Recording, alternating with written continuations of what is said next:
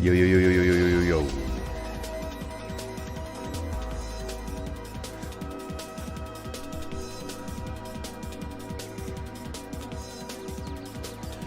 Say cheese, chat. I'm gonna take a picture and post it on my story.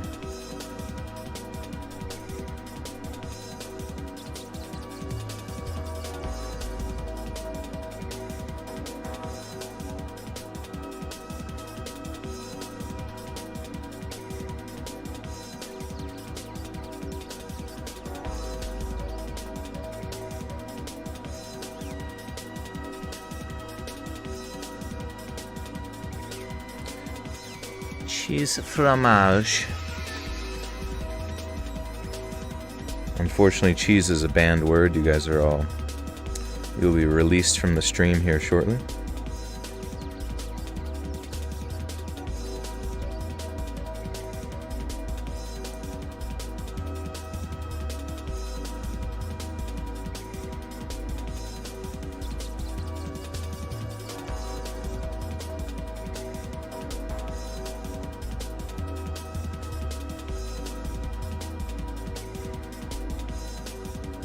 All right.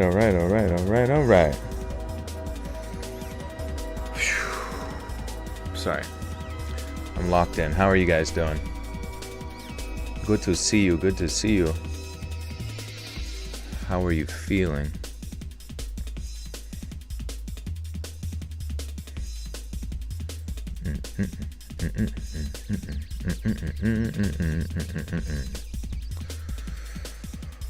Oh my God. What are you guys doing? What's new? What's new in the world? Oh shit. Amy, thank you for the 5 gifters. Let's get groovy, baby. Welcome Gemini Reeds, Lemonhead, Bo Gies, Scotia Lobster, Miss Shadow, and Love Like Fire.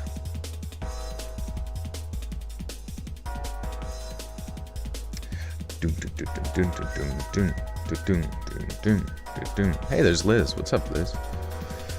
Hello, everyone. Obama. I'm on time. Hey, Joel. Got more garden stuff done. Harvested 100 peppers this weekend. Dang, that's a lot. What kind of peppers you got? Bell peppers? Or the ones they put in the pizza? I spent all day at the river and I ran out of weeds, so my dialogue might be a little more coherent. Okay, perfect. We will finally understand what you were saying the whole time. Shishito peppers.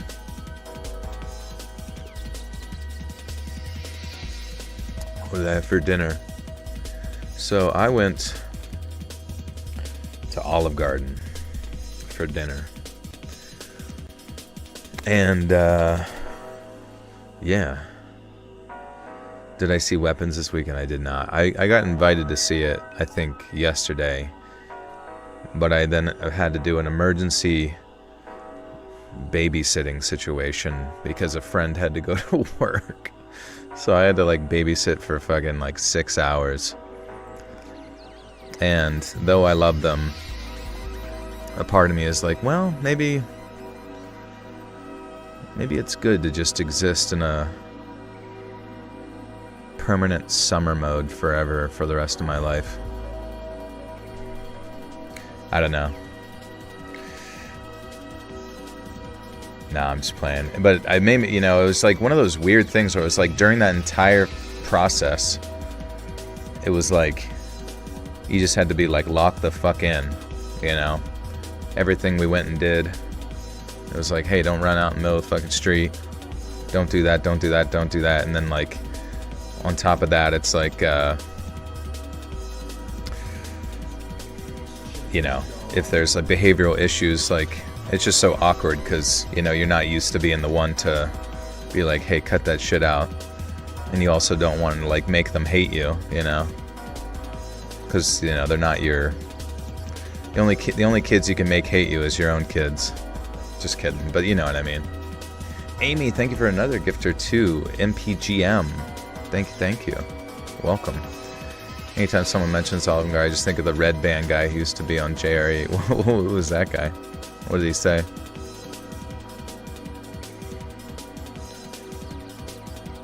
Did I order lasagna? What did I get? It was good though. It was smothered in cheese. Hitsubasa, thank you for the 5. Says, hey Joe, I leave for NYC Wednesday to see Hugh Jackman's show Saturday. I'm pumped. That's amazing. Is that like you're gonna be watching him dance on Broadway? Broadway. What was my crime? Having a succulent Chinese meal?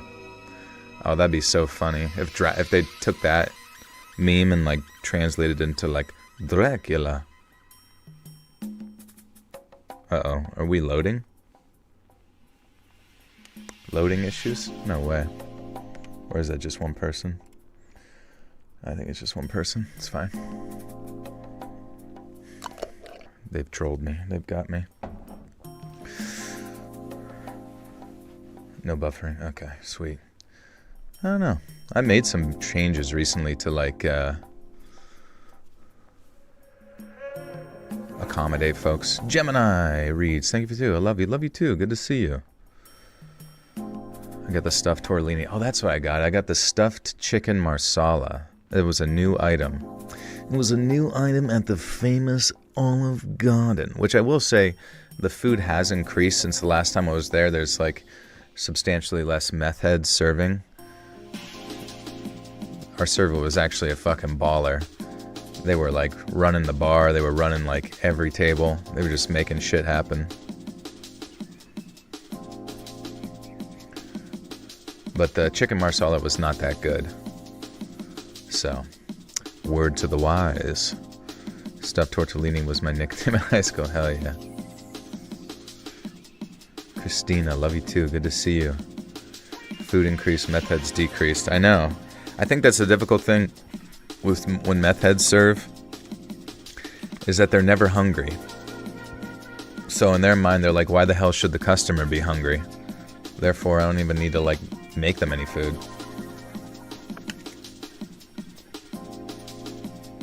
My favorite subject, paranormal park ranger workplace. Definitely paranormal.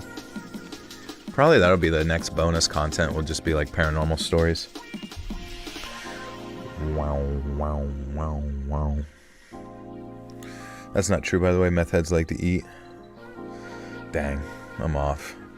I'm off about my meth head lore. Oh, they're the best line cooks. Oh, you're absolutely right, actually. They're probably the most locked in. What about serving? Are they good at serving? I guess they'd be locked in, too. They could keep over, like, 15 people's orders, like, straight in their head until they forget that they're actually out in the middle of the highway.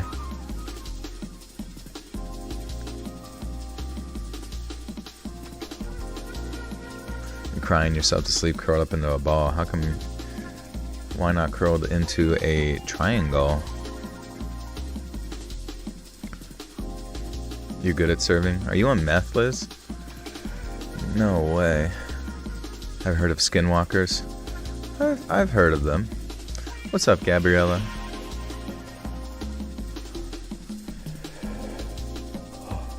Three-star restaurants must have free basers making those little portions. I know, right?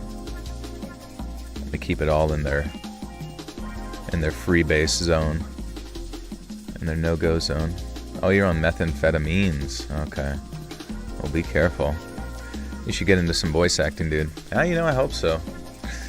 Hopefully one day we can get a little agency stuff going, and maybe I'll get to be in the next Halo 2. Cortana. What the fuck? Where did you go last night? I waited for you. Chief?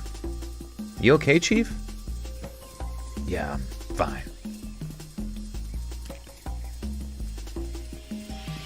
What's up, Nip? Old Nipples in the chat. Oh, shit, guys. Anyways, we got some mountain stories tonight, some trail stories, some interesting things. Did you guys try Chat BBC 5.0 yet? Have you given all of your info to Palantir? Everybody excited to go to jail? Just kidding. You're just getting deported, it's all. I prefer coffee with a pump of dukage. That comes after for me usually. Hear about the Wisconsin flooding this weekend, and they shut down the state fair up there for electrical issues. Too much rain. Oh, damn. Was it like some type of weather manipulation stuff? Trail stories is very relevant. Yeah, this is going to take place in the Catskills. Make sure I'm saying that right. Oh, yeah. Dude, I can't... It's so stupid. I can't use Forvo because it, like... I don't know. I, like, can't access it unless I go incognito. Catskills. Anybody from the Catskills Mountains? Catskills. Catskills. Is that how you say Catskills or Catskills? 10 confirmed cat kills this weekend.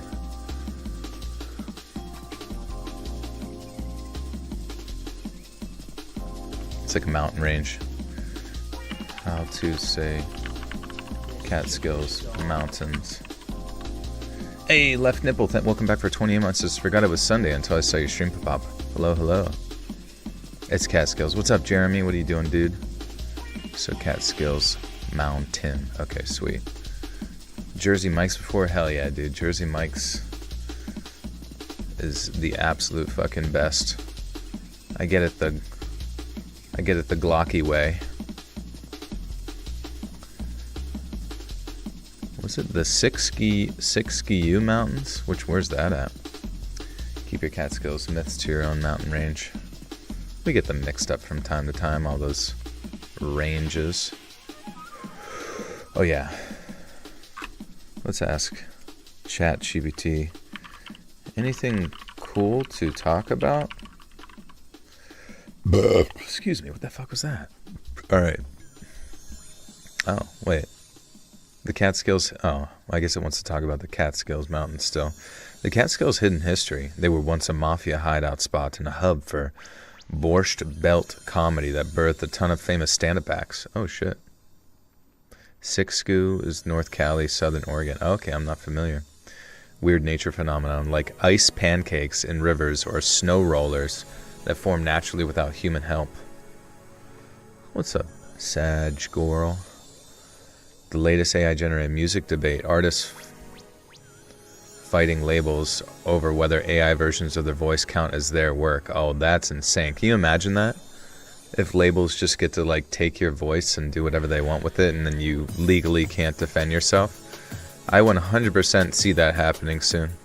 Dark tourism, abandoned places you can visit without getting arrested, like certain ghost towns or decommissioned missile silos. Historical what-ifs, like how close the world came to global blackout during the 1859 Carrington solar storm, and what would happen if it hit today. I don't know what any of those had to do with each other, but whatever.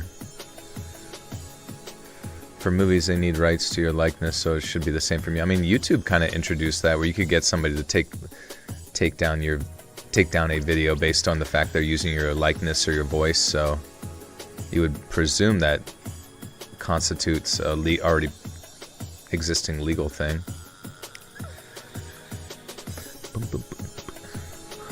I don't know. Would they only have to change like one particular thing?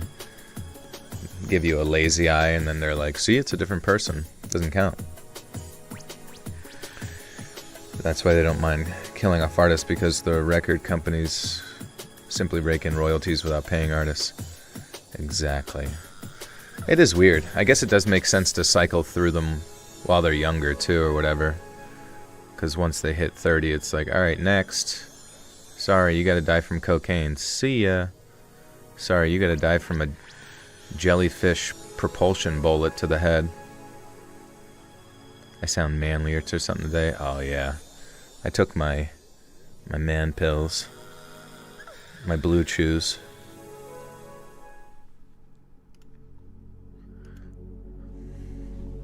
Let's go.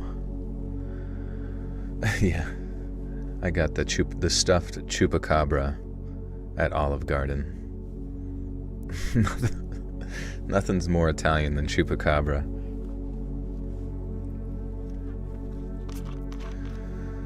All right.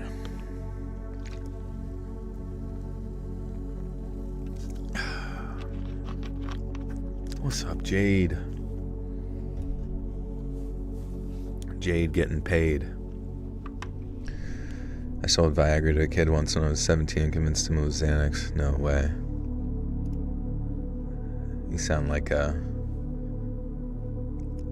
real salesman. Guess who fractured her ankle? Oh shit. What the hell happened? Chris says, rip a fart into the mic. Now. Do it. Do it or I'll kill a puppy. Michael Jackson bought the Beatles and owned their music. That's actually insane. I wonder you would think. So wait, then once Michael is dead, who got all that music?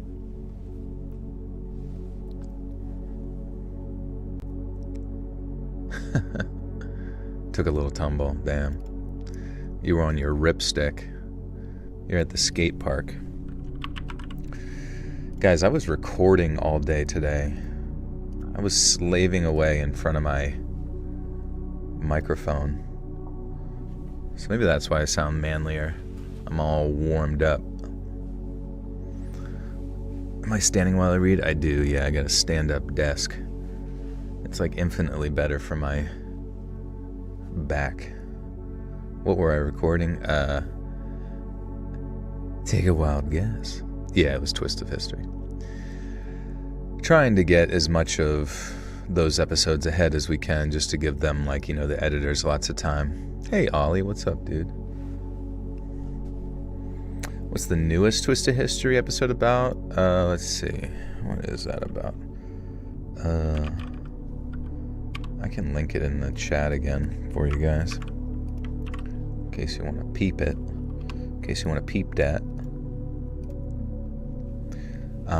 The newest episode is about the Battle of Actium.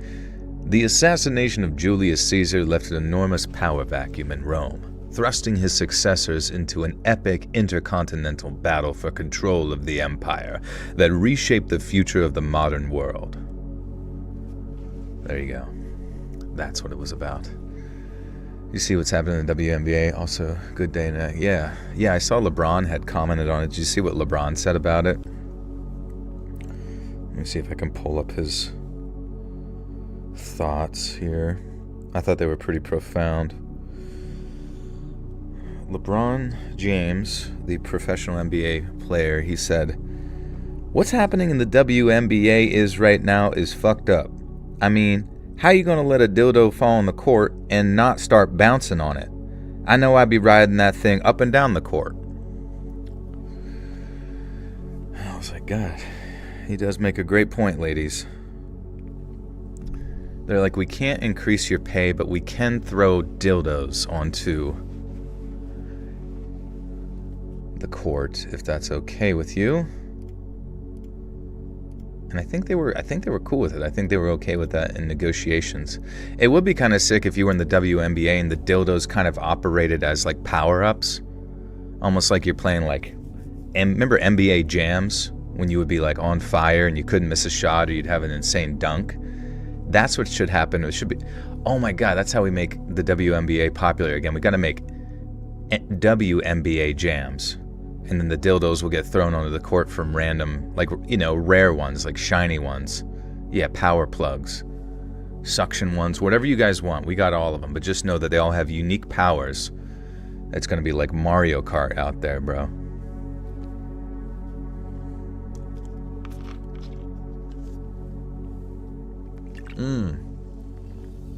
Hang Time. I remember that shit. That was good.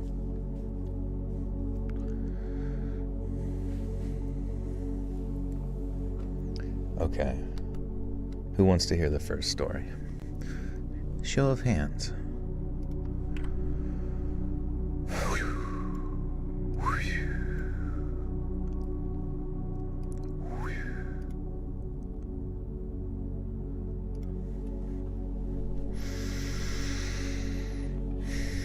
Bouncing on a crazy style. My name's Rachel. I'm from New York, and I see that you post a lot of hiking and camping stories, so I figured I'd send mine in. I used to do a lot of solo hiking in my early 20s, something I picked up in college and then carried with me into the real world. It was my number one stress reliever and my chosen method of exercise, but that all changed after a trip to the Catskills, one that ended up being the last solo hiking trip I ever went on. I went to college in Pennsylvania, so while I'd visited a lot of the... Let me check one more time to say, make sure I'm saying Catskills right. What the fuck?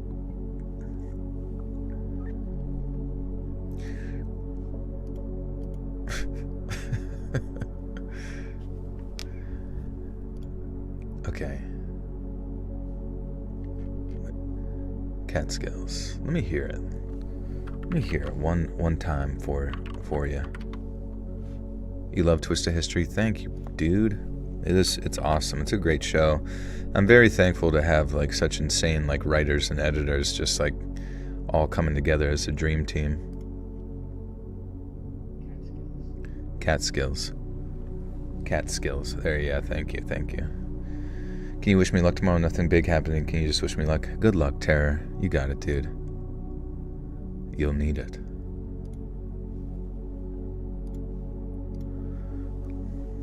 Okay. Mission. Start. What's up, Ash? I went to college in Pennsylvania, so while I'd visited a lot of the trails and parks over there, my native New York remained mostly unexplored. That meant my trip to the Catskills in November of 2017, specifically to a place called Blackthorn Ridge, was my first. I enjoyed the exercise aspect of hiking, but sometimes it was the solitude I craved the most, and I'd sometimes shy away from the more pedestrian trails in order to see the less traveled areas of the places I visited. So you can imagine my surprise while walking through a patch of pine trees.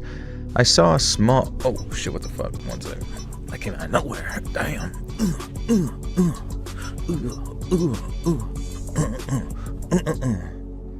Roki with the 50 buckaroo says, "Hey Joel, sorry I didn't listen to the last since there's some random facts. A cloud weighs around 1 million tons. Really? Wait, aren't there varying sizes of clouds? That'd be crazy if you found out that they all had like uniform sizes for some weird reason.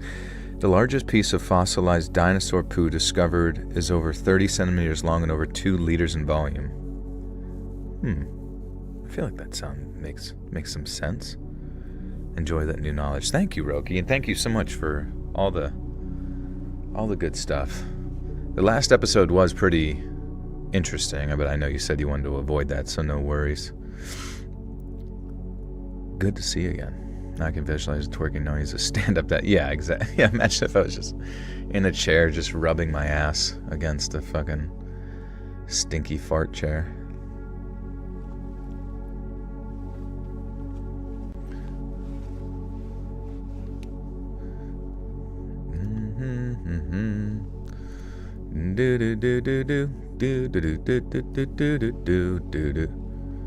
Do I fart during the streams? What, you can't smell it? I recently set up the OBS Streamlabs smellometer. It should go directly to your nostrils. Do you guys have designated hiking guns? What, like ones you specifically take with you whilst hiking? I guess it's up to you, really. I mean, you could bring a rifle. I don't know. I guess most people would probably like open carry or concealed carry a pistol in that scenario if they really cared that much. What time do I wake up if you sleep so late? I guess it just depends. Like today, I actually woke up at like 9 a.m. So I'm gonna probably be real tired at the end of this. Smell-o-vision does only work with Smell-o-meter. Yeah, you gotta update it. It's kind of like there was the Switch 1, now we're on the Switch 2, but it's this one. Honestly, I would not be... holy shit. Based on how gimmicky Nintendo is, I would not be surprised if at some point they start implementing some type of smell-o-vision bullshit. Or like they're making like some public statement to argue with Sony or somebody like that for having a patent for it.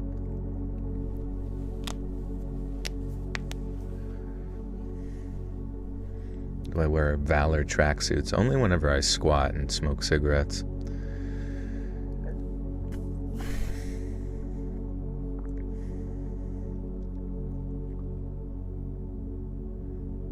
Please go. Oh, yeah. That meant my trip to the Catskills in November of 2017, specifically to a place called Blackthorn Ridge, was my first. I enjoyed the exercise aspect of hiking, but sometimes it was the solitude I craved the most, and I'd sometimes shy away from the more pedestrian trails in order to see the less traveled areas of the places I visited. So you can imagine my surprise when, while working through a patch of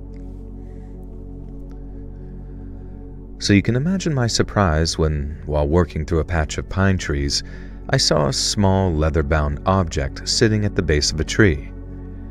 Being the naturally curious soul that I am, I walked over and picked it up, and while it had obviously been there for a long time, I found that it was in relatively good condition. It was a small leather-bound notebook, and then when I opened it up, I saw it was actually somebody's journal.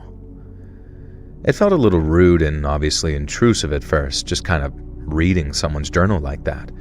But since the notes seemed to focus on the details of the writer's hike, I figured it wouldn't hurt if I just sort of thumbed through it a little, especially if it meant being able to return their journal to them once I got back home. The first entries I read were pretty ordinary, and mostly talked about being on a winding path through a place called Blackthorn Ridge, which coincidentally was pretty much exactly where I was standing. The notebook's owner was also a solo hiker, and obviously somewhat of a kindred spirit, I guess, because they wrote about the thrill of being out there alone, how beautiful and peaceful it was, and how it was their first time in the area. It was like reading my own story, all written out ahead of time.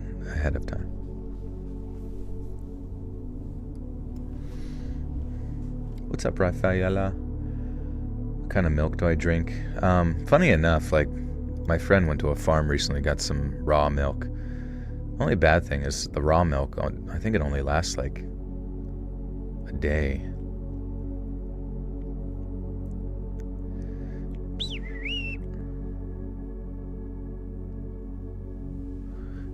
Experience anything crazy as most of the stories I've told. Or, yes. Fortunately, no. Just resurrecting things from the dead.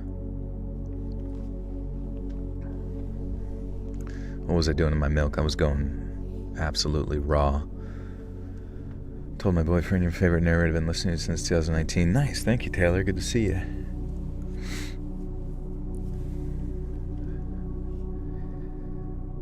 It was like reading my own story, all written out ahead of time, and I remember thinking how me and this person would probably be good friends should we ever meet one day. I closed the journal, slid it into my jacket pocket, and then carried on hiking along the ridge till I felt the pang of hunger creeping up on me. I stopped near some flat rocks, took out my water bottle and a few snacks, and then as I sat cross-legged on one of the rocks, I just kept reading the journal. I'd already made a note of the person's name, as there was a little note saying, "If lost, please return to X," so I knew exactly where to mail it to once I got back home. But since I was lacking on...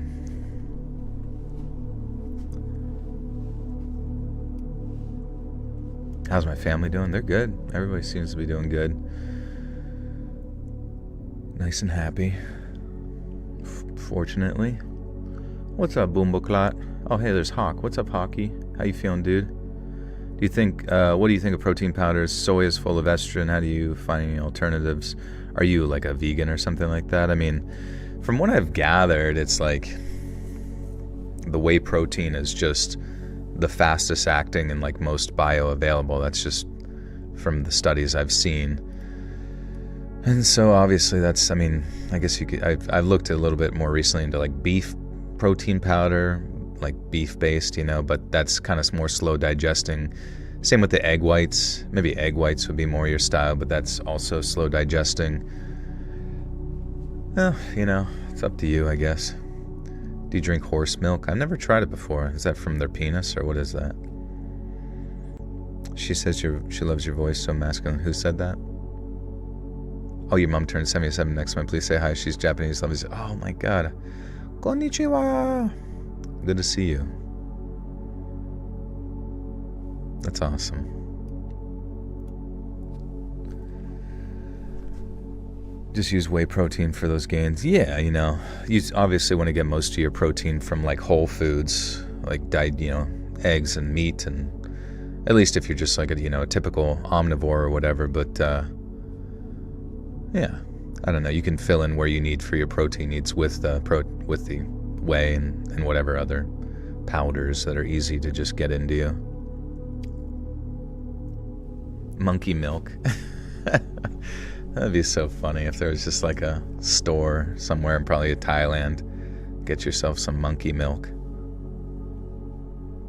That actually would be a great like new protein to sell. Just create some. That would be my protein line, monkey milk, and it's just jizz, just monkey jizz. But I don't know. The sellers told me it was their milk. I didn't realize it. Get here to read about horse milk and had to check what the F I'd gotten into. You're going to want to look into it. It's one of the most healthy sources of milkies. But since I was lacking on any reading material, and this person's hiking journal was so relevant, I figured that I'd just keep reading on a little until things got too personal. But things didn't get personal. They just got weird. I remember turning a page and then seeing how the next entry was written way different than the others. Now, in short, it was just clipped sentences. The person wrote about how the woods didn't feel so friendly anymore. They wrote about how the birds...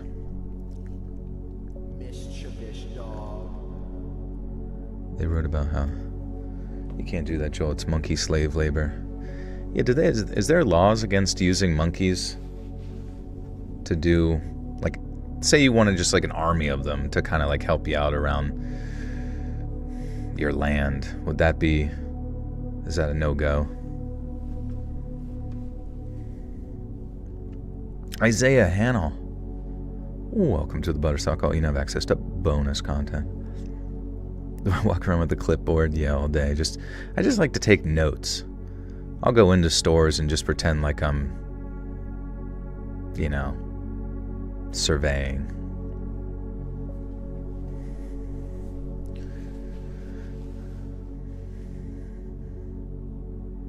If you have the proper zoning and animal care licenses. Okay, that's good. They'll be working my cobalt mines here soon. I've been digging them up. Undercover boss. Yeah, I'm just an undercover boss in all scenarios. Like, who's that guy? I don't know. I think he's fucking homeless or something. The manager says he's definitely not in charge of anything. And you see what's on his notebook? It's just a picture of Dick Butt. They wrote how the birds weren't singing anymore, and how the squirrels weren't coming down from the trees. But obviously not like I'm doing.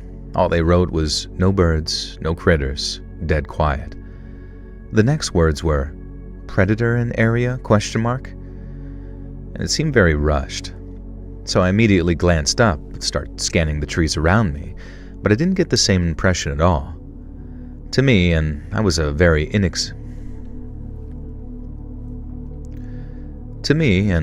pretty experienced hiker at the time, everything seemed fine. The birds were sound, the squirrels were bounding around the forest floor, I could kind of hear them, and I didn't even feel remotely under that threat or in danger. But then, as I read on, I got this creeping feeling up my spine, as the hiker's final entry mentioned a place called Hollow Crag. They said that there was this rocky clearing just beyond a meadow where the grass dropped into a shallow basin. All they wrote after that was something like, warn any other hikers, stay away. They didn't explain what that exact danger was, they only warned against going there. But those final few words about warning other hikers, about staying away, they looked almost scratched into the page, like whoever had written it was scared out of their minds. I remember closing the journal over and tucking it back into my jacket, and with that creeping feeling working its way up my spine. Not because I feel like I was being watched or anything, or my spidey sense was tingling or anything woo-woo like that. It was because Hollow Crag was on my list of actual destinations that day. I'd marked it on my map as one of 5 checkpoints in an oval-shaped route that probably would take me way up Blackthorn Ridge and back again. There and Back Again by Bilbo Bilbington.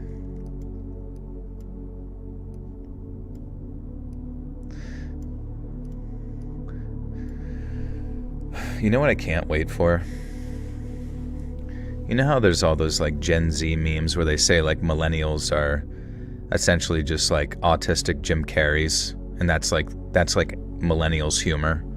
There's no other variations, even though the same like millennials they make fun of are probably some of their favorite stand-up comedians, all that kind of stuff. I just can't wait till like Gen Alpha. I don't even know how old they are, but till basically the next group is old enough to like make fun of them about their fucking skibbity toilet love or whatever the fuck vines they were watching. We're so close. Jorge Gitz, thank you for the buckaroonie, dude.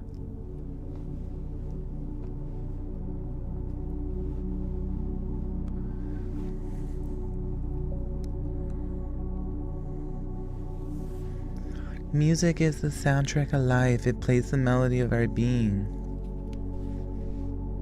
I don't remember Michael saying that at all. I just remember Michael saying, "You have discovered Hollow Crag. It was added to your map." That's awesome. That's actually true. This is just a Skyrim quest right now.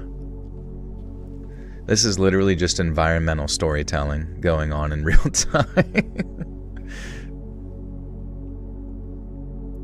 That's ignorant. No, that's ignorant. Oh yeah, has anybody seen the new South Park? Is it actually funny, or is it just kind of like whatever? There's like a little part of me that's slightly afraid that oh, it's good. Okay. I don't know. Like there's a part of me that like semi kind of wonders if Trey and Matt Parker or whatever their names are, like, are they still funny? Do they still got it? I imagine they do. But like, does it ever get to a point where it's like you're beating a dead horse? Or where's South Park located? I believe it's in Colorado. But I think there's quite a few different South Parks in general, kind of like how there's a lot of Springfields. Or maybe there is only one South Park in Colorado. But yeah, I haven't watched South Park in years either. I like it. I just haven't seen it. Do you listen to your own podcast at times? You know, I do not. No, I listen to it to make sure it sounds good, like on a go ahead, and then I'll like click on random parts to make sure it's continuing to sound good. But yeah, I just, you know, I recorded it, so I already kind of know all the stories already. Oh yeah, the new King of the Hill. I am curious about that. You'll be home for Christmas, Snakes? Nice, dude. You're in the military? It's hard for me to stay interested in TV shows. Yeah, some of them, that's why I kind of like wish most shows would just kind of have like limited runs, you know? Like 6 episodes of something. Like say a movie went a little too long and you're like, well, let's just turn this into a mini-series. Honestly, how funny would that be? Do you think that would do well if like movie theaters suddenly started showing like weekly releases of a popular movie? So you would have to go every couple of weeks to the theater to see. I imagine they could do that over the course of a year. Like every month there is a new, with like movie quality, but a new, you know, episodic hour-long, 2-hour-long thing. Any scary movies? I mean, people said Weapons was cool. Well, at least one person told me it was good, but it's hard to say, hard to know. I think movies should move over to miniseries. I've had this thought for years. I mean, I really think it's strange. Like, why did we decide kind of arbitrarily that the span of 2 hours was all you get, you know? And that's obviously not always the case, but I don't know. I mean, how many fucking are we like? Why are we still doing superhero movies? Like, why is that? I mean, I guess if they sell, it's just like weird that it's weird to me that anybody gets excited for them. Like, I get why they do, because they're into it, but you just think there would be like a degree of just disinterest due to the lack of novelty of it.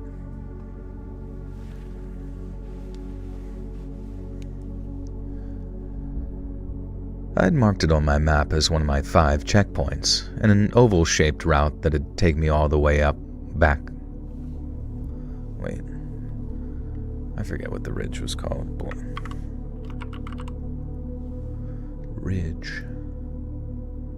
Ridge. Blackthorn.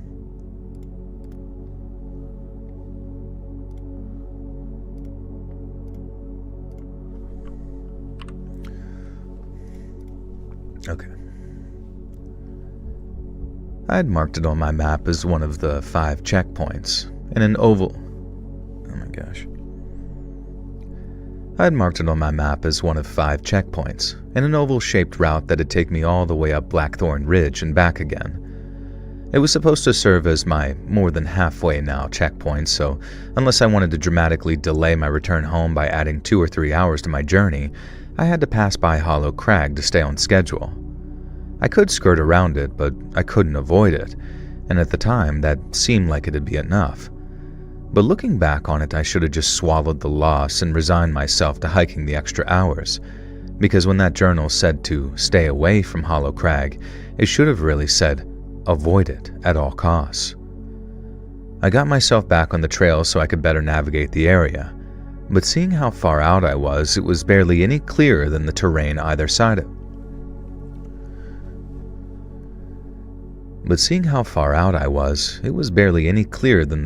on either side of it. Roots were creeping up under the soil, and low-hanging branches made it so hard that I had to stoop down while paying extra attention to my footing. I should have...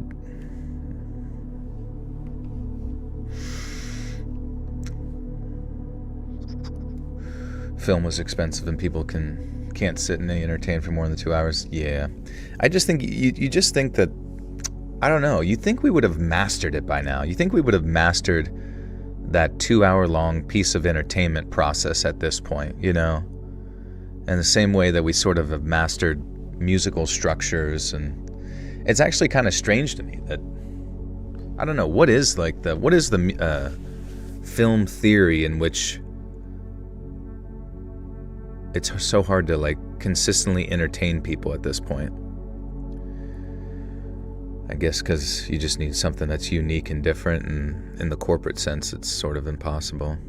Should they start putting Subway Surfer gameplay on double-sided screen at theaters? I think they should, honestly. I think it's about time.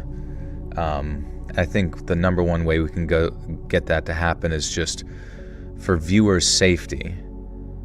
Because if the,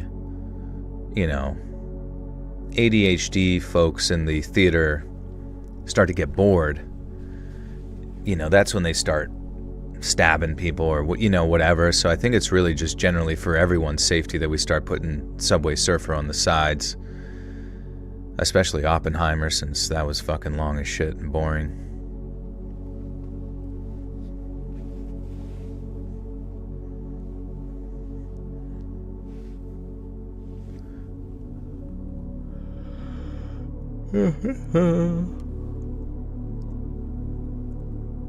I got myself back on the trail so I could better navigate the area, but seeing how far out I was barely any clearer than the terrain on either side of it. God damn it, I already read that. I got myself back on the trail so I could better navigate the area, but seeing how far out I was barely any clearer than the terrain on either side of it. Roots were creeping under the soil, and low-hanging branches made it so...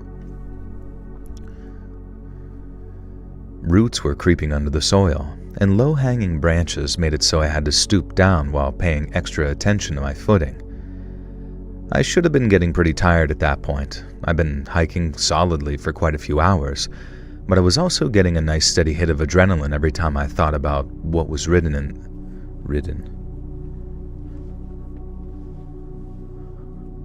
written.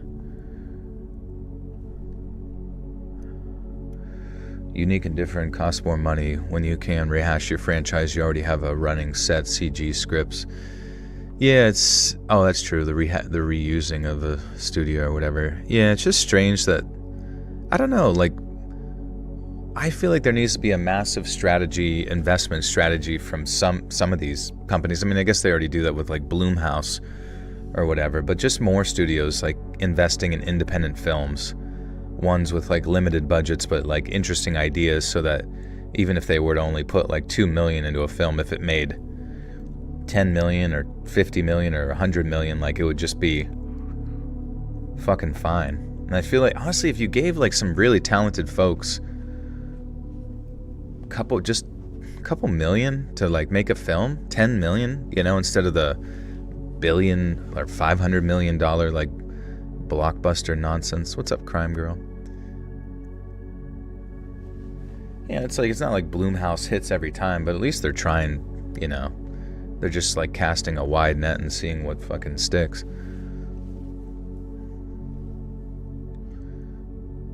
What if for some reason they stop making films altogether? I'm sure it would just shift over to somebody else, you know? There's so many independent, you know, film creators out there that exist already, and then I'm sure the barrier of entry is becoming less and less because of artificial intelligence tools and various other just tools in general for, I don't know, special effects, that soon you'll probably see these level of films like produced for pretty cheap.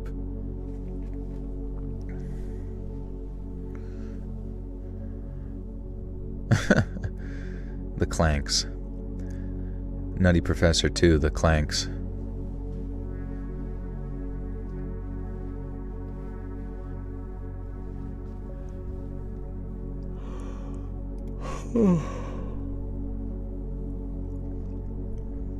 I should have been getting pretty tired at that point. I'd been hiking solidly for hours, but I was also... God damn it. I should have been getting pretty tired at that point. I'd been hiking solidly for a few hours, but I was also getting a nice steady hit of adrenaline every time I thought about what was written in that journal. I'd glance over my shoulder every so often, half expecting to see someone following me, but the forest seemed empty, just me and the trees. There was no one in sight, but that didn't mean no one was there, and I remember the moment I heard this loud snap coming from behind me. It sounded like a big branch being ripped from a tree with a ton of force, like this sharp, tearing snap of wood. It sounded like it was maybe 50 yards back, but I didn't stop for a better guess, I guess, and I kept moving, thinking to myself, it's behind you, not ahead of you. You're safe for now. Just keep beating feet. And I started moving a little faster, risking a fall to put some distance between me and whoever made that noise. I kept my ears open for any other sounds too, but aside from my own breathing and footsteps, there was nothing. I knew I should have looked back, just to make sure that it was clear, but I couldn't. I guess there's a part of me that was still pretending it was all just in my head, so I couldn't bring myself to look back. I just kept on moving steadily toward a curve in the trail, knowing that I'd need to conserve. So I knew that I just needed to keep beating my meat. I can't wait to take books directly to AI video, get the author's intent, VRS, all versus some producer that is throwing the money. Yeah, that is going to be insane. You'll be able to get a 900-page Stephen King book just turned directly into a film. It's going to be like both a good day and a terrible day. I don't know. Watched Happy Gilmore 2 the other night and they had AI parts and I wasn't a fan. Interesting. Yeah, I tried watching a little bit of Happy Gilmore 2 and I don't know, I got bored and stopped at one point, probably because I was out of burrito, but I don't know, there was a lot of physical comedy stuff with Adam Sandler that was pretty funny, but also not funny. And then, like Adam Sandler's friends, whenever he was like just starting to get back into like golfing, he went with some like outing that had like Eric Andre, the girl from The Substance, and then some other nerd guy. And they all had like probably the most cringe, like millennial style like video game dialogue I'd ever heard. it was so strange. Because, I mean, that's like Eric Andre. Like, he's a pretty funny guy. I'm not saying he's like a great actor or anything like that, but I don't know. I feel like he could have just written his lines and like thought of something for himself. But yeah, it was, I don't even know. They were trying really hard. Like, I hate when dialogue just absolutely throws you out of a film. You use AI to respond to text, really? That's crazy. That'd be so... Oh, man. I don't even know how it would feel if someone responded to a text and I was like, is that AI? Dude, is that AI? I just feel really weird. Like, what circumstances do you use AI? Is it just like your mom says hi and you're like, I better get ChatGPT involved in this?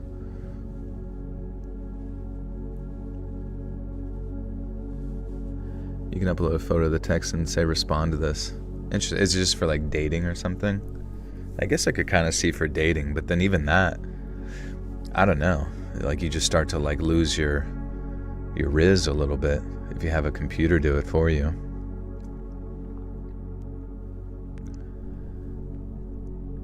I just kept moving steadily toward a curve in the trail, knowing I'd need to conserve every last ounce of energy if I was going to make a run for it. I sped up a little as I took the curve, but as I reached its end, I found myself faced with thinning trees and a large expanse of open grass. There was a wide, shallow bowl of rock and sparse grass, just as the person's hiking journal had described. It was hollow crag, and there was no getting around it. It's not like I wanted to step out into the open, but doubling back meant facing whoever was behind me, so I did the only thing I could and started to cross it. As I walked, my eyes darted toward every flicker of movement as my heart rate began to skyrocket from the terror of being so exposed. Once again, it seemed like I was alone, as I couldn't see anything but grass and tree trunks on the other side of the crag. But I knew that was impossible. I knew there was someone following. Obama.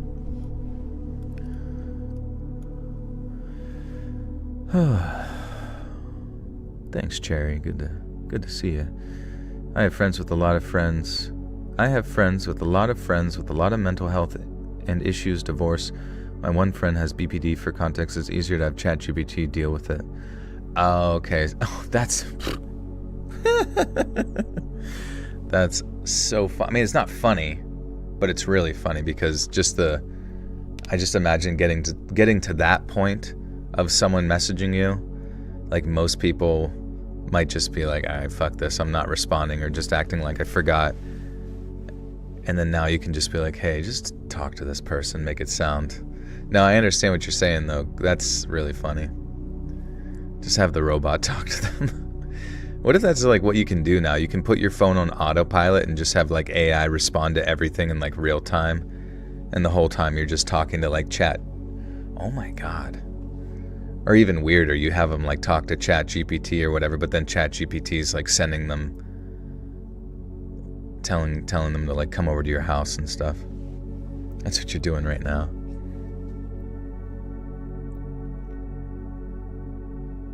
Yeah, you send them a link to download the app.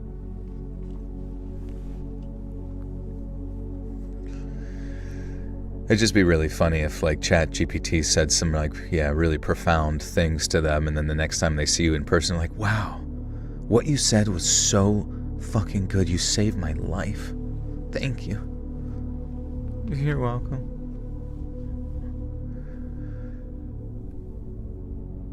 But I knew that was impossible. I knew there was someone following me.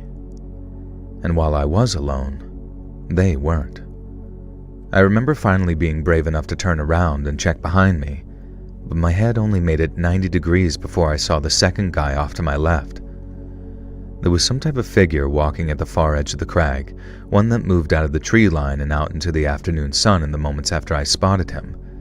He was tall, strong-looking, and had the confidence of an outdoorsman about him, but I could tell right away he was no hiker. His clothes were very wrong.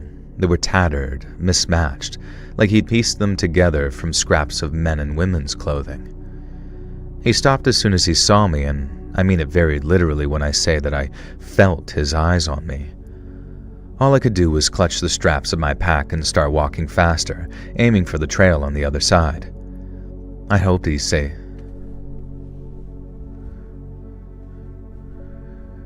I had hoped that he'd stay where he was, but he didn't. He followed.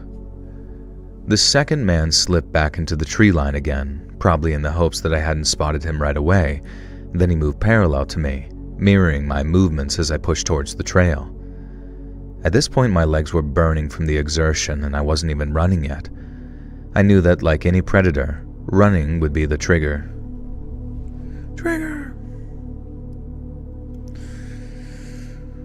I had someone name a kidney stone after me a couple of weeks ago. How about that? You should have saved it and made a little necklace.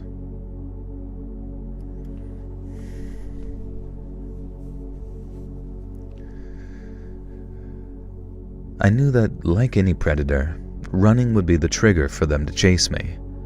And when that chase started, it needed to start on my terms, not theirs. The trail was close now, maybe 30 to 40 yards, but I could still see the second man keeping pace to my left, ready to scoop in, ready to scoop my ass like ice cream with his tongue. Sorry. But I could still see the second man keeping pace to my left, ready to swoop in at any moment. I didn't know who those men were or what they wanted, but the journal's warning screamed in my mind, and I knew I had to move faster. I reached the trail and broke into a jog. Then when I heard a gruff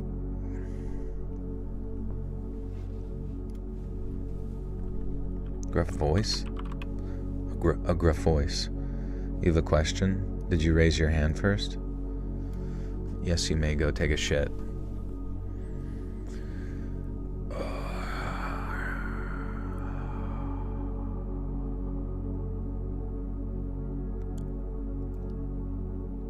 I'm in charge of swooping around here, yeah.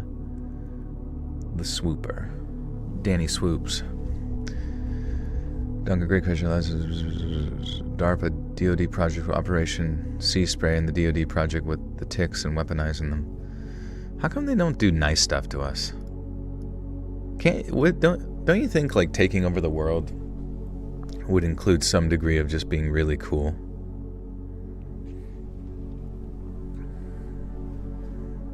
Drinking someone's kidney stone at a concert? Do you mean like drinking their piss too?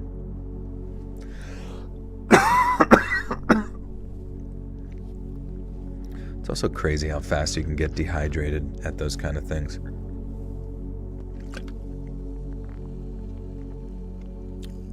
What's up, infant? I've been editing a video about the Burger Chef murders for 3 days and now I want a burger. With extra pickles. What's up, Delia? Hey, imagine you chew a kidney stone. Imagine if you drank a kidney stone and it turned into one. What's up, Tiana Gacken? I don't know if I'm saying that right, sorry.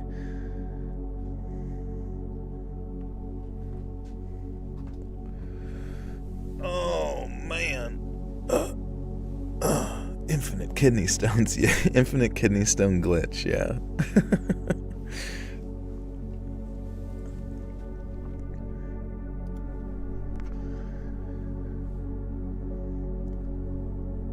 I reached the trail and broke into a jog. Then when I heard a gruff voice behind me yell, "She's getting away!" I burst into a sprint. Even with low branches scratching on my face and even with my pack bouncing, even with me bouncing on it, even with low branches scratching at my face and even with my pack bounced painfully against my back, I ran as fast and as far as my legs could carry me, because I'd never been so scared in my entire life in those moments. I needed as much distance between us as possible, but moving faster meant the risk of losing my footing, and unfortunately for me, it didn't take long for that to happen. I remember stumbling over a root and only barely catching myself against a tree, pushing off with my hands that were already scraped and bleeding, and then kept running as my legs and lungs were still burning. I had a nice clear patch at one point, a stretch that I could really get my legs pumping, but it didn't last. The trail suddenly twisted downhill, and while that meant that I was making progress, it also meant that I nearly lost my feet again. That time I was even luckier not to go tumbling down the slope, which at that stage probably could have been fatal. And so in an attempt to stay more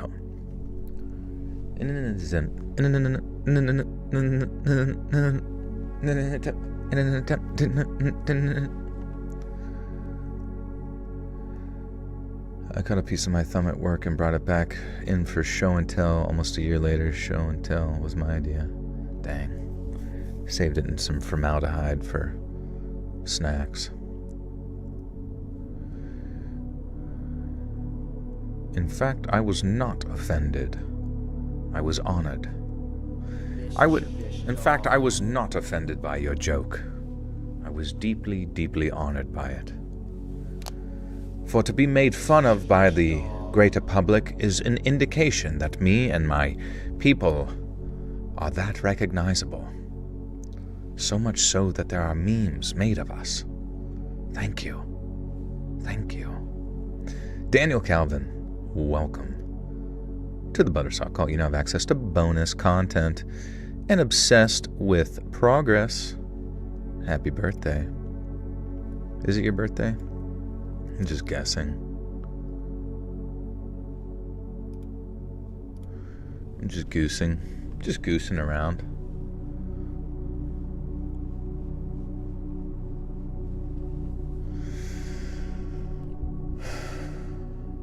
Put googly eyes on the kidney stone. I wonder, largest kidney stone ever. Your birthday's next Saturday. Nice, crime girl. What are you gonna do? The world's largest kidney stone, the facts. Record holder, the largest and heaviest kidney stone to date was surgically removed from a 62-year-old retired Sri Lankan soldier named Canistust Kunu at the Columbia. How big was it? It measured at 13.372 centimeters, approximately 5.26 inches long, and weighed around 800 to 801 grams, or 1.76 pounds, comparable to the weight of 5 baseballs. What the fuck? Oh, did you have a birthday, Jade? Did you recently have one? I forget. Yeah, or you had your birthday and then you absolutely twisted that ankle. Can you block people from joining? Can I block people from joining? Who was it? I mean, if someone's bothering people, I can... Obviously, we have moderators and that kind of thing.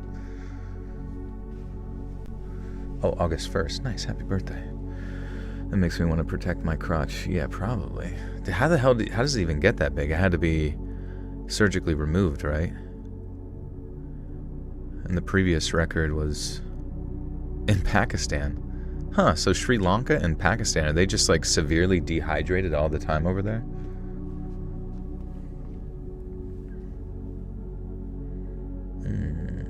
What's up, Sid? I feel like an infant here, bro. I'm turning 17 tomorrow. Yeah, it's all good. There's all varying ages of people. As long as everyone's chill maxing, I think we're Gucci. A tiny kidney stone is enough to bring you to your knees. Can't imagine the pain. Yeah, exactly. Like at that point, you just have like a tumor in there. It's a tumor. What if Joel is bothering me? Ban Joel. Should I just ban myself and just end the stream forever? Delete my channel?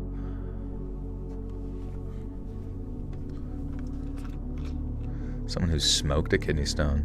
How'd they accidentally do that?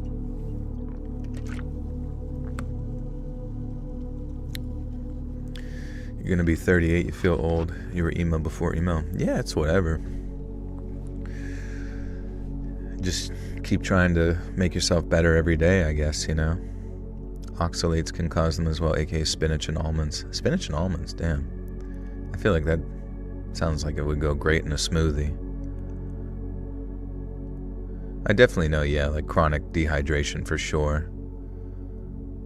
You tuck your kidney stones in at night.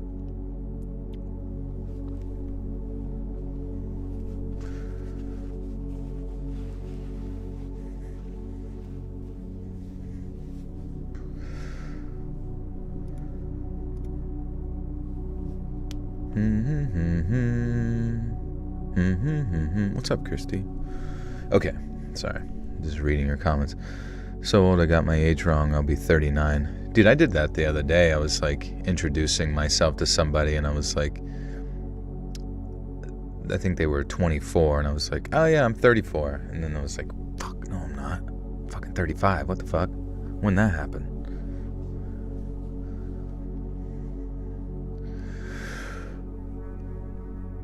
That time, I was even luckier not to go tumbling down that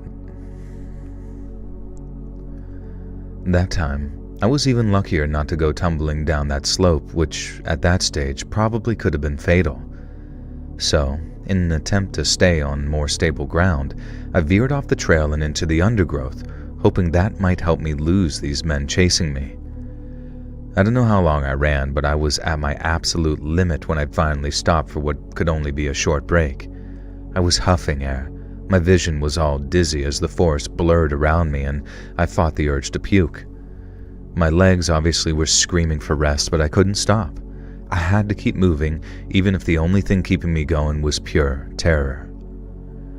I ran until the forest began to thin out, and the trees gave way to a gravel path. I followed it, practically staggering from the exhaustion until I saw a ranger station, a small wooden building with a green door. Oh my god. It just squeaked like a little squeaker.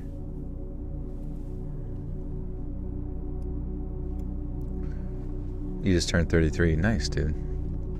Jorge's 32. Freaking sweet. I'm 22 and been watching this channel since 16. Nice, bro. It's crazy. Time flies. Ba-da-da-da. Squeaky teaky. Hey, stranger. Good to see you. That's alright. Next time I won't say, don't be a stranger, because it's impossible. You don't exist. Oh.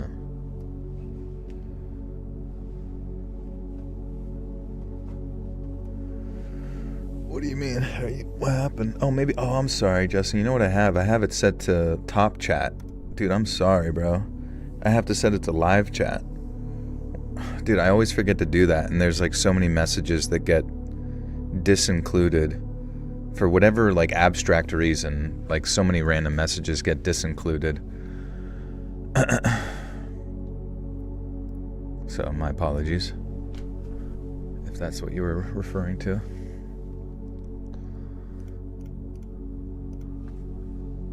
Oh yeah, there's Punky. What's up, Punky? Sorry, bro. It's weird, and YouTube just kind of like does it so randomly too. You got shadow banned once, Misty? Huh, I wonder why. It's like auto does it.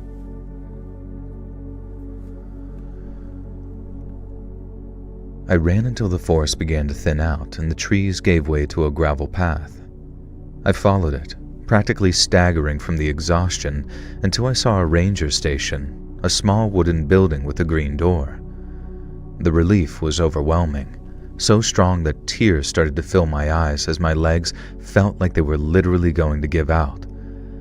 I climbed the steps and pounded on that door. No one answered, but the door was unlocked, so I pushed it open and stepped inside.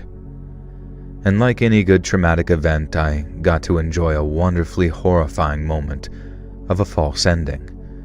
Because when I walked inside, I saw that station was empty. There was no ranger, just a single room with a desk, a radio, and a map of the Catskills pinned to the wall. I locked the door behind me and sank to the floor, keeping my back against it as one final line of defense against... Maybe they were hallucinating.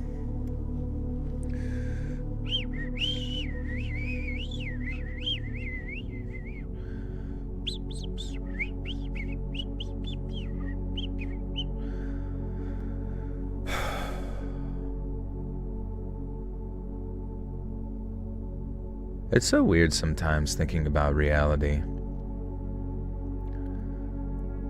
You know what I mean? Because so many people, and it's not for me, I don't want to like dive into some like sort of existential perspective, but I was just kind of like thinking, like what if Porcus didn't approve this stream? Wait a second. This live stream has been Porcus approved by Porcus Lardacius? Dude, right when I was worried. Thank you, Porkis. Jesus. Thank you. Ogayasu Nijimura. Thank you for the 5. I drove 13 hours today. This is the most wonderful reprise. Dude, I feel you, bro. 13 hours is a long-ass fucking time.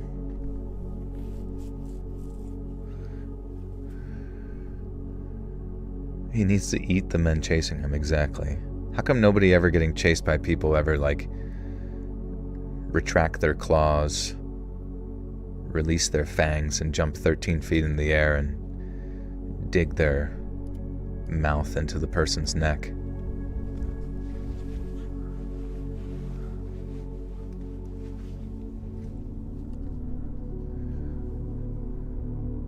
I locked the door behind me and sank to the floor, keeping my back against it as one final line of defense against anyone that might have followed me.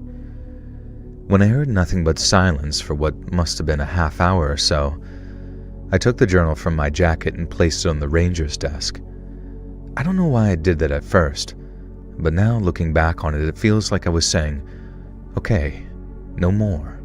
I give up and I don't want to play anymore. I know it was superstitious, but the sun was already setting when I arrived at the ranger station, and by the time I felt sturdy enough to walk again, it was almost full dark outside. I knew it'd be incredibly stupid to head back out into the woods, so I just stayed there until morning, too afraid to move.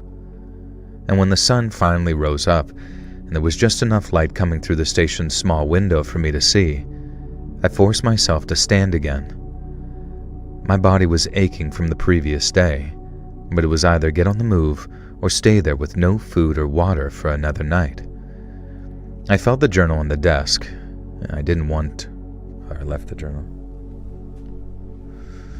I left the journal. I left that spooky journal on the desk. I read the other day that animals can perceive so many things that we can't, therefore we aren't experiencing all of reality, just our sad version of it. Yeah, what is it that they're experiencing? Is it something about their brain is receiving something, or what was this? Because I'm curious, like, what the specifics are. Yo, Jonah, what's up, broski? How you feeling? Spreading peace, love, and ass cheeks?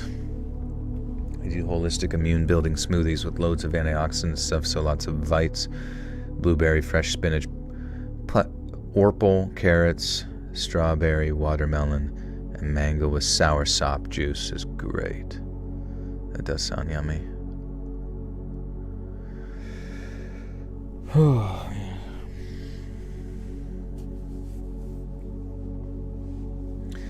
I'm a little bit worried I mentioned about how I babysat yesterday, and I'm a little bit worried for the youngest one. She's 5 because, dude, like, she is to the ADHD iPad baby brain bullshit, like, to the fucking max. It's so insane, and I didn't know what to do. Like, it was just like from one thing to the next thing to the next thing to the next thing to the, like, mad about something to the crying about something to, like, hitting her sister to, like, you know what I mean, to this, to that, to that. And, like, and it was just, no, it's not my kid, but it was, it was like, I just mentioned, it was like an emergency babysitting situation. And basically the stork left them there. But no, I was just like, I don't know. I was just like, because I couldn't really, you can't discipline, I mean, it's like so hard to discipline somebody else's kid. Because you just, like, feel like a degree of bad, like much more bad about it, and not necessarily, like, you're responsible for keeping them safe, but you're not really necessarily responsible for raising them to be a good person. You'll encourage the good behavior, but it's just like, I don't even know. I mean, it really was like, well, that's what's crazy, was we were like active all day. We were like walking, going to the park, going here, going like outside, but she just had like infinite energy. It was impossible. And her sister's like the complete opposite, which is wild.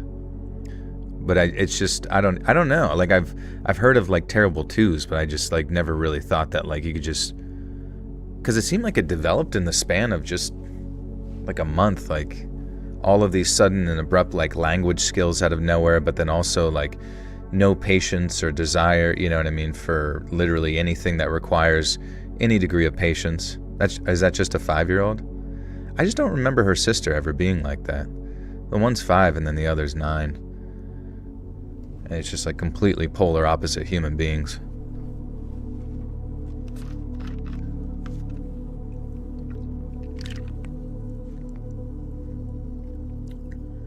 Hey, thanks, Bob.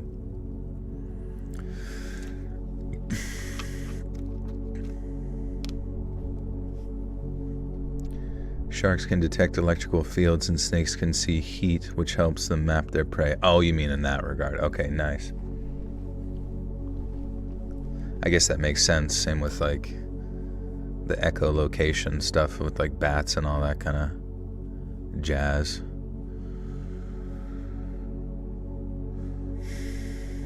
What's up, Azza? Did the one acting out just start school? I guess she might be going into like school this year, like kindergarten or something, or maybe because she has been doing like the daycare pretty regularly in the sun, or like pretty regularly since she was like probably 3.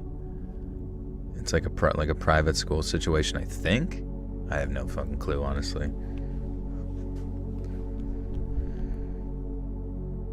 What's up, producer by PK? How's my neck going? It's good. No one's crying in kindergarten because the kid named Eric said if I eat popcorn kernel, it would explode in my stomach and I would die, which I did. Whole class had popcorn. Screw you, Eric. Oh, you died from the kernel? That's what kids are. They're all different like we adults. Yeah, no, I agree. It's just, I don't know. I just don't know how to like redirect the energy. It's just like hit, bap, bap, bap. But you know, but it's weird because I would honestly say it wasn't quite like, but I know with their family there was also like an older by 1 year step brother type situation integrated, you know, and he is like next level ADHD, fucking all over the place, crazy bonkers, bingo wingo, you know what I mean? And it's just like, I think that's been like a really bad influence. I don't know. The whole thing's just fucking, I don't even know. I've been an aunt since I was 10 years old, so I have a lot of experience with kids. Yeah, that's funny. Yeah, yeah.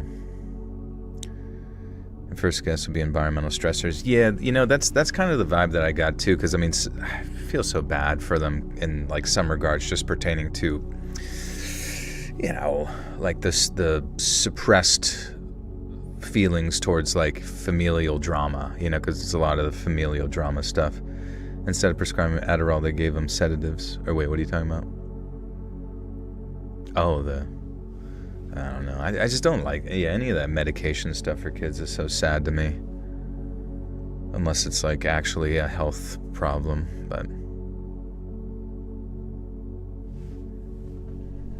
Skibbity toilet.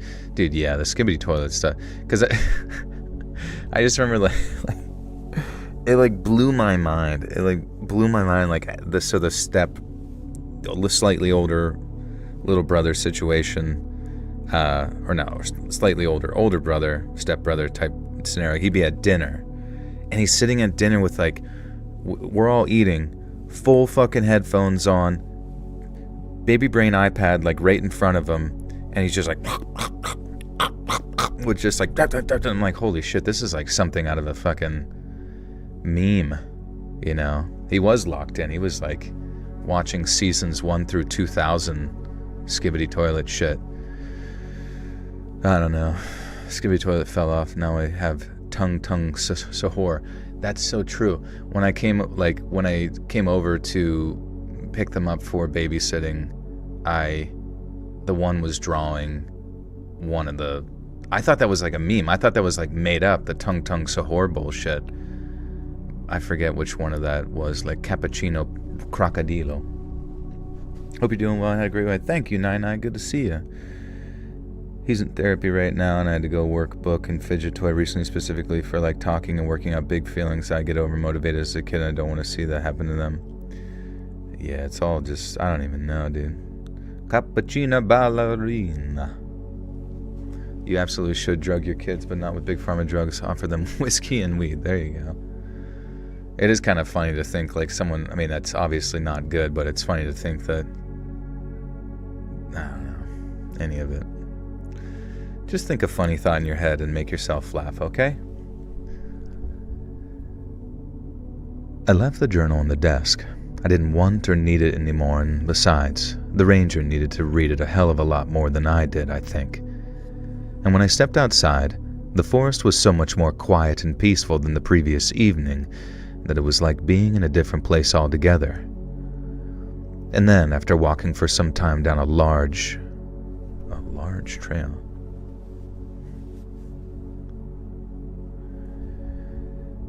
And then, after walking for some Jollerina Cappuccina. Let's read a... I don't know. Then, after walking for some time down a large trail, I heard a truck. At first I was about to run, but when I saw the ranger decal, I started frantically flagging them down.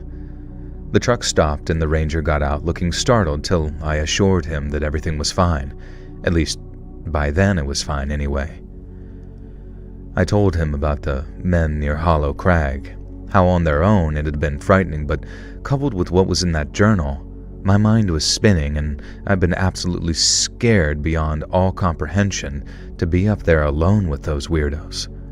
I didn't know what kind of reaction I was really expecting, but I definitely wasn't expecting the ranger to just sort of sigh, like it was a pretty regular annoyance for him. Now for me, getting chased off of that area was one of the most terrifying experiences of my whole life, but to the ranger, that was the third time it had happened that year. He laid it out for me as he gave me a ride back to the trailhead. The rangers didn't know much about the men who lived up there, only that they were aggressive and didn't like people passing through. The only attempt to communicate with them had resulted in some type of warning shot from probably a bow staff. They're wizards. Do you guys think magic is real? And if so, what kind of magic do you think is real? Is it like unseen magic, or do you honestly think we could shoot ice out of our fingers? You think it's real?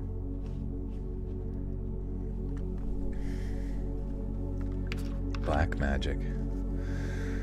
What do you do? Like, how do you even use it?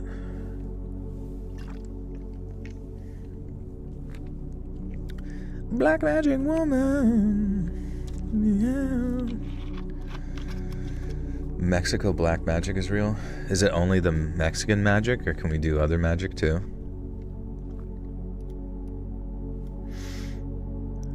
My pants have magic in them. Holy crap.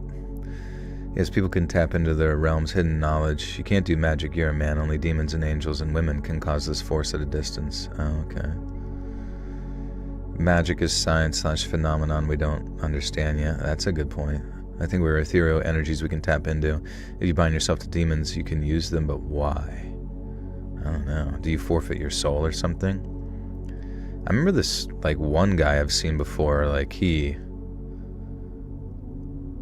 would say that he would do certain things and then bad things would happen to people, and it seemed like it was actually kind of true.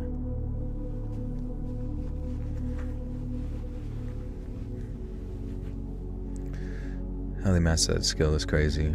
While the park ranger is useless, stay strapped or get clapped, exactly. Can you believe they still burn people on stakes? I seen in the news like a few days ago. Yeah, what's up with that? Beth, do you do magic? You better be honest. Magic is the sun that makes rainbow out of rain. Song now stuck in my head. You're welcome. Humans can change their own brain waves through specific practices. That's pretty magical. Beth, you said you do magic. I'm curious which kind. Don't sell your soul for a bag of Sour Patch Kids. Yeah, but what if you could make the Sour Patch Kids float into your mouth? That sounds like pretty soul-worthy. Does anyone still do that bicycling exercise while laying on the floor? I guess you could. I guess it's like a lower core exercise.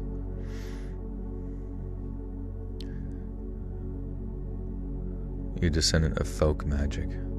Holy crap. The cartels believe in black magic a lot. Yeah, but it involves doing DMT and meth prior to any other rituals. We're all just a bunch of energy and frequency. So you think like magic words could have influence over that?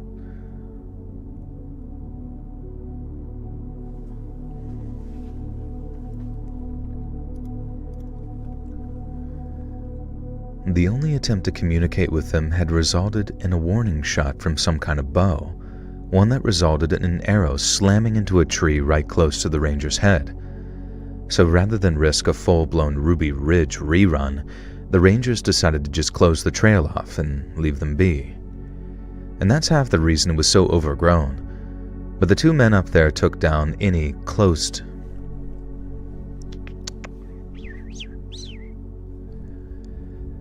That's half the reason it was so overgrown. But the two men up there took down any closed trail signs that rangers tried to put up, which is why I didn't see any heading in.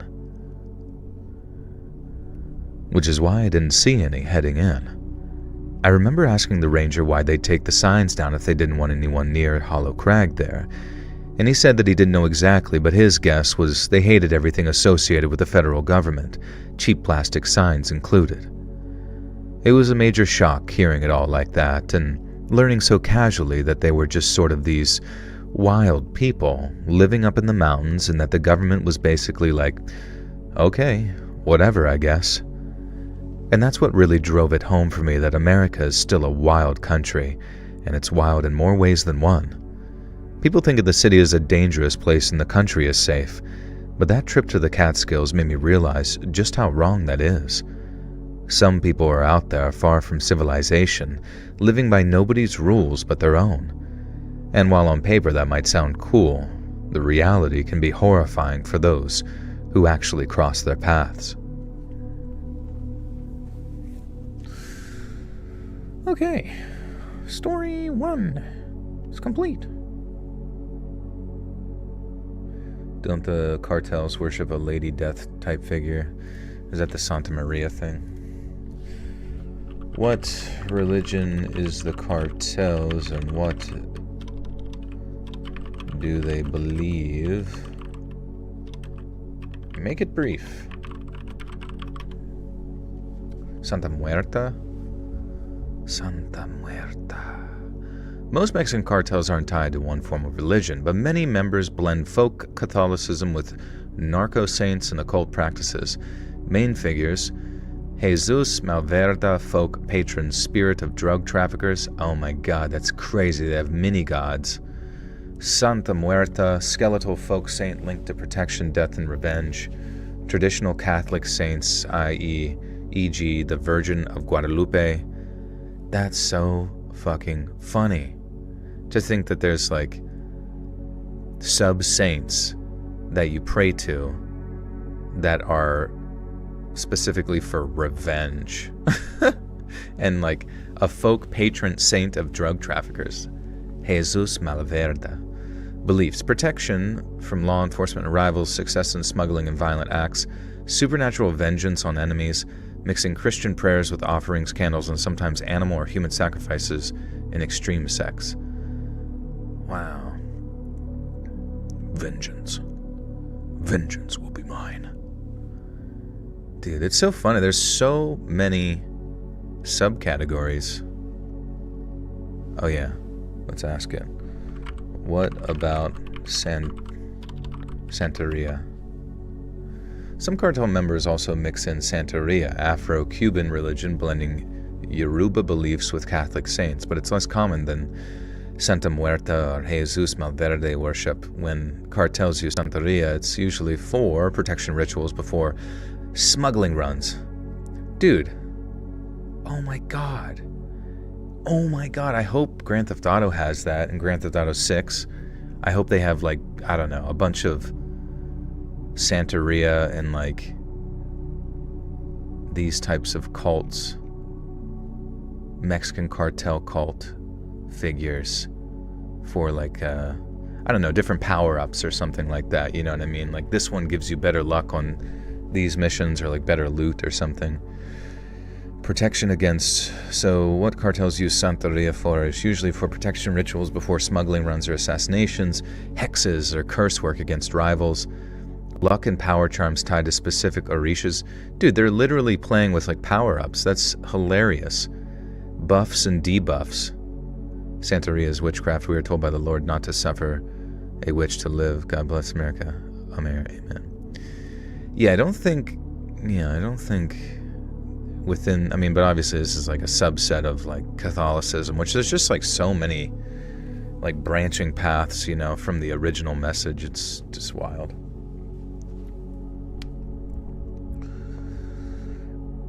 Ten out of 10, all religious faiths. God does exist. We did invent him. The concept that we are in full control of our lives is too much to bear for most people. If you're going to worship something, it's like, yeah, I mean, it's tough to say, you know what I mean? I don't know. I genuinely don't know anything about anything. I know that I like eating pasta and drinking Diet Dr. Pepper. But yeah, that's why I think, yeah, we're probably just trying to like create a god with AI, seeing as we already like tacitly want to be under control by like contemplating some sort of spiritual entity watching us and our every action. What happens whenever you actually do have one watching you? That becomes your god, I assume, right? I had a friend at uni. Him and his family believed in voodoo type stuff. He was brought up in South America and was half English, half Italian. Jolina Pastina.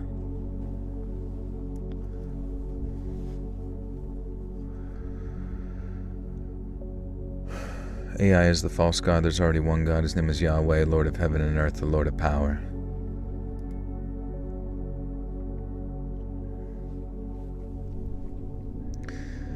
Yeah, I mean, I guess like AI would be one of the more manifest gods where like people would, it would be like objectively as powerful and knowledgeable as a god, but just like be more in your face, I guess. We go to ChatBBC for everything like a god. That's true, and I guess it's just like, I assume at this point, every piece of information and data that's ever been collected will now be collated and run through Palantir for your profile of who you are. It is scary to think. I would love to think that the future dystopia that we're going to exist in is going to be like slow and like boiling of the frog.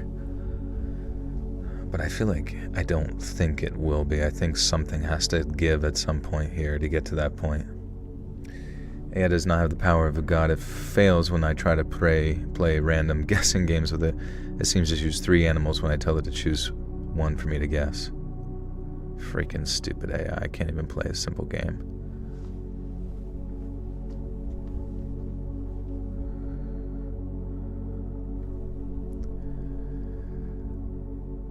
The only attempt to communicate with him had resulted in a warning shot from some kind of bow. Oh wait, I just realized we just finished this. Okay, story 2. There's 5 stories tonight. The frog is already boiling. We don't know it yet, in my opinion. I mean, that makes sense. Like, I don't know. There's, like, all of this, everything is kind of coming to a head lately where, like, all previously conceived general narratives that people have created within politics is seemingly starting to, like, dismantle itself, I guess. Very limited trust within the government as a whole. I mean, I guess that's how it's always been, but I don't know, these like political identities, I would assume, are either starting to get more extreme or starting to erode in certain subsets of the population. And the fact that they do feel like they're starting to erode after such a decade of amplification of division, I assume the only next logical step would be to to sort of implode through a controlled demolition style that previously existing system through some type of cataclysmic catalyst of sorts. What or who inspired you to read scary stories for a living? I had an angel visit me in my sleep and say, Joel, take my voice and go speak unto the masses so they may rest as little lambs in the Father's womb.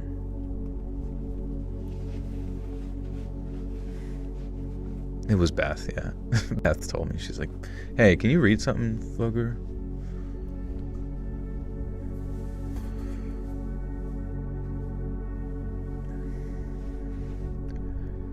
This might sound crazy, but I somehow made it being a 28-year-old father of one without ever once going on a camping trip.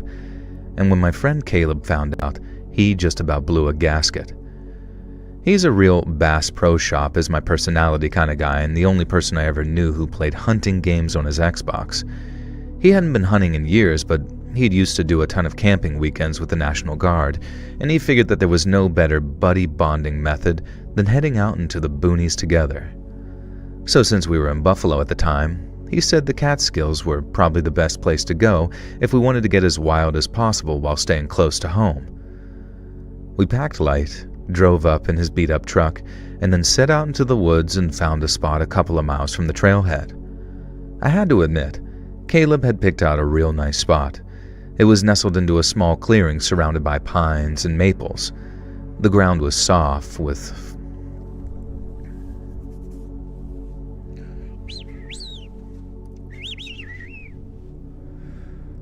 looked into a fedora and saw a golden manuscript that told him that it was his followers may all be his butter socks.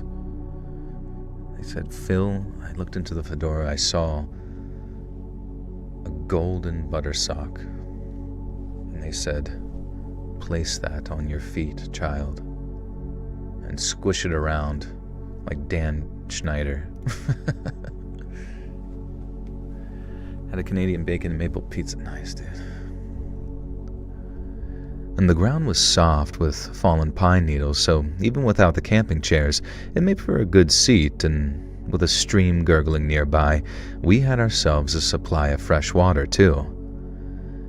Caleb volunteered to set up booth tents.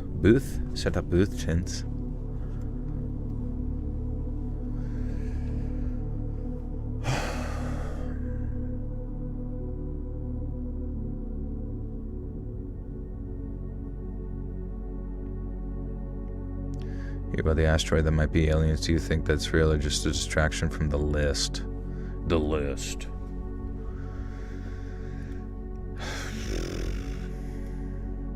I don't know. I guess my big question with the list is like, and we asked this last time, but why would the current administration talk about the list, talk about the list, talk about the list, talk about the list, you know, and this like sort of implication that they were going to like rid politics of sexual exploitation and blackmail and, you know, all this kind of stuff. And then just seemingly out of nowhere be like, oh, fuck, wait, we're on it too? Oh, shit. You know, like, never mind, it doesn't exist. You know what I mean? Like, that's such a strange flip up, if that makes sense. Like, that's such a strange corner to back yourself into after, like, years and years. You know? And so my curiosity is, like, what then in the grander scheme of, like, psychological operations is that? What the fuck is that? Is that just to sort of like deactivate everybody's like brain? I don't even know. What's up with the two? Start digging in your butt, twin. Mr. Krabs. Start digging in your butt, twin. Wart. Thank you. Thank you.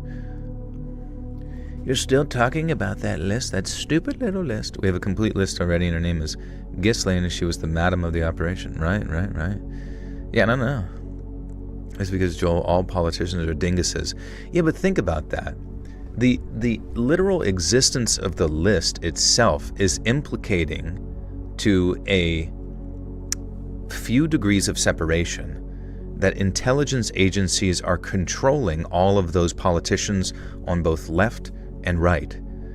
And not only that, they're also controlling the narrative in which that you even know the list exists. How strange is that? So the only reason you even know about the conspiracy of all conspiracies is because that same controlled group has permitted you to even know about it. So then it makes you like wonder yourself, well, what the fuck do we not know? And then what is their next fucking like plan if the person in which that they have put forth as their guy is now actually, I don't even know, like misdirecting people away from the one thing that was supposed to be like the end goal. It's just like, what the fuck? Kennedy tried to destroy the intelligence in Bashama. Right. Yeah, I saw some video where it said that this was just speculation. But they said it was a pneumatic air pressure gun, like pistol, that the driver shot JFK in the head with. And then inside the air pressure, pistol, the bullet that was lodged in his brain had some type of like octopus poison or some shit. And so that whenever it would go in there, it would poison his brain. So even if the shot didn't actually kill him, it would still, like, over time do poison damage. And then that's why whenever they did the autopsy, like, they switched out the brains or something really fucking insane of JFK. Because remember most of his brain was, like, exploded, and I don't know, I guess it wasn't after. It's just fucking weird. All politicians are narcissists. No way you can get that much power without having skeletons in your closet. I mean, yeah, like you like, I imagine you start out as like a narcissist, or not even necessarily a narcissist, but yeah, maybe to a degree you have those sort of personality traits, and you kind of get like selected to be allowed in said like club, blackmailed, and then essentially sent on like a mission in some ways of like, well, this, you'll be in charge of real estate over here, and you'll be in charge of tech over at Stanford, and you'll be in charge of rockets over in whatever the fudge, and you'll be in charge of AI and transhumanism, and you know what I mean? Like, you just all get like assignments, but you're all like equally blackmailed, and you all have like a purpose, I guess.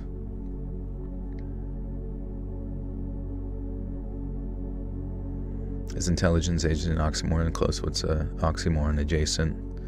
A silly goose. The CIA never uses weird exotic poisons. Forget about it. Alright, forget about it. What murder? He was a good boy. My pappy was in the house for reps for PA, and he was a really gross racist sack, but he was really funny, surprisingly. Nice. Everybody's got a funny racist grandfather. Why is intelligent free thinking labeled as conspiracy, where I'm meant to believe everything the elite tell us to believe in me? Yeah, I don't know. I mean, you would presume if you were an intelligence agency, your number one goal for the last, 50 plus years, I mean, would be to control the distribution of information. Like, if you're not doing that, you're a fucking moron, you know what I mean? You're not doing your job. So, to sit there and kind of like, the narratives that you hear, the sort of like worldviews that you may or may not have developed throughout most of your life, who's to say any of them are true at all, and not all of them are just like abstractly developed or created, or, you know what I mean? Like, who's to say any of it's fucking real, and you're not just existing in a constant state of just like flowing with a large wave, and wherever the wave takes you, that's where you face, that's your reality.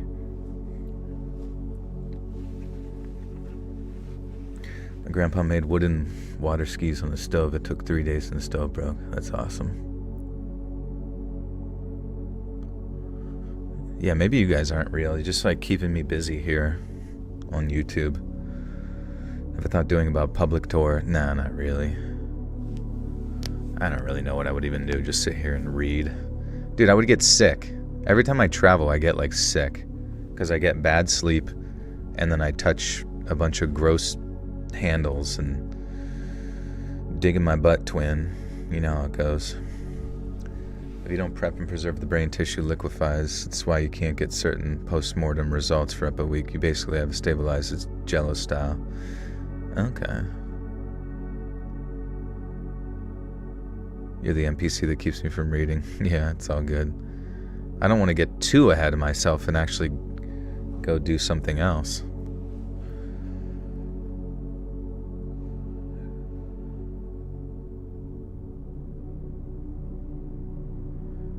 Am I a Fed? Yeah, I do work for the federal department, the Federal Bikini Inspection Group,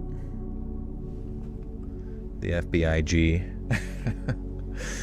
Jill's gonna do a tour where he reads to us from behind a big fabric screen and we sleep on the floor. Yeah, wouldn't that be sick if I did kind of like a Wizard of Oz thing? Hello, welcome to my... I wonder how hard that would be to... I guess that would basically... if you really think about the Wizard of Oz, he was the first ever VTuber. Just up there with a fake-ass face. Your fiance's a Fed. I knew it. Trying to keep your nose out of trouble.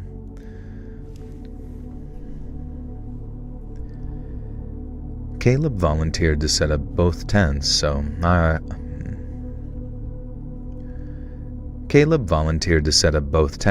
so I occupied myself collecting firewood.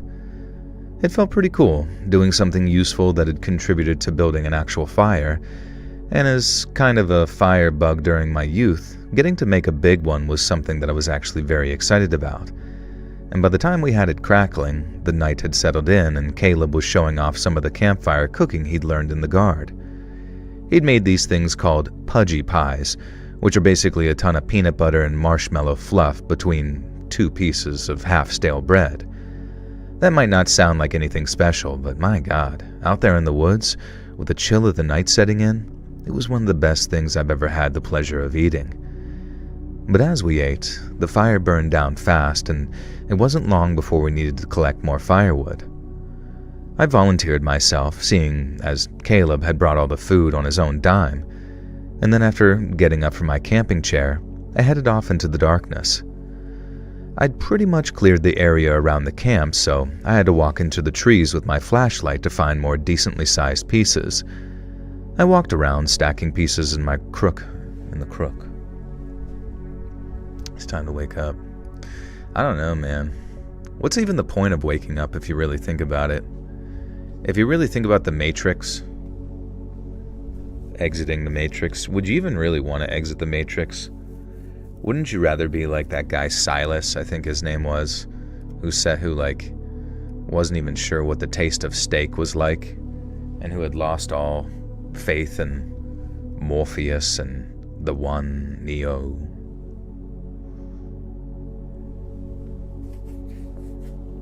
Ralphie? In the Matrix? Wasn't Ralphie like the younger boy who died or something like that? I think there was one who betrayed them. He was like the Judas. What if the Illuminati are secretly the good guys and the bad guys are trying to make them appear not good? I don't know. That's what, there's the Gnostic Bibles where Lucifer is the good one bearing light and freeing humans from the garden by giving them the fruit and the knowledge of good and evil, and that Yahweh is the evil one that kind of just keeps them imprisoned or some shit. Do you think that's a fleshlight you're fucking? You think that's a fleshlight you're fucking? I'll show you a fleshlight. Neo comes out of his stupor just immediately having sex with Morpheus. See how that's different, Neo? I do see how that's different. It's amazing. So much better in real life.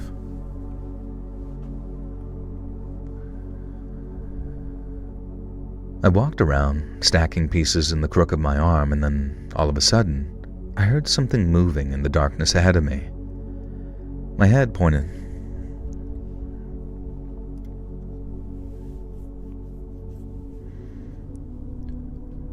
I stopped dead and pointed my flashlight ahead of me, expecting to see a deer or something weird, some kind of woodland creature, but there was nothing. Now I called back. Yo, Kayla. I think there's something out here. To which then he replied, Yeah, of course there's something out there, buddy. It's the woods. And the way he said it had me instantly kind of relaxing, thinking, yeah, I mean, that little thing is probably more scared of me than I am of it.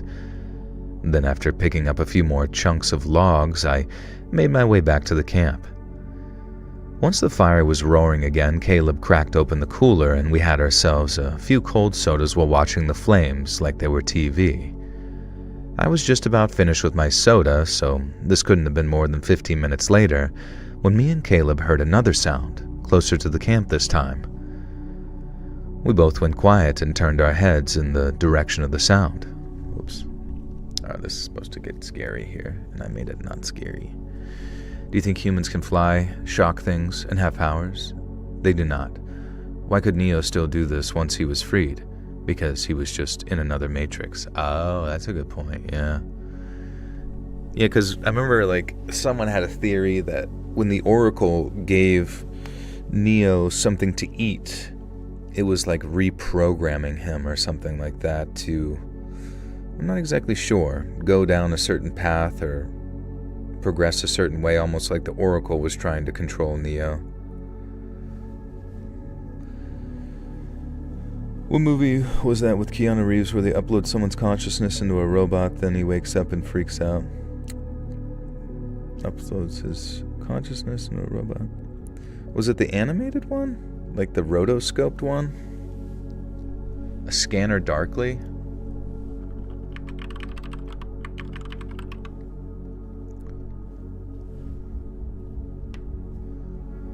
I think, yeah, there's like an animated film with, well, like not necessarily animated, but like kind of like a filter over top of Keanu Reeves.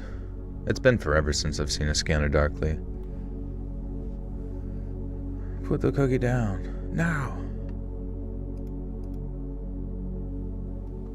Oh, the Animatrix. Johnny Mnemonic? Replicas?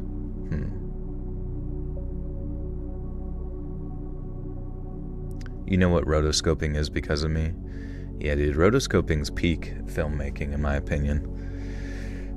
If ever there was, like... The craziest thing is that there's this old, I think, 1940s Superman animation. You should watch it. It might be one of the best animated things I'd ever seen, ever. And it was made in the 1940s. And it's made using, like, rotoscoping. And it's just, like, so smooth and crisp and pretty. Oh, yeah, Heavy Metal's one of my favorites. That, like, B-2 bomber or whatever, like, short with the World War II plane. That's, like, one of my absolute favorites from that. And I think even in Love, Death, and Robots, they did one of those, like, similar to it. Did a short. Boop with the 3-6. Question for chat. What's the equivalent male bikini? Speedo, jogging shorts, gray sweatpants, other? Yeah, I guess in that situation, like a bikini could be defined, I suppose, as just a very revealing swimsuit for women. And so therefore a very revealing swimsuit for men would have to be some degree similar, like a Speedo in that situation, yeah. Or like whatever Borat wore, where it was like going up his asshole. They reference Heavy Metal and Love, Death, and Robots. It was the new season. There was one where it was a similar story where it was like one of those bombing runs going over Germany, I think. But they had, it was basically a paranormal story that took place during a bombing run, I think during World War II.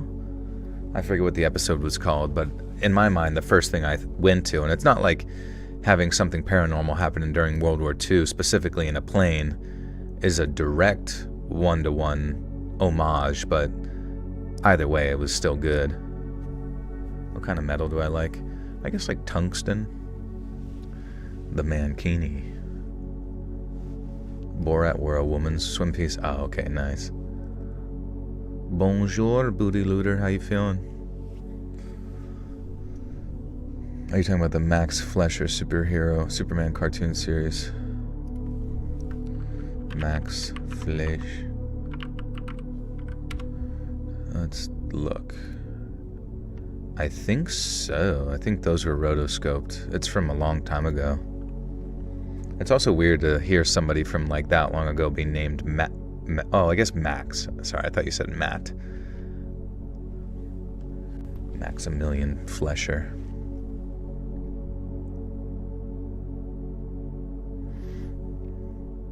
Oh yeah, yep. Okay.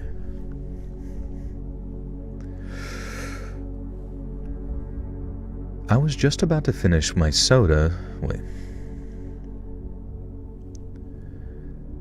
I was just about I was just about finished with my soda, so this couldn't have been more than 15 minutes later, when me and Caleb heard another sound, closer to the camp this time. We both went quiet and turned our heads in the direction of the sound. Caleb yelled something like, "Hey, ain't nothing here for you, buddy. Just move along now." And he said it so confidently that I couldn't imagine anything but the hungriest black bear not listening to him. And then a second or two later, we heard these steady footsteps moving away from us. I remember being kind of impressed that it actually worked. I expected Caleb to be pretty pleased with himself, and he didn't look pleased with himself at all. He actually looked spooked. I asked him what was up, and I'll never forget the chill that went through me when he said, "That wasn't an animal, buddy. That was a person." I asked how he was sure, and he said the gait was unmistakable, as in like the rhythm of the footsteps told him it was walking on 2 legs and not 4, something I wasn't familiar with in the woods. I got up, walking over to his pack, and took out the little gun case that he kept his pistol in, and then after taking it out and loading it and tucking it into his jacket, he suggested that we go on a little walk to make sure the area was still clear, and maybe talk to whoever was out there. I'm not gonna lie, walking the woods with an armed man who said that he just wanted to talk to whoever was out there was pretty goddamned wild. But that was Caleb. He's a friendly guy, but boy can he handle himself. He wasn't looking for a fight, but neither of us were about to lay our hands down to... There. I lay my hands down to sleep. I curl up into a ball like a peep. Like Pradeep. Oh, man. Now we're...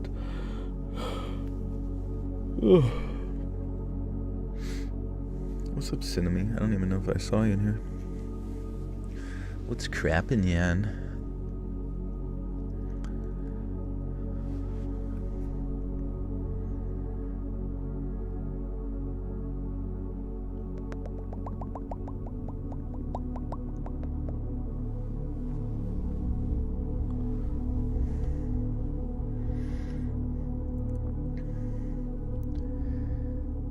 He wasn't looking for a fight. Neither of us were about to lay our heads down to sleep without knowing that we were in the clear. Once we were sure the area was clear, we headed back to camp for what Caleb called a Mexican pizza. And then after a couple of beers and a pre-roll that I brought along for old time's sake, we climbed into our tents for some well-deserved sleep. But for me, sleep did not come easy. My little pine needle mattress flattened out within just a few minutes, and even with the sleeping pad that I had with me, the ground was uncomfortably hard to lay on. On top of that, I started hearing sounds outside the tent again. Not as close or rhythmic as the footsteps we'd heard, but enough to have my eyes shooting open every time I heard something a little too loud. I remember listening out for Caleb, thinking, he's got to hear this too, right? But then I suddenly heard him snoring softly in his tent. He was out cold. I lay there telling myself, if Caleb thinks it's safe enough to sleep, then it is. And then after sort of chuckling to myself and feeling like an idiot, I managed to get comfortable enough to feel like I was drifting off to sleep too. But then, I heard it. A distant noise that sounded almost like a faint cry of something alive and in pain. I remember trying to convince myself that it was just the wind, or maybe an animal making perfectly normal animal sounds. But then I heard it again. It cut through the silence, coming from somewhere deep in the forest. It sounded almost like a baby crying, like a sharp and intensely disturbing sound that set my nerves on edge to hear it. I sat up, straining to listen while both hearing and feeling my heart rate pick up. And then I heard it a third time. And that time, it was completely unmistakable. It was a high-pitched sob that rose and fell with the baby's breaths. Shut. Rose and fall, rose and fall, rose and fall, rose, rose, rose and fall.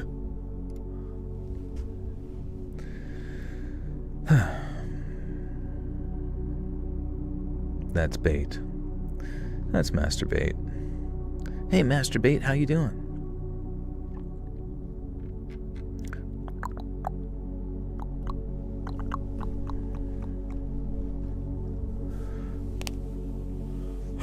Been procrastinating on playing games so much that it's time for bed and no games now. Damn. It's gonna be a gameless night. That was your punishment when we were younger. Your mom said, off to bed with no games.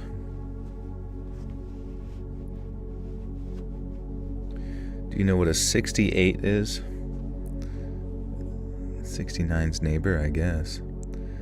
Panagos has spicy pineapple. They soak it in chili powder fast. Something first. It's amazing. What's Panagos? And better not be a brand. Brands are capitalist, and buying anything from capitalist people is worthy of whatever, something. I don't know. It cut through the silence, coming from somewhere deep in the forest. It sounded almost like a baby crying, like a sharp and intensely disturbing sound that set my nerves on edge to hear it.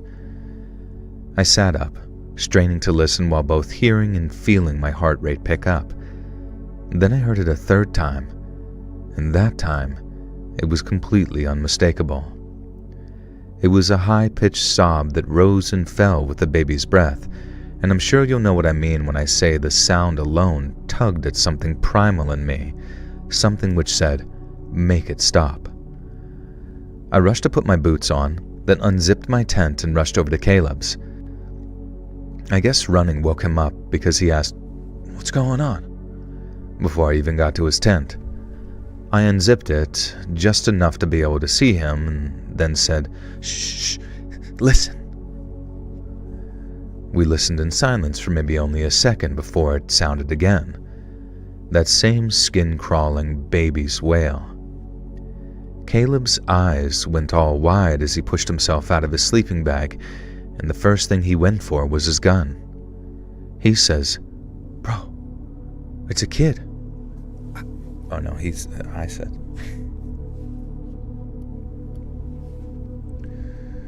It's a pizza chain in Canada. Oops, thought it was American, but apparently it's Canadian. Joel, you see the South Park episode about Charlie Kirk? Mom, I'm in here master debating a bit. I think, yeah, I did see Cartman saying some line there. I need to sit down and just watch every piece of media ever in all time. Please read your message, it's funny. It's giving a BJ and an IOU one. Oh, that's funny.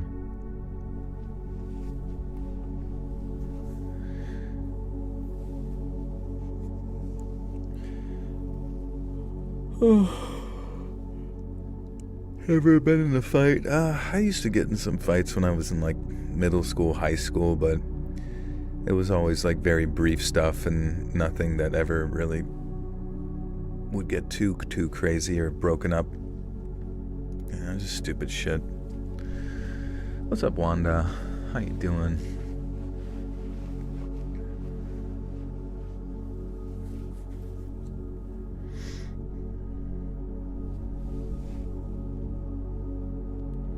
There's no ethical consumption under capitalism. Exactly, that's what I've been saying. What you're supposed to do is if you're doing literally anything in your life that someone is making money off, you don't do it, including eating food, and you starve to death. I've said this forever. Did you ever get into a bar fight? No, I feel like I never necessarily had qualms with anybody. There's times where I've worked in a bar and you have to like kick people out and they're like dicks, but you know, you outnumber them by quite a few guys if they want to do something, I suppose. So usually they don't attempt anything, and you know, as the people that work in the establishment, you're always kind of in the right, you know. I was a band geek, yeah.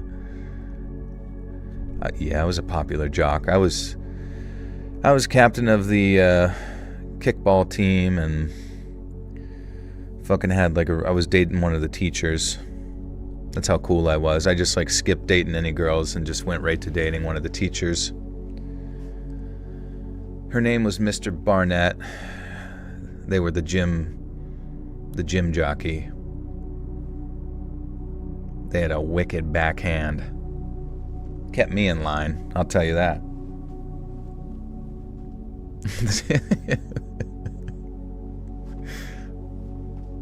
How has your day been so far? Really love your videos. Thanks, Wanda. Doing good. Yeah, it's a busy day of recording, making content for the world. Yeah, with digging people's butt for lunch money. Yeah, if I flipped them over and it didn't come out of them like Chuck E. Cheese coins, I'd be crawling around in there like Lemmy Winks looking for my tax, my milk tax.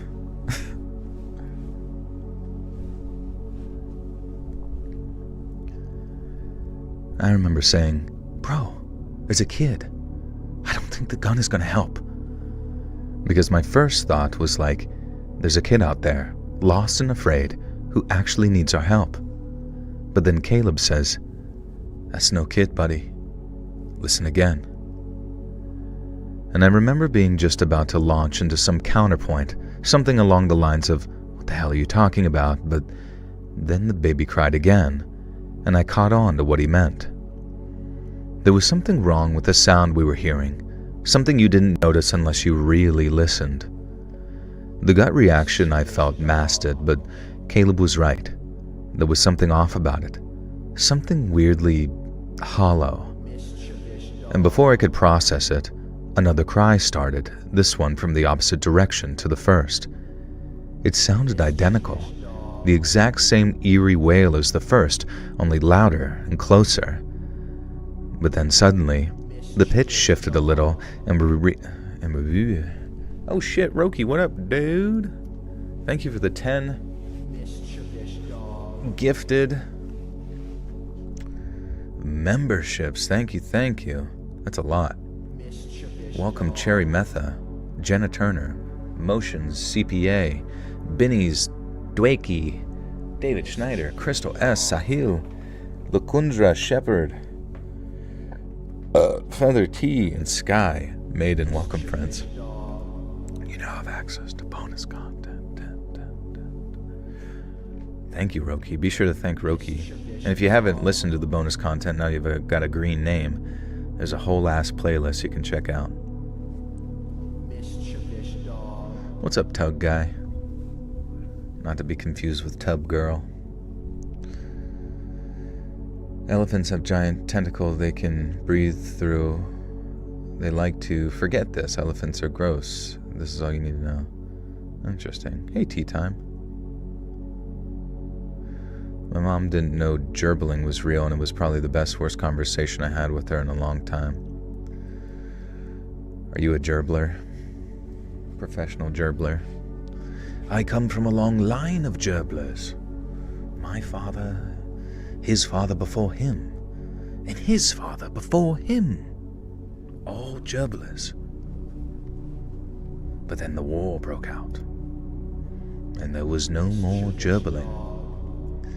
Roki, the fur with another 10 gifters. My God, thank you. Carrying the stream tonight. AJ 2 times. Welcome. Requiem 444. Sag Girl. Kyla. Faceless. Mew Lover 24. Kiana Riley. Mary Murphy. Taya Lear. Sardonnay. M. And Josh Downs. Welcome, friends. You now have access to bonus content.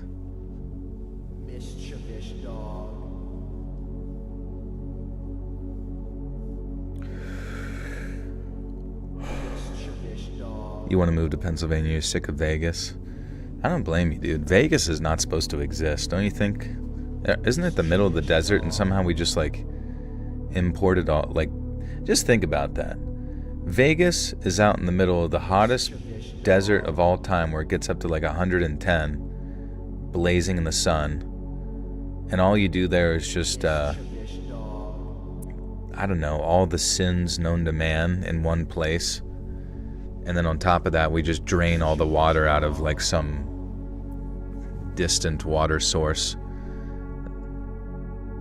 It's kind of awesome. It's kind of like peak humanity, really, but it's also kind of like a modern Atlantis.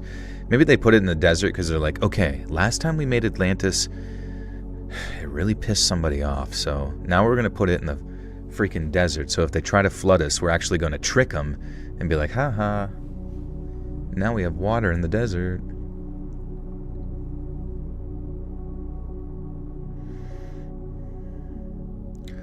But honestly, Pennsylvania's cool. You can, definitely etch out your own little corner of your own little kingdom of sorts. But it's not like it's that exciting, it's just fucking, what is Pennsylvania? It's like, just like every other place in the United States, it's fucking long highways, cornfields, forests, fucking cities that suck, filled with like drugs and violence. There's some cool stuff going on here and there, but it's the same bullshit as everywhere else in the world. I've never been out west. I've been out west. I went to Anaheim. I went to Colorado. I went to Texas. I guess that's not that far west, but I went to Hawaii. That's like the most west. The westiest of Westons.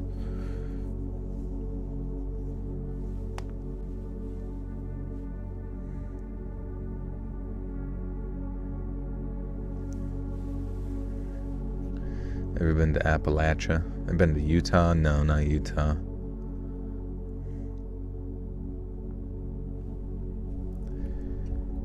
But then suddenly, the pitch shifted a little, and we realized what we were listening to. Oh. Ever been to San Francisco? I feel like I passed through San Francisco going somewhere when I was in Anaheim in like 2019. I feel like I had to pass, or no, maybe I did. Maybe I'm done. I don't know, actually. No, maybe I didn't. No, maybe it was just LA. I went from Anaheim to LA. I don't even fucking remember. You need to drive out west just to see how vast it is. I'm currently at the foothill of Appalachia. I'm not a fan. I kind of hate this. Which part of the foothill of Appalachia? Where's that at? Like down south? Roki with another 10. Gifters, 2. Josh, Dwayne Butler, Mellow DC, Shelley, Sideshow, Obscene Orchestra, Barb Wire, Alexander Customs, Cool Hand Loca, Kyle Ruby, Quill Davis. Or no, you already had one. Thank you, Roki. Thank you, bro. Remind me at the end to match these. We'll match them.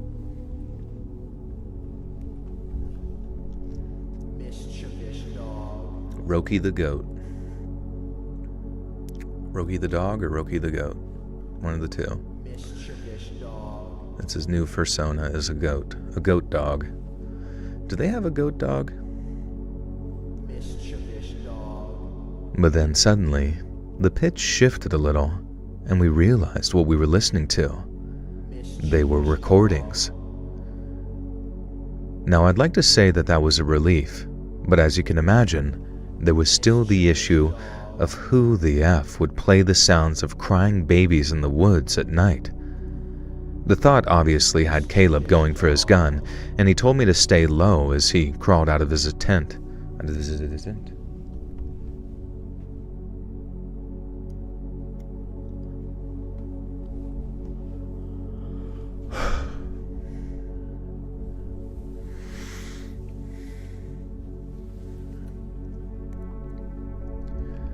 The thought obviously had Caleb going for his gun, and he told me to stay low as he crawled out of his tent and out into the night.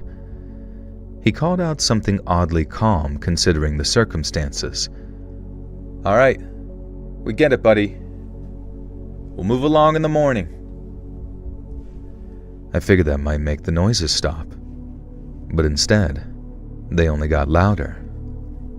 The recordings of those babies crying kept looping before a third, and then a fourth joined in. They sounded like they were all around us by then, like the whole forest was echoing with the sounds of wailing infants being played on a loop. They started overlapping, blending together as they seemed to get louder and closer. Caleb shouted over them. "They're just trying to scare us, buddy. And if they're not, I got a gun." He yelled it like he wanted them to hear too, whoever was out there playing those goddamned recordings. And then, all at once, The cries stopped, but the silence that followed was somehow even worse. We kept waiting for the sounds to start up again or for something terrible to happen, like an attack or gunshots or whatever these psychos out there had planned for us. I asked Caleb what the hell we should do, and all he said was leave. The fire had died down and I was about to grab my flashlight when Caleb told me not to. He said he needed our night vision to see what was out there and that flashlights would just make it easier for them to see us. But that meant trying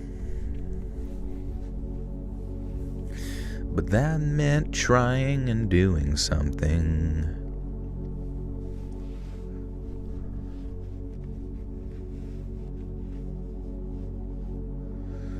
Why use words on those people, Joel? Listen, men are like wheel. It's been years now since veal. Has it been that long? What are you talking about?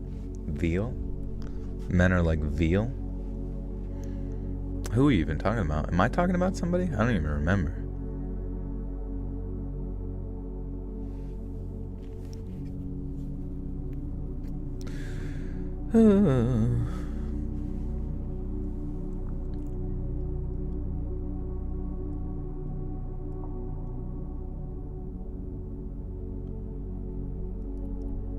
There are no lightning bugs left in PA? I think there's a lot of lightning bugs in PA. I was talking about dragons. Men are like dragon veal. Imagine dragon meat. Do you think it tastes good? But that meant trying to gather up all our essentials in the near pitch darkness. We took turns, one of us with the gun, the others packing our stuff. Then when Caleb emerged from his tent after being the second one to gather up his things, we made our move. We didn't speak as I followed him through the trees. We moved slowly, heads on a swivel, trying to spot whoever was out there before they spotted us. Caleb had the gun, our only line of defense between us and whatever was out there, and despite the night being pretty cold, I could feel myself sweating. My heart was racing as we pursued through the dark underbrush we pushed. We gotta push! Push! The joke is that humans have a tender texture and a subtle flavor like veal. Oh. Wait, did I mention about eating people? Probably. I forgot. Not pee anymore, that's why I don't have... Oh, nice. Moths freak me out more than bees. Certainly carpenter bees. Dude, I love moths. All moths are my friend. I don't know what it is about them, but like I don't care if they land on me. I don't care about it. I almost feel like I'd be like more inclined to be uncomfortable with a butterfly landing on me than like a moth. There's something about a moth that's just like soft and like malleable, I guess. Not so like exoskeleton-y. Yeah, something about moths. I don't know. And I remember hearing that like moths outnumber butterflies in population by like something crazy, like 5 to 1. Is that like some crazy amount of like outnumbering? And then they have something built into their systems where like whenever a bat uses echolocation to see where they're at, if the echolocation like hits them, is it echolocation or something? But if it hits them, the moth will just like immediately like dive downwards towards the ground to avoid getting eaten by a bat, which is pretty crazy. Okiyasu Nijimura with the 5 says, I think dragon would taste like a mix of alligator, beef, and ostrich. Maybe some cat, like ammonia. Probably tastes nasty if it breathes fire. Yeah, can you imagine like in the middle of, if you're just like a little kid in the village and like your whole, I don't know, your village is getting just burnt to a crisp, but you've somehow survived. And then even though the dragon has no idea you're still alive, before it takes off, it just takes like a huge dragon piss like all over your house. And all you can remember is the smell of dragon piss because you're just like drenched in it for probably weeks as you walk to the next village.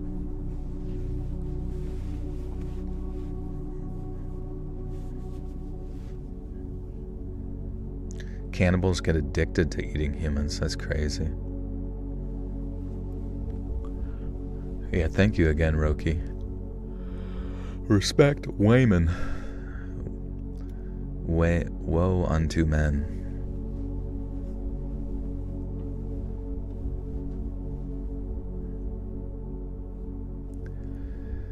My heart was racing as we pushed through the dark underbrush, and every few steps I thought I saw something. I didn't know if we were going to be attacked, chased, or if we were walking right into a trap and didn't even know it. Caleb said we were moving back towards the trail, which wasn't even that far, but it felt like it took forever to get there. In the darkness, the woods were disorienting, the trees all looking the same. When we finally broke through to the trailhead, the sight of Caleb's truck was a huge relief to the both of us. My hands were shaking real bad as I fumbled the door and climbed into the passenger seat. Caleb didn't hesitate in gunning the engine before we... People always say, "Let's read. Can you add some sound effects to your narrations? Like Mr. Nightmare?" I should just add them with my mouth. I wouldn't even have to go find any to download. Hey Mira, take care. Bye-bye. Bye-bye.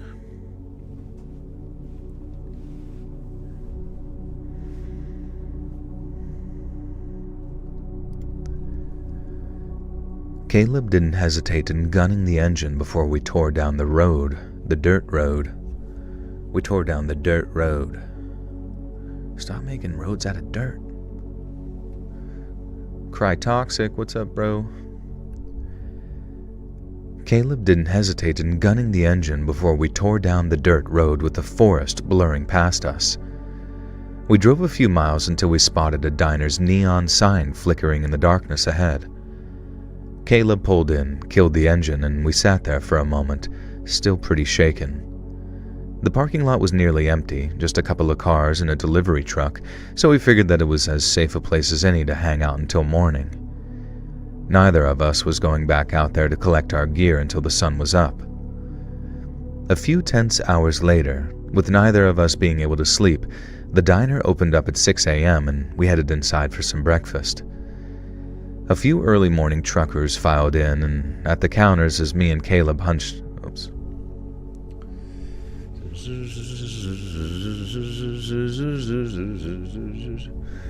There was this movie I saw a clip of on YouTube Shorts. You can actually watch entire movies just on YouTube Shorts, which is really cool, just in 1-minute segments. But this one was called Terraformers. And basically, Earth has become overpopulated and we need to get to Mars, so we send things to terraform Mars. But we also send a bunch of cockroaches there to somehow enhance the terraformation. Now, it's about 500 years that these cockroaches are there, and somehow, due to the heavy radiation in the area, they mutate very, very quickly, essentially into these like cavemen-style beasts, these bipedal, super strong creatures. And then in the future, to avoid certain crime, if you have committed a crime and you want to get out of your sentence early, you can volunteer to basically do space missions or some shit. So these two people do space missions to go to Mars and basically release this toxin that's supposed to kill the cockroaches, and then they're supposed to check and find the cockroaches' bodies. Now, they do come across one of them. But basically, this cockroach is about 7 feet tall, and he is incredibly muscular, like a Ninja Turtle, and the one guy lifts his hand and says, "Hello," as if to introduce himself, and this cockroach bipedal humanoid alien fucking just absolutely moves so fast it's teleports over to the girl next to her and just snaps her head backwards. Just and you can see her head's move backwards and he's looking over at him and her hair is moving in slow motion. What's up, Sean? And then it takes off. It's just running, but it's so fast it looks like it's teleporting, And then the rest of the movie, I think it actually was an anime at one point, but the rest of the movie is basically they take this DNA-altering substance into the bodies that makes them have the powers of certain bugs, but other bugs, like bugs that shoot acid or bugs that, I don't know, have super strength and stuff like that. And then they have to take this to turn themselves into these like sort of bug hybrid creatures to defend themselves against the onslaught of futuristic mutant roaches. And that is the movie. Don't go see it. 'Cause it's freaking cringe. A few early morning truckers filed in, and at the counter, as me and Caleb filed in.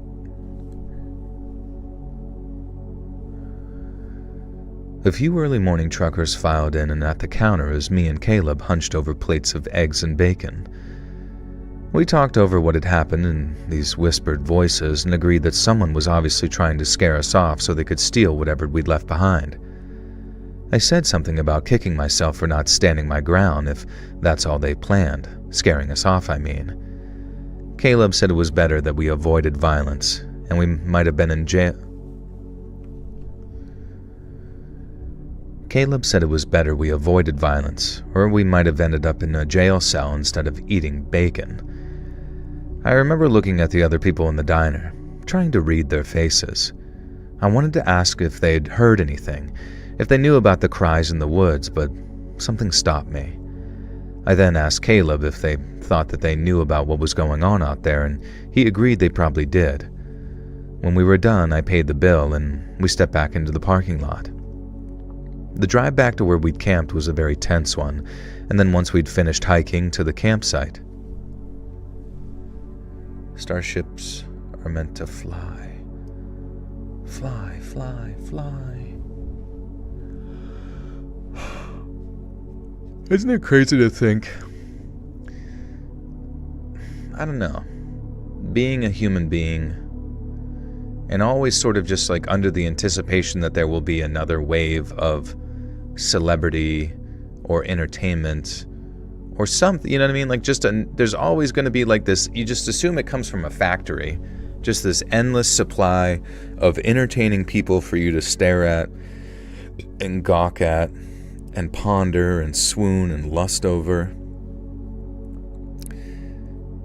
Whether it's writers, actors, music makers, dancers and performers and comedians and politicians and philosophers and wanderers and just general anomalies overall. But have you ever wondered if one day you will become one of those?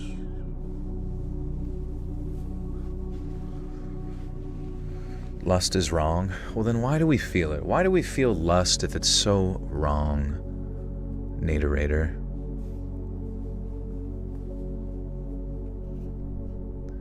Does it simply exist in our hearts to tempt our relationship with the Lord? To draw us away from Allah?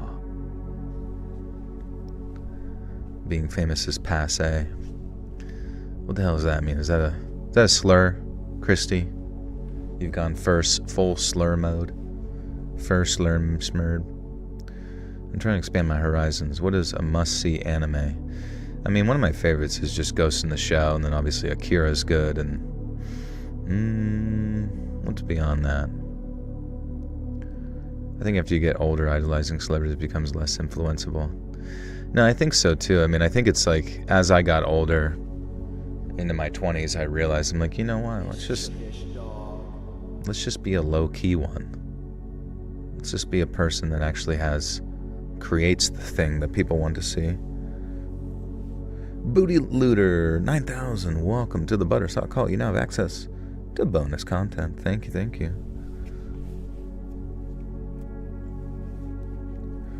What's my favorite content creator?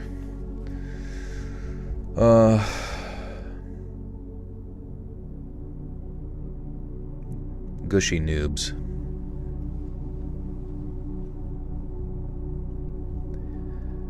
The drive back to where we'd been camped was a tense one. Then once we'd finished hiking back to the campsite, we found Caleb was right. Our tents had been ransacked. All of our food and beer was gone, along with pretty much everything else of value, too. Whoever it was even took the poles out of my tent, and to this day I wonder what they planned on using them for if they didn't take the fabric along with them. Caleb's tent, which was much more expensive and roomy than mine, was gone entirely. And we didn't stick around. Not wanting to leave behind any of our crap, we tossed whatever hadn't been stolen from us onto the fabric of my tent, and then rolled it up and carried it back to the truck before we drove home. And then what happened became just...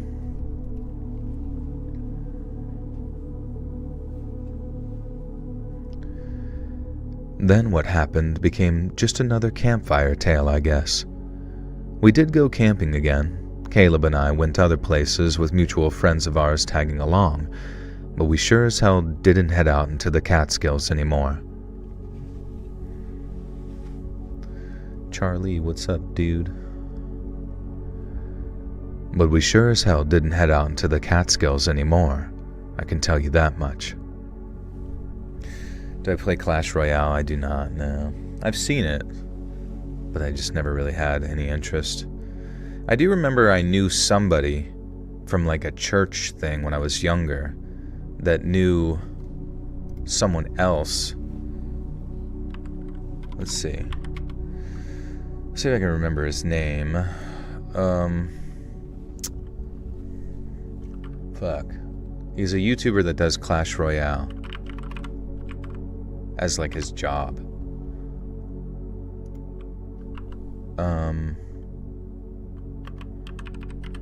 Crap. Oh wait. Yeah, that I remember. I just remembered it. It was Gaming with Molt. Do you guys know Gaming with Molt? I don't know him personally or anything like that, but I just remember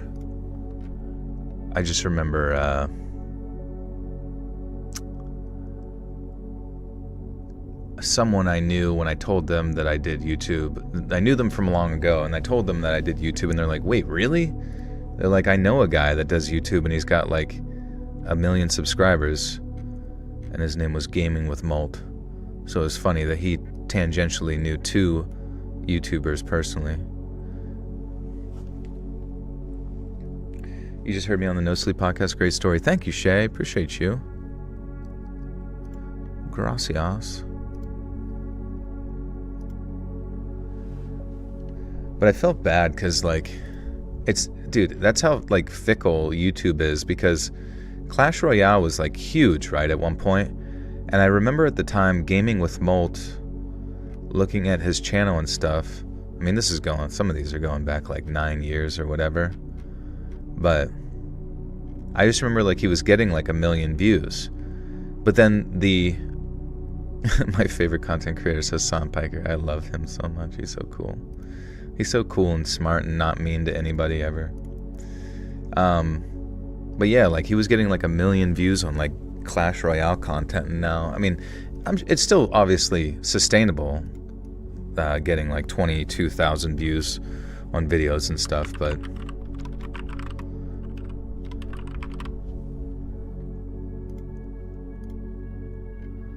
it's definitely not, you know, what it used to be, I suppose. But I guess you can post almost daily with that kind of content, and I don't know. The makers of the game focused on paying to win and not quality. Yeah, it seems to be how it goes. You're pronouncing it wrong. What, Gaming with Molt? How do you say it? Malt? Is it Clash Royale or just Clash Royale?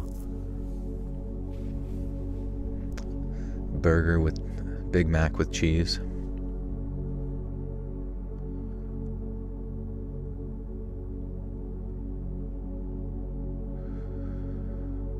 Oh, Bio Boost Armor Guyver, an anime that's about people who become bugs, a very dark Power Rangers version of the idea, technically speaking, very alien-based, by far, says possible human origins. Oh yeah, I think that was the basically the pre-thing before Terraformers or something.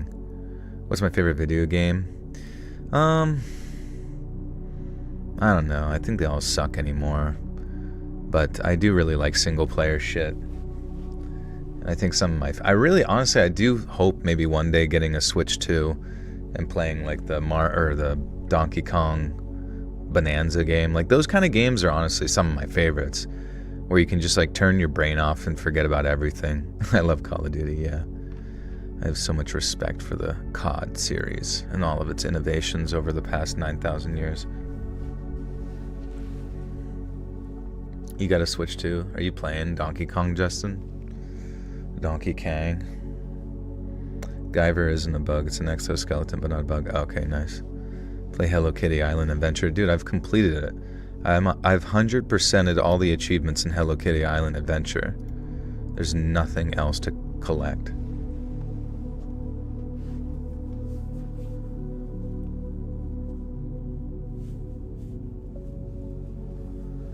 I use the word anymore the cool grandpa way again. Always makes me ever wonder what the cool grandpa way is. Sound like the grandpas that say, so I did. So I did. And then I went down there, so I did, and, you know, found myself a big stack of fucking manure and ate it, so I did. And now I'm feeling a bit sick in my belly, so I am. The Switch 2 version of Bravely Default is the worst version due to it being a game keycard. Who's the best Ninja Turtle? It's the purple one. Yep.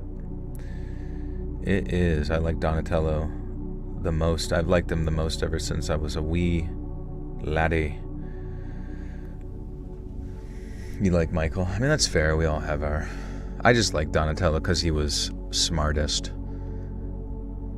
And I also feel like at the time my other friends had chosen all the other ones, so I was like, alright, I guess this is mine one then. When we will play Pretend. Little Joel playing Pretend. Ogeyasu Nijimura with the Tusas. Rye, I'm spurging. It's terraformers for Mars. Wait, I'm saying it wrong? Oh, terraformars. Yeah, sorry. No, that's my bad. I kept saying terraformers, but terraformars. That's right. Oh, it's terraformar. That's a weird name for it, but thank you for correcting me. Interesting movie, though, that I watched in shorts version. Favorite cartoon show? I don't know. I think back in the day it was like Hey Arnold. I just liked how, like, it was one of the few shows that kind of, like, took itself seriously as far as, like, building its world up, even though it was technically a kid's show. I just liked that the city felt like lived in PS 118.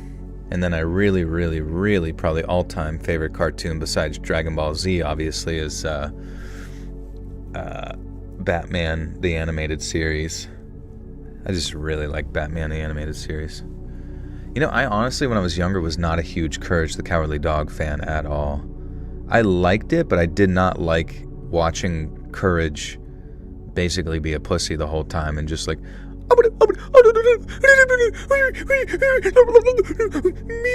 You know, it's just like, shut the fuck up, bro, and just get the job done, you absolute gooble head.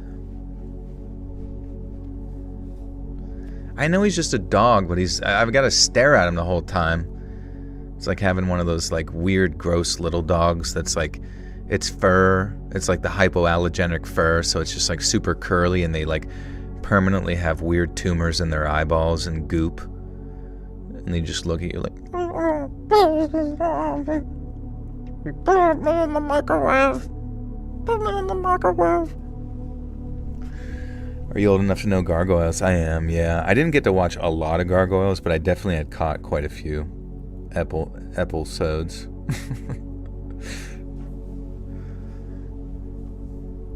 I can't change the channel. Dude, you couldn't. When you were younger, you had to watch everything. If it was on TV and it was like your favorite channel, which was Cartoon Network or Nickelodeon or whatever, Disney, like you had to watch whatever the fuck was put in front of you. There was no, I'm gonna go watch like the 9,000 Minecraft YouTubers that exist. I had no algorithm to like hone in my interests, which was very sad. Eustace? Real life Eustace. Ah, stupid dog.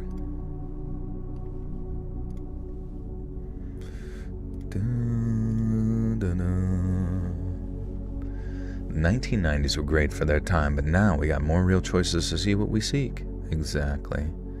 You can watch whatever the frick ever. Yeah, Earthworm Jim was sick. The video game was crazy. Toe Jam and Earl, the video game. I don't know, I miss those. That's why I honestly genuinely just enjoy side-scrolling video games the most, because I just kind of love see their art styles. Their fart styles. Okay.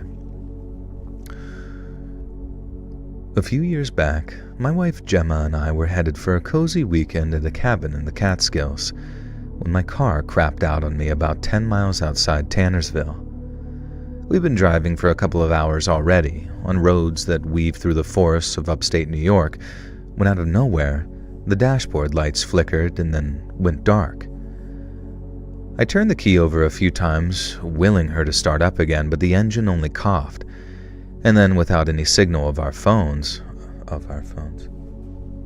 How's my cat? He's good. He's freaking balling out every day of his life, going out with his friends. Do I like Chief Queef? Yeah, dude. Fuck yeah, dude. I love queefs. Are you also a weird alternative femme with pet mice, dead animals on your altar and a massive crush and pyramid head? I'm not, no. Do I have a Lisa Frank notebook or accounting book? Like Anne Frank notebook, or what are you talking about?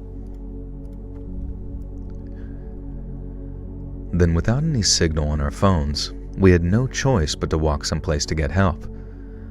About a mile or two down the road, we found a small auto shop, which honestly felt like a godsend in the circumstances. It was an old, haggard-looking place with grimy windows, but my wife and I didn't mind. We were too happy to have found exactly what we needed when we needed it most. We called out this very cheerful greeting as we walked inside, and then a mechanic promptly appeared from the back. He was probably in his 50s or 60s, and he wasn't nearly as pleased to see us as we were to see him, but we didn't mind, especially when he assured us that he could have our car towed and fixed by the following morning. As we paid, he asked what we were doing in the area, and then when he mentioned the cabin, he stopped writing on a bill for a moment. Oh. We mentioned the cabin, or he mentioned the cabin? Oh, I guess we mentioned it. We would like to play.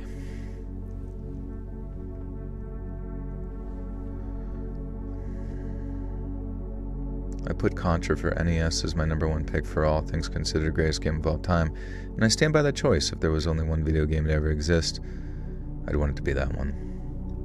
What about Vampire Survivors? That might be the best game of all time.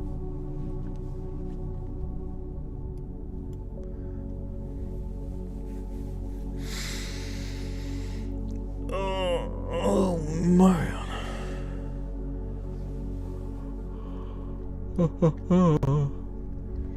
As we paid, he asked what we were doing in the area.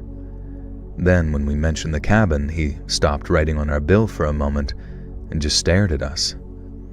He asked where the cabins were, and then we told him, and he paused before saying, "You don't know much about the area, do you?" And we knew that there were cabins to rent at these bargain prices, and we knew it was peaceful and very secluded too, but other than that, we didn't know much at all.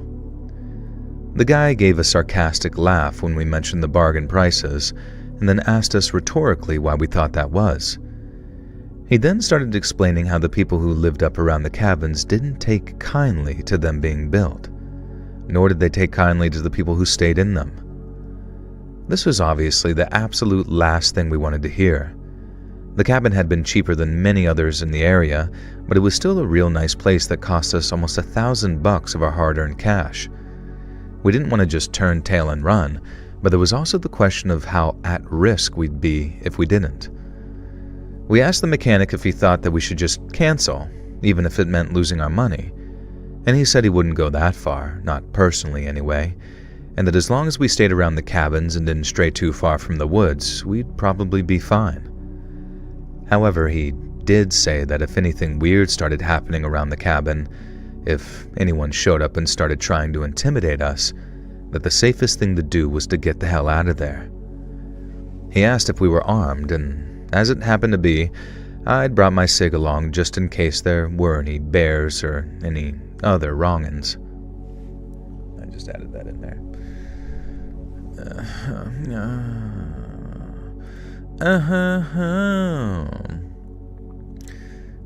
Is schmooping allowed in here? You can schmoop. I don't care if anybody schmoops. You guys think having a game like Red Dead 2 would be amazing, or like torture in a post-apocalypse, having such a good, vibrant world in a game, but I wasted Wasteland IRL? You mean like playing Red Dead like after the apocalypse forever? Or do you mean living in Red Dead world? Or you mean playing Red Dead but in a wasteland? Also, didn't Red Dead just come out with some DLC that was like undead nightmare shit? Former employees characterized Lisa Frank Incorporated as an abusive and grueling work environment. The company was described as a rainbow gulag. Rainbow gulag. I don't know. Sorry, I actually have no idea who you're talking about with that, honestly, but hearing something described as a rainbow gulag just like sounds like such a fucking funny description.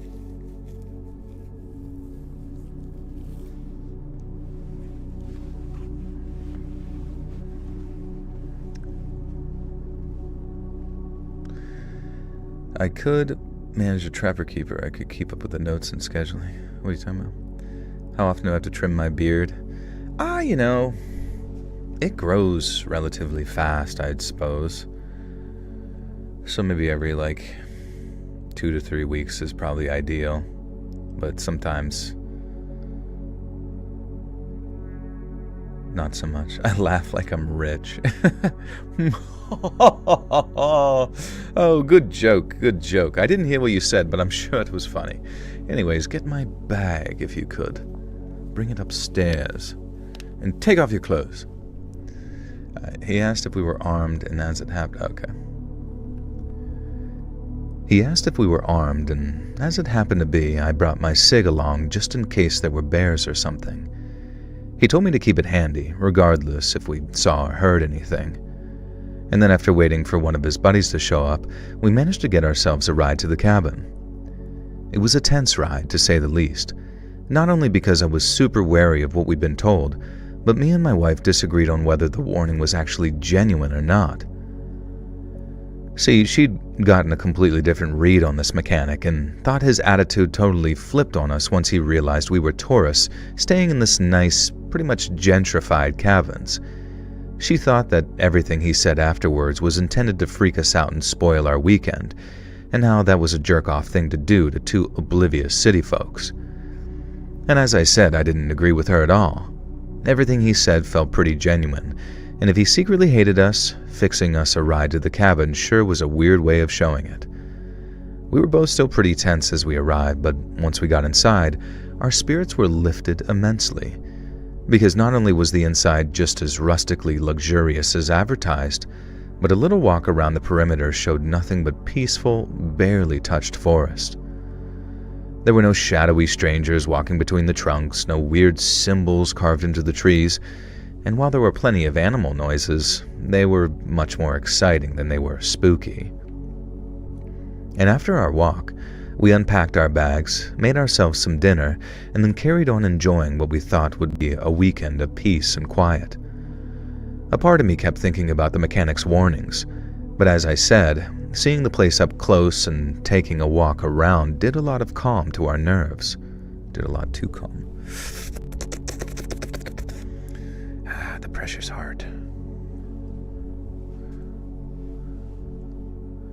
Blow out as much air as you can, and then laugh, okay?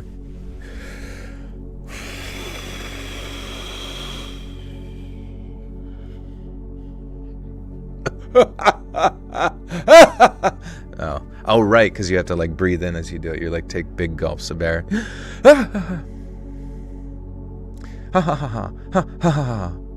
What's your favorite console growing up?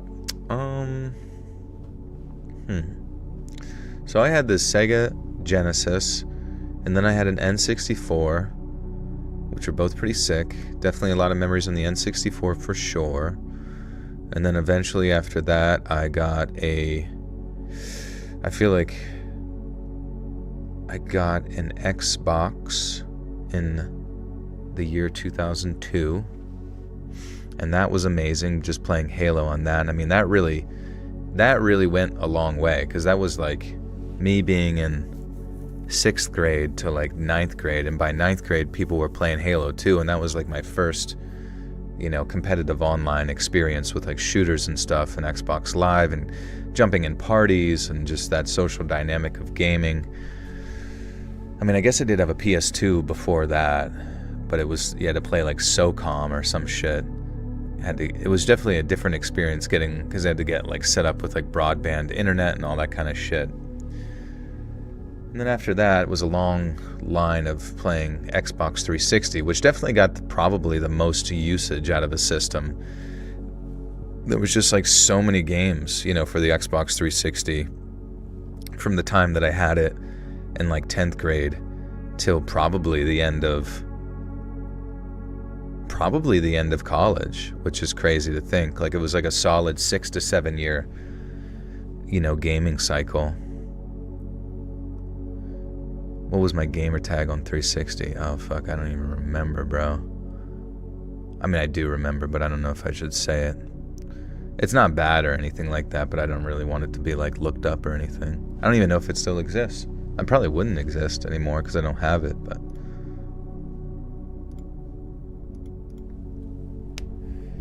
Pat's Nation, what's up, bro? Spartan Carl, yeah. Do not say it? Okay. I didn't know if it matters. I mean, I don't know if it's like a way to... But either way, it was fun. Xbox had a lot of their own exclusives where you could play as your avatars. Oh, that was sick. Yeah, the Xbox had, I don't know, that jump in quality. Joel the Pooh King, yeah. The Sofa King.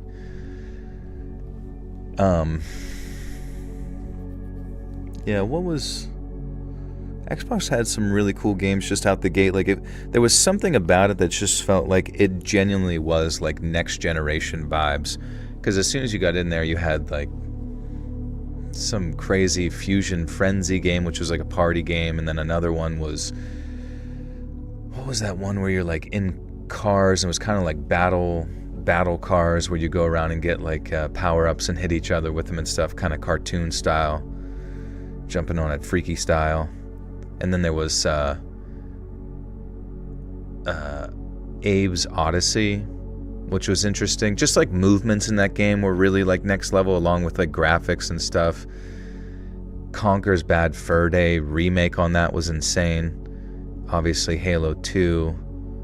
I remember even some of like the more specific like football games that were like specific to itself were sick.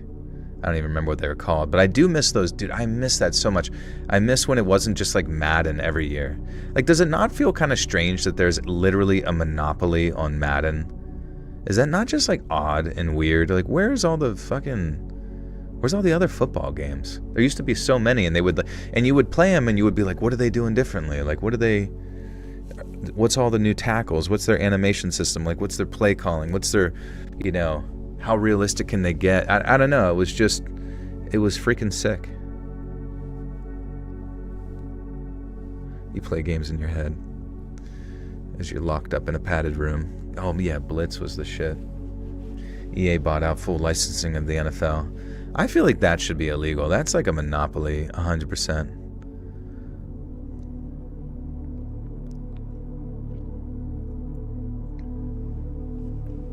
Who's my NFL team? I can't say, dude. People will hate you for that, worse than politics. Yeah, NFL 2K5 might have been like the peak of football. And then the 2K series came back. What year was that? 2017? Was that like 2017? But it was still like the same animations or something. NFL 2K game.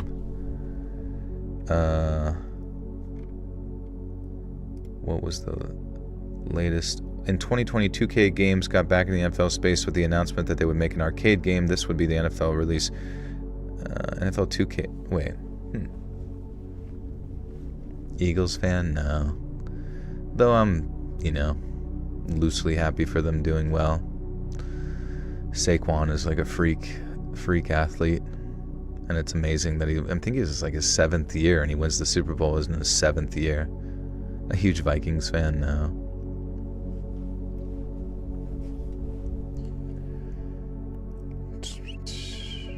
Oh yeah, I remember playing Blitz the League. You could like take steroids in the side and like eat painkillers. Would you want to exist if we knew we were from aliens or monkey or gods? We may never know. Where you could do steroids. Yeah, I remember that one. NFL Street was the shit. And it was really funny because NFL Street just used pretty much the same animations as like Madden, but then they just like amplified them or made them more exaggerated, which I thought was kind of funny. Do you remember the game Backbreaker? So like Grand Theft Auto 4 was the first game to use what was called the Euphoria like animation system, where it was basically the animations, like the kills or just interactions between characters were different every time, and it was literally only based on like the stimulus that was coming at the character model. And then it was really cool. It's like why you always see like a different kill in like, Red Dead 2, Red Dead 1, Red Dead 2, GTA 4, GTA 5, and I guess most likely GTA 6 as well. Hopefully in a better model. Do I like WWE games? I don't. I mean, I like the idea of WWE. I just never got into it. But yeah, Backbreaker also used the Euphoria engine. So like every time you tackled somebody, it would have, a unique tackle or something interesting. But the only bad thing about it is that like the camera sucked and the controls sucked. And literally all they had to do through like maybe some degree of like an update was just change the game to like your typical Madden style gameplay, and I guarantee you I probably would still be playing that Backbreaker game to this day, and maybe other people would as well, to the point they would make sequels. But it's just so sad that they chose some stupid like over the shoulder camera, which just like creates like a narrow vision, and I don't know, you can't really do a whole lot or do like sick stuff, but it's already like an arcadey game. So I don't know why they were going with this like ultra simulator camera bull crap. YouTube chat is kind of like what Yahoo chat used to be. I won't elaborate. That's fair. I don't remember any of it. Unless you're buying the game Indigo Children. That's a cool game. I do remember like the Indigo Prophecies or some shit way back in the day.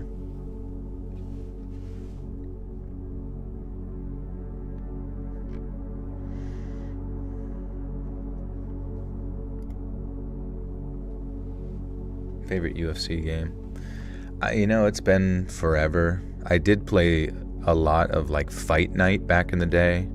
Those Fight Night games were fun. I remember taking my created character like as far as you could, like just multiple times to like the heavyweight belts, just because it was so satisfying to like just blast somebody in the face with like the right analog stick. But I think they kind of transferred some of those physics and style over to the UFC games, but I never really played it. Part of me kept thinking about the mechanics. Oh, okay. After our walk, we unpacked our bags, made ourselves some dinner, and then carried on enjoying what we thought would be a... Okay. After our walk, we unpacked our bags and made ourselves some dinner, and then kept on enjoying what we thought would be a weekend of peace and quiet. And part of me kept thinking about the mechanic's warning. But as I said, seeing the place up close and taking a walk around did a lot of... Part of me kept thinking about the mechanic's warning. But as I said, seeing the place up close and taking a walk around did a lot to calm our nerves. Not to mention, I had my gun with me and I was confident in my ability to defend both of us. If anything went wrong, we'd be fine. At least, that's what we told ourselves the afternoon we arrived. What was supposed to be our first night, but ended up being our last, passed uneventfully but not quietly. The forest itself was super loud, something I really didn't expect. There were crickets, owls, and pretty sure I heard a coyote howl too, but there was nothing that passed over the line from cool to creepy.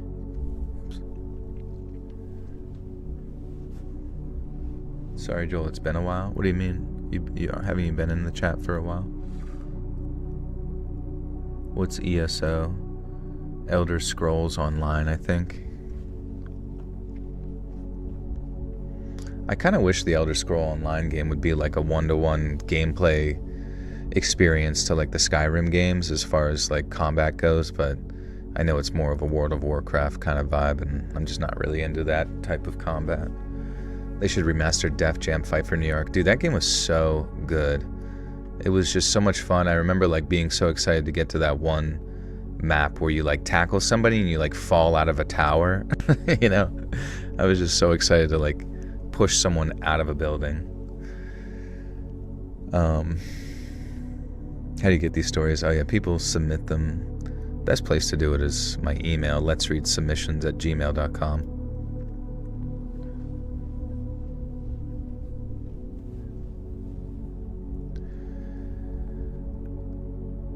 But there was nothing that passed over the line from cool to creepy, and both me and Gemma slept pretty well. The next morning we got up, took showers, and made some coffee, and then we sat on the porch looking out into the woods, wondering what the hell we were so spooked about during the previous day. At that moment, with the woods all peaceful and with fine weather over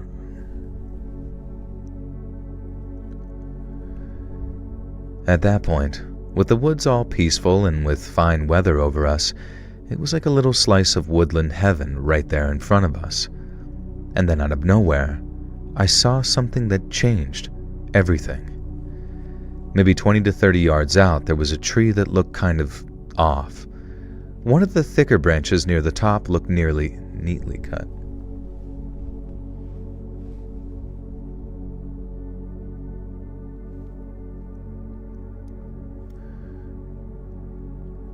Stop going against the grain and stick to what's worked before. Pre-2024 Joel was peak. What happened to you, man? You used to be cool. We miss the old stuff, man. This is just a cash grab, bro. It's just a cash grab. You ever play Baldur's Gate? Yeah, I played a few hours of that, and it was pretty crazy. I don't think I could play it by myself. I would definitely need friends.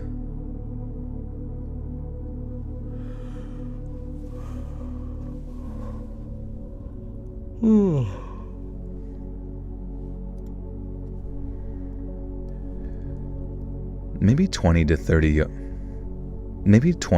yards out, there was a tree that looked off. One of the thicker branches near the top looked neatly cut and was leaning at an unnatural angle.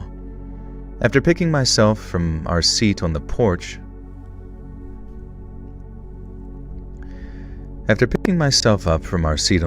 I walked into the trees to take a look at it. I quickly realized that there was a log jammed into one of the trees, and that it was being sandwiched against the trunk by a long stick that had been weaved between the branches. Now this probably sounds painfully naive to more rural folks, but when I first looked at it, I didn't realize what I was looking at. I thought that it might have been a tree sculpture or something, maybe a Native American thing that I hadn't heard of, but then noticed the wire that had been strung down the tree trunk and... Wait, what the hell? Have I ever cried on live stream? I don't think so. I don't really know what I would cry about, to be honest with you. I mean, sometimes I might feel emotional thinking about something, but... You'd have to beat the shit out of me, I guess, to get me to cry like a little fuck.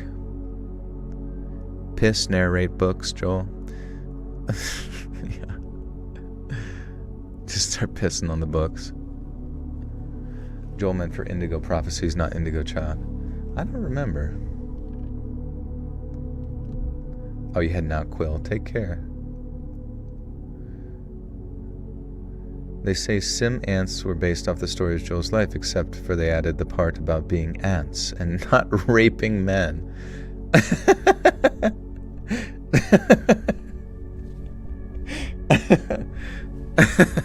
God damn it. that's the game they based around me. They're like, we made a game about you.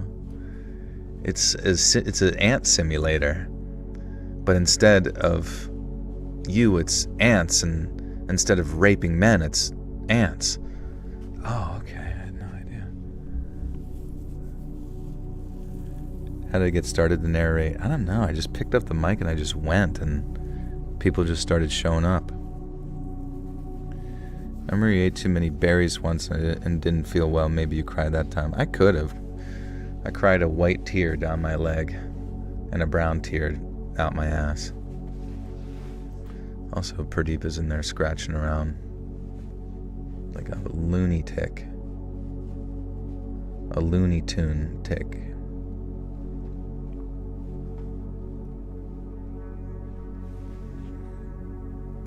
Oh, fuck.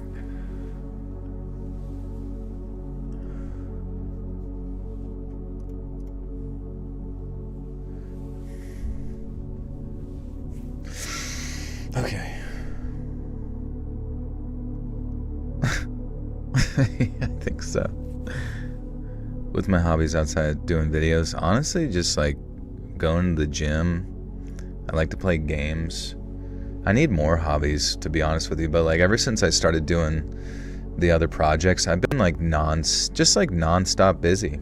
So weird. Weird. I don't know. I mean, it's not weird. It's just like a lot more of my time is taken up. I should get drunk right now. You're right. I've been 35 years sober, but I should just get back into it, I think. I hike mountains and boat streams. I do, yeah. I mean, I guess I do, yeah. Outdoor shit. I guess I forget about hiking and that kind of stuff as a hobby, but am I going to get Battlefield 6? Probably not. I've watched a lot of gameplay. Honestly, I might get it, but there's, how like I mentioned about the Grand Theft Auto game, like always having like a different animation every time you kill something because of the Euphoria engine? I genuinely very much wish the Battlefield or first-person shooters such as Call of Duty or whoever would use some type of, animation system or physics system that allows for like a different kill every time, you know what I mean? Just so it kind of adds to the novelty, because seeing the same like animations play out in every shooter is for some reason like my pet peeve, Some people think that's weird, but I just like have a pet peeve in those games where it's just like not really, it's not fun unless it's like funny, I guess. Unless it's like, because there's so many funny moments and like brutal moments in Red Dead 2, right? And like why would not be a first person shooter that it like allows that to happen in a competitive shooter, you know what I'm saying? Have you played Arma? It sounds like what you're looking for. I never really got into Arma, but maybe one of the military sims would be pretty sweet. And that's true. I do have a farm as a cult leader and a bunch of people in my basement and in the walls, but, I wouldn't consider that a hobby. That's just my purpose. There's plenty of games that use physics and generate new death. Consider Red Orchestra. Oh, okay. That's cool. StarCraft. No, I never really got into RTSs because, I don't know, RTSs, like you have to click a lot, and then when I have to click that much, I get like carpal tunnel symptoms, and my wrist starts to lock up, and I'm like, that hurts my butt. Hosing the people could be a hobby. That's true. Hosing them down, keeping them clean, getting the dust off of them. RTS is all about the hotkeys. Yeah, but don't you still have to like, I guess instead of clicking, I could be using a keyboard button to do it. But just the repetitive motions, like actions per minute or whatever they call it, like takes its toll on my joints for some reason. But only ever in like gaming, All this game talk is boring. All right, Christy, what do you want us? What kind of nerd girl stuff do you want to talk about? Cupcakes? Fucking panties and big green WNBA dildos? I thought it might have been a tree sculpture or something. Maybe a Native American thing that oh my God, Pradeep was still digging around in there. Still digging in his butt. I should rant. What do I even rant about? Dude, there's nothing left to rant about, bro. There's nothing left.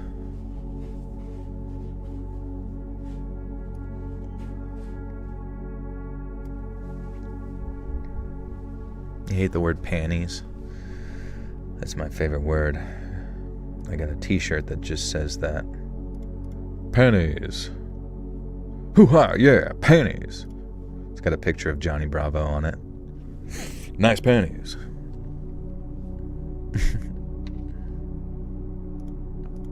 Hey, mama. He lifts someone's skirt. Nice panties. That'd be so sick. Yeah. That's my Pedro Pascal anxiety, is I have to, like, lift people's skirts in the street, tell them nice panties. But just simply from, like, a stylistic standpoint. Nothing weird. Just simply fashion. I should stream more often. Yeah, I should, you know. It's one of them things. Oh, it's your first time? Nice. Welcome. Yeah, I mean, pretty much it's just me trying to make it through my recordings while literally rambling about nothing. I want to make a compilation every Joel rant ever would be the greatest achievement of my life. It would be nice. Like, I always thought it would be fun if...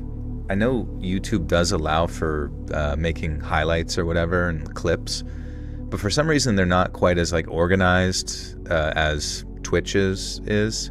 So to be able to, like, access them and put them on social media websites, it seems to be much more difficult or, like, less common.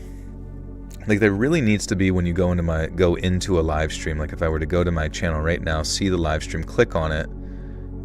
Let's see. Like, where's the option to clip something? It's not obviously there. There's a pause button, a skip button, a mute button, an autoplay button, a closed captioning button, a settings, mini player, theater mode, big mode. Where's the clip button? There's no clippity clops, but it's whatever. Oh, there it is. It's right in front of me. I don't know. For some reason, I don't. What do I even do? A clip and then I just start? Yeah, I'm not gonna do that. Something about it seems like oddly cumbersome, and I don't quite psychologically know why. LM with the 5 says, just want to say thanks, Joe. These lives really help start the whole week on a positive step. At the rants, the stories, the Pradeeps, much appreciated. You're welcome. It's good to see you. Thank you for the 5. What if you ran into someone going commando and their, like, balls just, like, smacked against my leg and gave me a bruise? Oh, why are those so heavy? Did you ever make any stories about dock spin? Some pretty messed up stuff. Dock spin, what's that? What is dock spin? Dock spin refers to an online platform that exists in different forms, both in clear web and dark web, though the dark web version is reportedly defunct and being seized.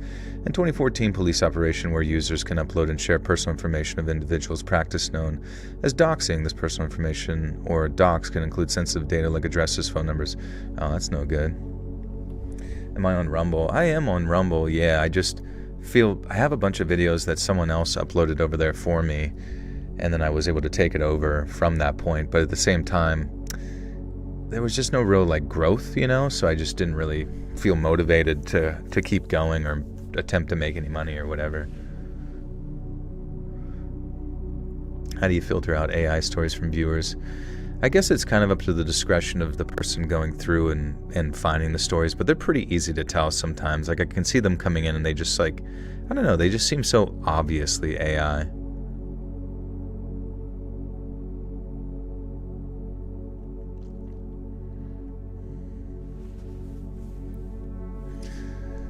Okay. What am I even doing? Yeah, instead of doxing, you prefer docking. Dock bin. Just a bunch of pictures of docking. What percentage of stories do you believe that you read? Probably all of them. I have a lot of faith. Have you done a story on the Colonial Parkway murders? It's not very well known, but the case itself is crappy. No, I'm not familiar. I might have, actually. Who knows? Just read it and forgot about it.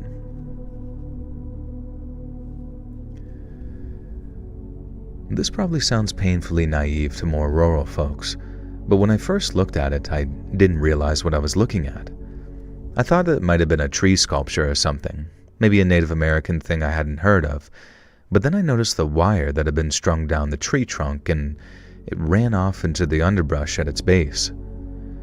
I took a few more steps along what was roughly a worn trail, following the wire's assumed path with my eyes until I saw it emerge again, only 10 yards ahead of me. It was strung right across the path that I was on, and if I had walked any further, maybe without that coffee, there's a chance that I wouldn't have noticed it at all. But there it was, clear as day, and once I saw it running horizontally across the trail, I realized what it was. It was a trap, and it was intended for us. When I showed Gemma, I saw the look of horror on her face as she too realized what it was. I grabbed the stick and tossed it at the wire, and then when it hit, the wire pulled out the log support and it came crashing down onto the trail almost exactly where the tripwire had been. Gemma yelped when it hit the dirt, and I'd be lying if I said that I wasn't majorly freaked out too. If I'd been standing there when it fell, I'd have been a dead man. We took another very careful... God, dude, that reminds me. I told you about that time we went to Chicago for a friend's wedding, and whatever, building he existed in, some sort of, I don't even know, like row housing apartment style thing, there were like these dudes up on scaffolding up above doing construction, like probably 5 stories above, like very up there since the housing is so tall. And like we were standing on the stoop and then decided to walk down to the street to just sit there and talk.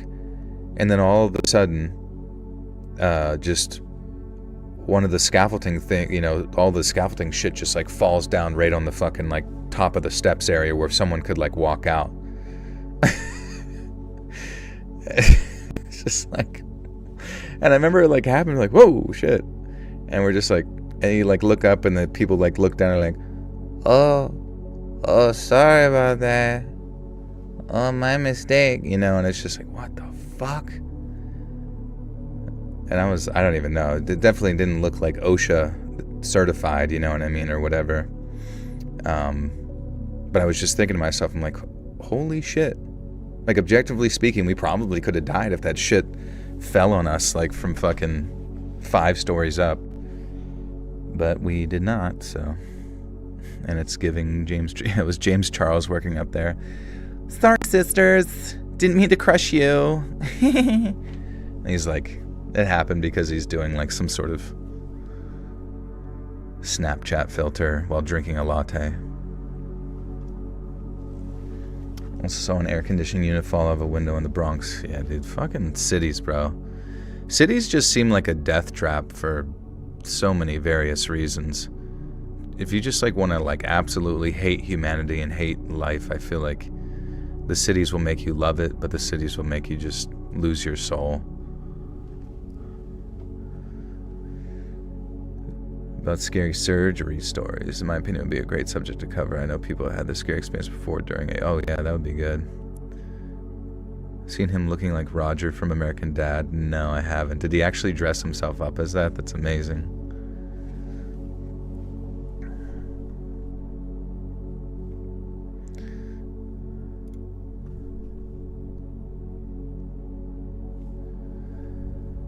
Gemma yelped when it hit the dirt.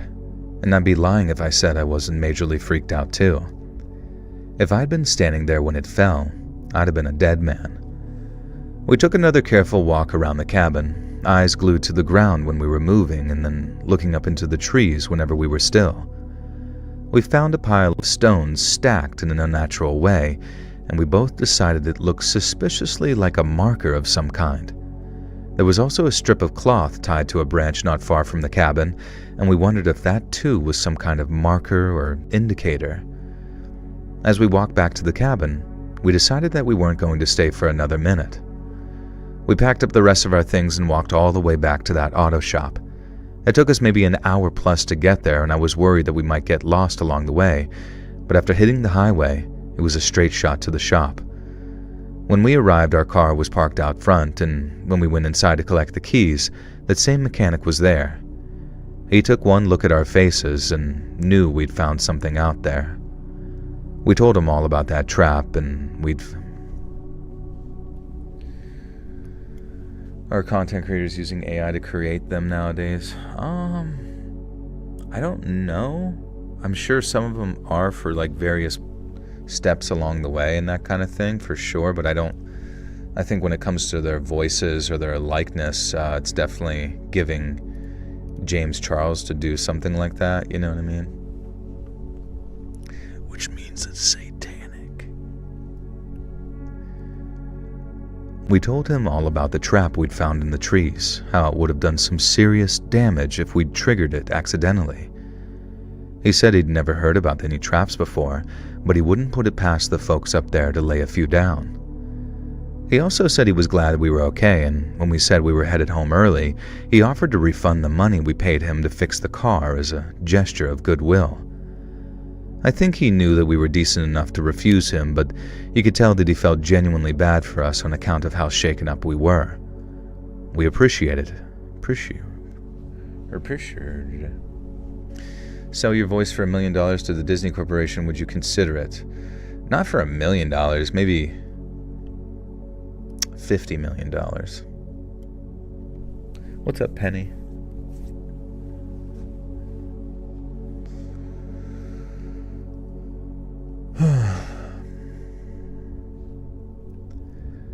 We appreciated it. We really did. But we've never returned to that area, and we never intend to either. We appreciated it. We really did. But we've also never returned to that area, and we never intend to. I'm riding the tiger of life. Oh, nice, dude. High as hell.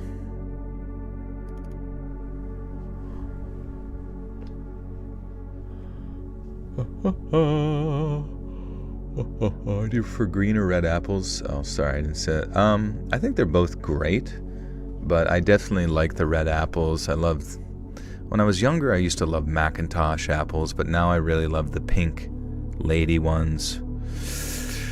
Yeah, the pink lady ones are goated with the sauce, with the applesauce. I've been a secret Disney Channel affiliate for years. Oh yeah, I love grapes. I remember I didn't even realize that you could like freeze grapes till I was in college. And then my roommate was like, dude, check this out. And he handed me a frozen green grape. And it was like the best thing I'd ever fucking tasted. And I was like, oh my God, I gotta freeze all my fucking grapes. And then before classes in the morning, I would sneak to the freezer and steal like 3 of his grapes just to like let them thaw inside of my mouth on my walk to class.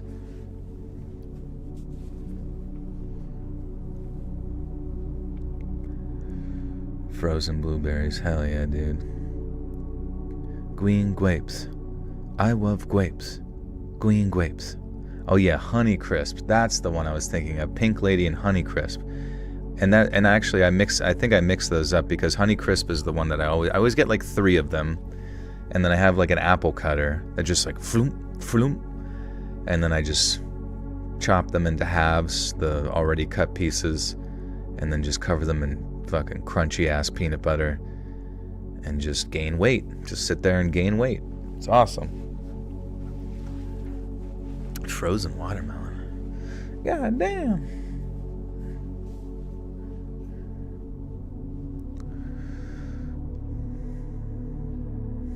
Let me take a drink. A drink at the sauce.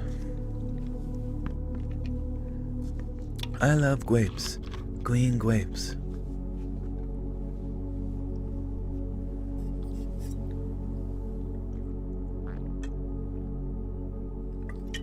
Honeycrisp were genetically produced at the University of Minnesota to withstand cold snaps of Minnesota. Oh, that's crazy.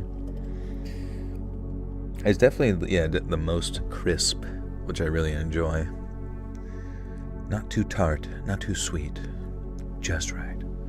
And I just enjoy bigger apples in general. Apple bottom jeans.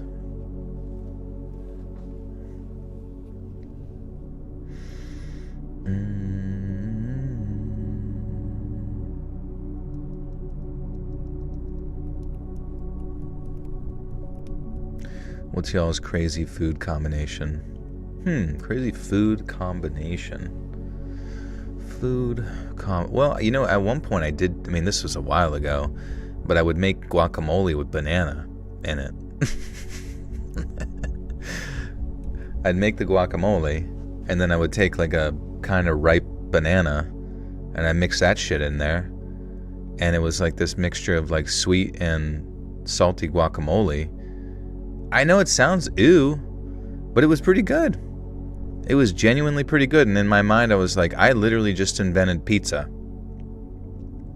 Because people always say, like, when's a new food going to be invented? When's a new food coming out? And I'm like, I just made it right here. It's called fucking slop. Banana slop guac. Here you go. It's only, you know, like half a banana. It's not that much. I don't understand. They put mango and shit in all sorts of those spicy dishes. Are you saying you prefer crunchy peanut butter? Yes, sir. I don't know. I just like the texture more so, and the crunch. When toasted and lazy, I'll be butter bread and put hot sauce on it. I don't know why. Don't ask. My drunk brain thinks it's amazing. I'll butter bread and put hot sauce. Oh, yeah, see? It's all just a mixture of crap and flavors in your mouth, you know? Your body will figure it out later. And honestly, how do you think they invented like Strombolis and shit and burritos? You gotta be like pretty much a pioneer in this industry. Your opinion on pineapple with pizza, or pizza pineapple? You know, I don't go out of my way to get it, but when I've had it, I'm like, well, it's still fucking pizza. It's got some sweet shit on it. So it's basically the same concept. Sweet and salty cheese. It's pretty, I mean, it's not like my favorite ever, because I kind of prefer the savoriness of just normal pizza. And I'll just drink diet soda if I want something like that. I like spicy food. Oh, yeah. I think about these things much more and longer than I probably should. Yeah, it's the only thing you should be thinking about. All day, every day. Like, how do you think Einstein, you know, discovered gravity? He was like just chilling, thinking under a tree for probably years at that point, letting his beard grow, letting his fucking bush burst out of his little nerd panties. His little Einstein whitey tighties. And then he's like, urethra, I got it. I'll invent guacamole. What level of spice? I mean, I'm adventurous. I will do degrees of spice in which to see how far I can tolerate it, but I also don't think it's like that fun to like torture your body with shit that's like making you sweat and then like burning your asshole, you know what I mean? Like some people act like somehow that's like a rite of passage for stuff, which I guess for like the initial attempt on like some atomic bullshit, but at the same time, do you really want your like throat to just like close up or something? His moonshine kept following him during his nap, and he put a drunk theory together. It's like, that didn't follow me as fast as it previously did with less moonshine in it. Ever tried the one chip? I have not, no. I'd be curious.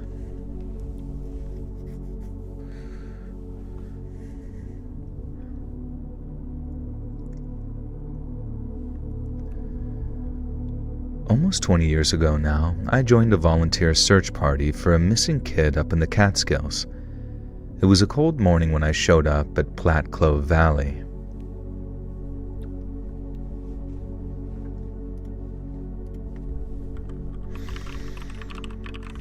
How do you say this place? Plateau. Platte.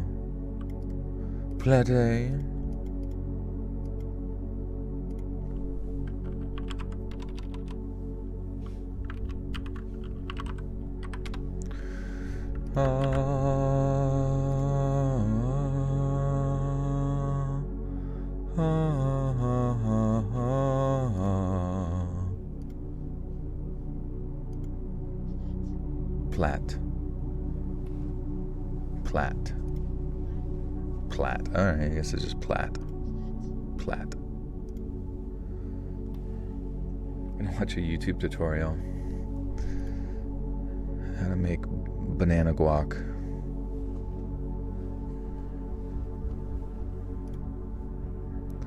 I feel like a terrible mom. My toddler loves dinosaurs, so I showed him Jurassic Park and I think I traumatized him. Dude, that's gonna be his fucking favorite movie in the matter of like 3 months probably if you keep showing it to him. And then the coolest part is he's gonna have like 6 other ones to watch after that, bro. Honestly, the best things I think for kids is shit that terrifies them. No, I'm just kidding. But you know what I mean? It's like it's so much stronger of a emotion when they're just like, holy fuck, that dinosaur is fucking massive. Ah!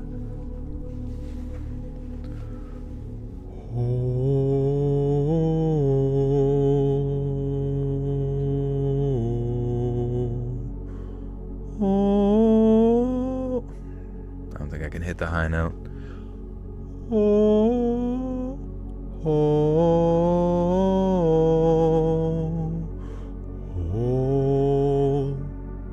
Damn it.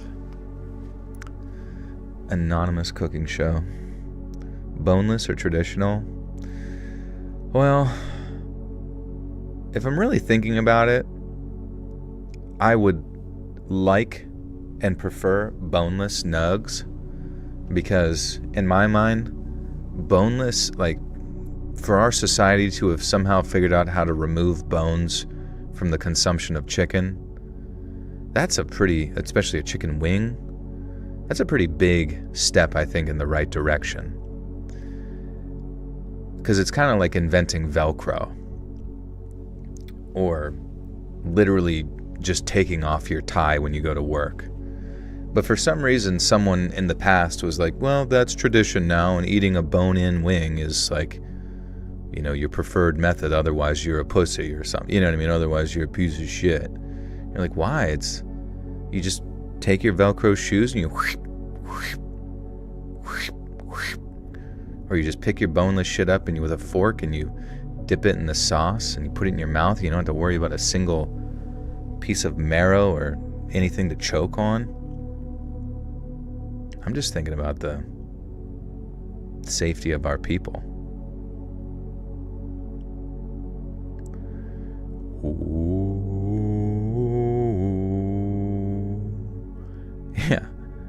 Yeah, boneless wings is pretty much the same as like inventing antibiotics. And we're just like low-key sleeping on it because like we're just trying to act tough and shit, and it's just like, man, we're in fucking, y'all are in fucking 1882, I'm in fucking 3006. Do I wear Velcro shoes? I wish I could. Be so much easier. It's like you waste all that time as a kid learning how to tie your shoes. You spend, how long does it take to learn how to tie your shoe? It takes like 2 to 3 years of training, you know, as a kid to learn how to tie your shoes. And then suddenly you're like, why the fuck? Dude, Velcro was so simple. You pull it, it tightens up. There's no flip-flop, scuba-dop, underdive, twist and twirl. You know, it's just like strap the fuck in.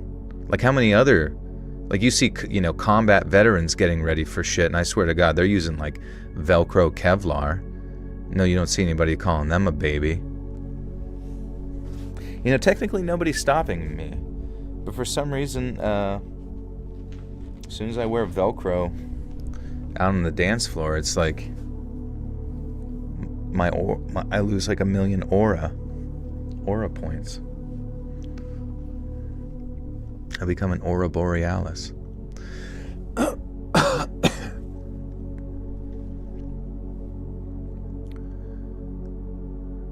And yeah, aliens gave us Velcro. That shit is from the fucking future. It's not my fault everybody else is stuck in some ancient of day monkey bullshit.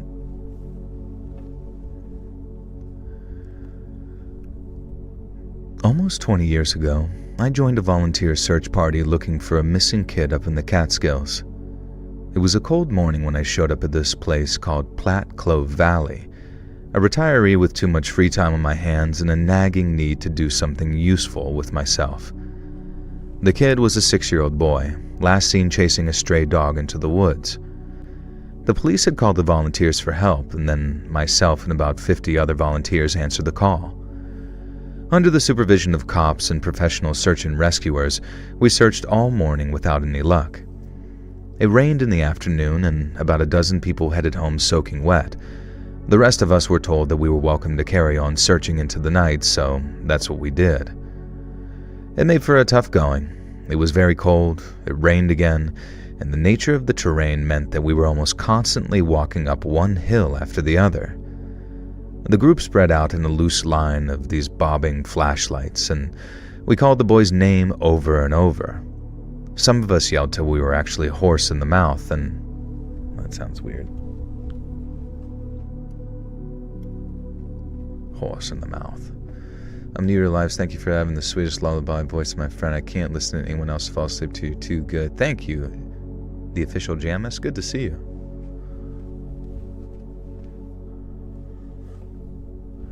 Has anyone seen, what's the new comedy movie, Naked Gun?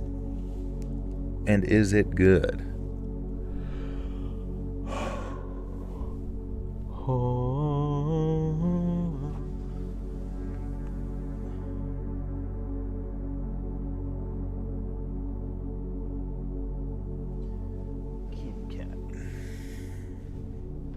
It is good. No and no. You watched Weapons. Yeah, what did you think of Weapons, Cry Toxic? Did you already talk about it? I only know Naked Weapon. Yeah.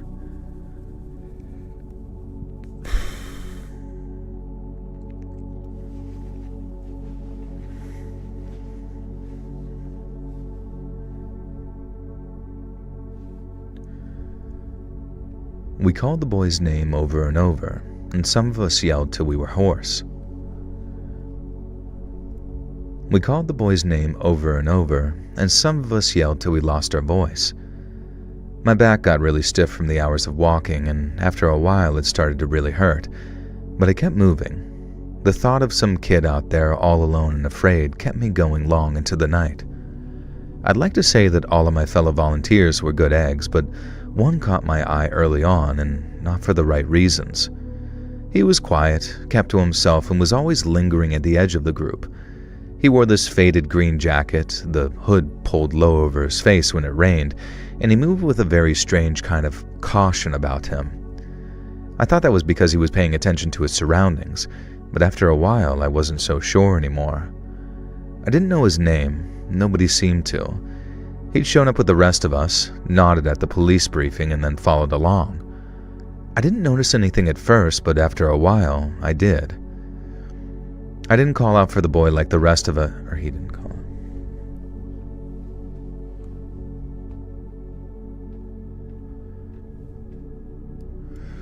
I'm glad you don't collab anymore, because it's so traumatizing when some random voice pops up out of nowhere like, I don't care about you, stranger danger. Yeah. Who are you? Where's Joe? Where is he? He's not here anymore.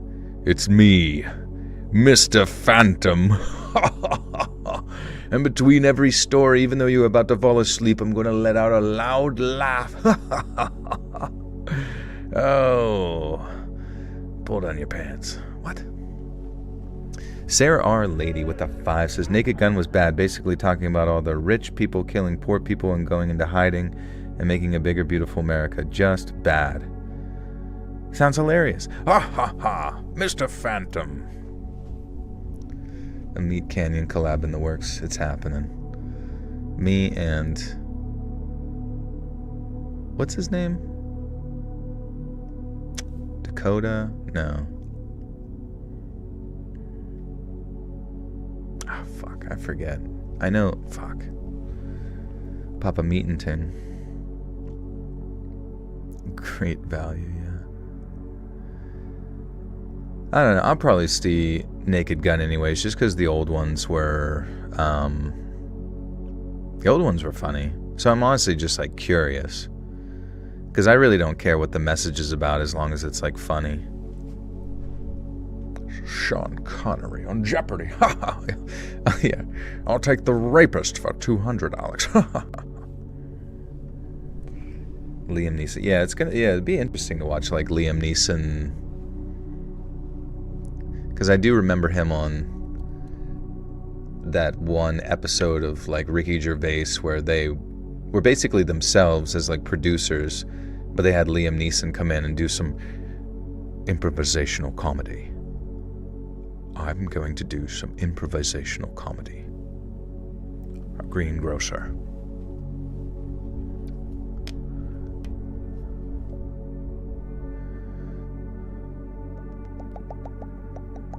I play with G.I. Joes. You know, I did when I was younger. They were at my grandmother's house and stuff, and G.I. Joels. I played with my G.I. Joel every night in the bathtub. He didn't call out for the boy like the rest of us did. He just walked, head down with his hands in his pockets, like he was just sort of going through the motions. And as the night dragged on, our group got more and more tense. Some of us had been there more than 12 hours, and we'd walked miles upon miles of woods without finding anything whatsoever. And there was no sign of the boy. No footprints, no scraps of clothing, nothing. The other volunteers were starting to starting to smoke crack. They got bored, we're going to smoke crack.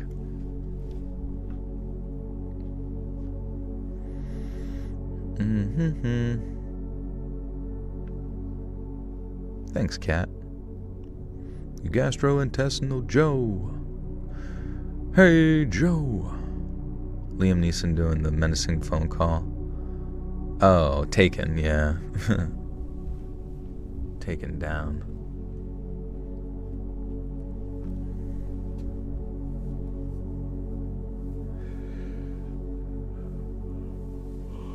Oh. Oh.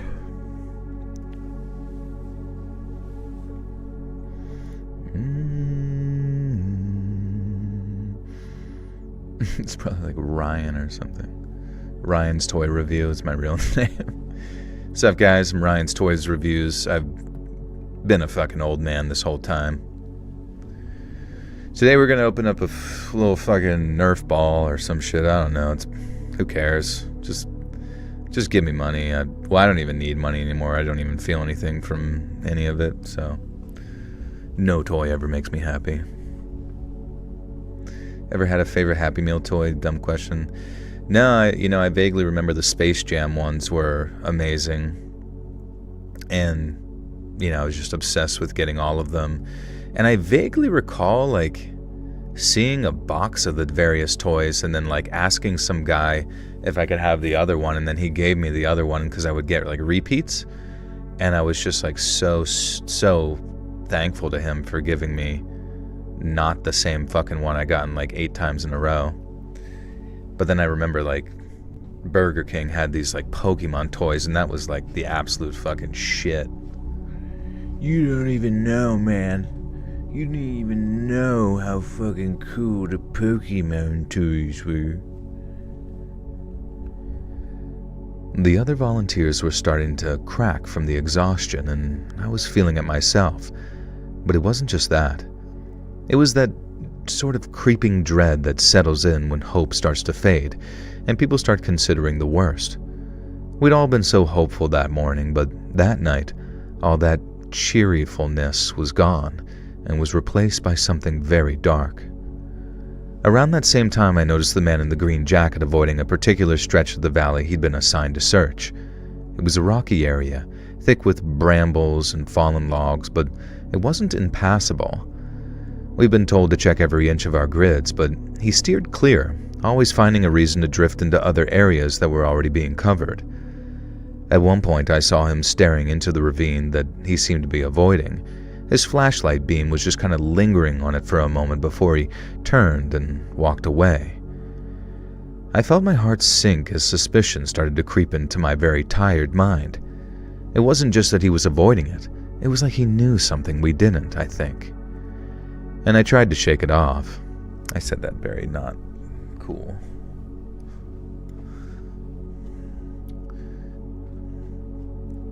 You hear about them throwing toys in the WNBA courts? Yeah, dude. We were saying that they were like power-ups. That if they picked them up, they would actually be able to make a fucking shot. Or who knows, maybe they could even jump. Some of them make them jump high enough to dunk a basketball. That'd be sick.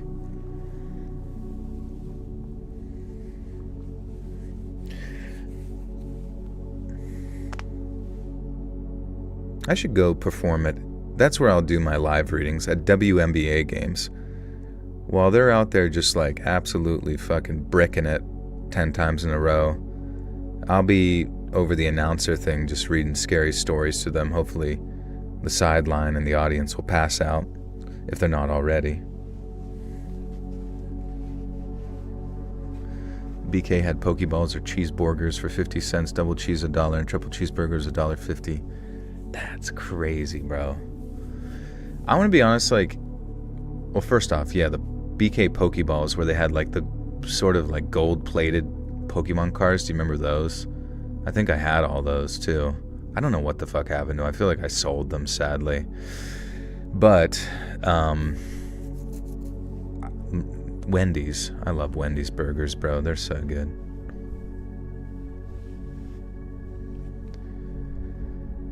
I felt my heart sink as suspicion crept into my mind. It wasn't just that he was avoiding it. It was like he knew something we didn't. I tried to shake it off. I was almost completely exhausted, so I was kind of mad at myself for jumping to conclusions. But then I saw him do it a second time, skirting that exact same... Skirting. Skirt! Skirt, skirt! Skirt, skirt! Can you hunt Pokemon and eat them? I think that's what Team Rocket was trying to do. Like, Team Rocket, it might have been a deleted episode, but I do vaguely recall Jesse and James saying that they were like trying to have sex with Pokemon or eat them. Maybe both. I don't know.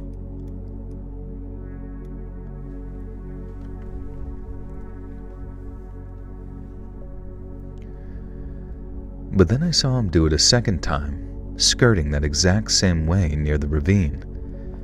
I remember watching his steps quicken as he passed it. The other volunteers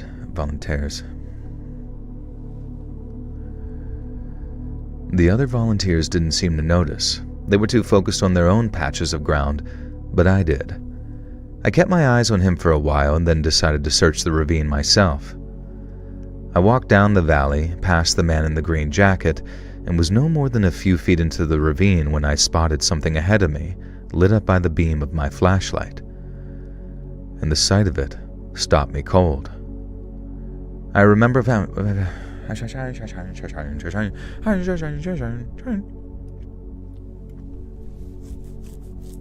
you remember that one meme where like SpongeBob is giving like a diatribe about why Vaporeon is the best Pokemon to have sex with? I think that was like one of the few times in my existence where I was like crying, laughing, listening to him say that.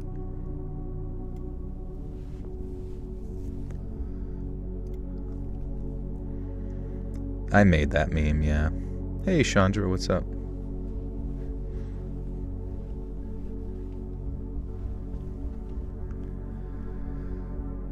I remember my flashlight sweeping over the dirt, and there it was. A small blue toy car, half buried in the leaves. My breath caught when I... Favorite Pokemon? I'm glad you asked that question. Let's see if anybody in here remembers my favorite Pokemon. Only true fans will know. Only true fans. Only the real ones. My breath caught in my throat when I saw it, because it was the toy the boy had with him when he ran off into the woods. It was scratched, with one wheel bent, but it perfectly matched the description the boy's parents had given. I called out to the rest of the group. The first to arrive was one of the police officers, and I showed him the toy right away. I didn't say anything about the man in the green jacket, not yet. I didn't want to sound paranoid, but most of all I didn't want to stir up trouble in a group that was already on edge. The man in the green jacket reappeared, slipping back into the group like he'd never left. I watched him as he stood at the back, his hood still up and his hands still stuffed deep in his pockets. I was convinced that he'd seen the toy, but had chosen not to report it, and I couldn't keep quiet anymore. I suddenly pulled out... snuttily. Okay, let's see. Who got it? Oh my god, nobody got it, dude. How do you guys not know? I've said it like 50 times. This was so important to know. If ever there was something to know about me, it was this thing. It was about my... How come you don't know a 35-year-old's favorite Pokemon? It's not Charizard, no. Gengar is cool, but it's not Gengar. And it's not Blastoid. It's not Hemorrhoid. There you go. Cyana's got it. It's Dragonite, baby. Let's fucking go. Let's fucking... Absol, that's funny. You didn't pay attention to the stories? No, it's okay. It's good you didn't pay attention to the stories, because then you'll watch the video when it comes out and make me stinking rich. With one view. One view equals 1,000,000 schmeckles. It's mayonnaise of Pokemon. What's the name of the other channel? Oh, the True Crime channel, Saturn Soul. And then the podcast, A Twist of History.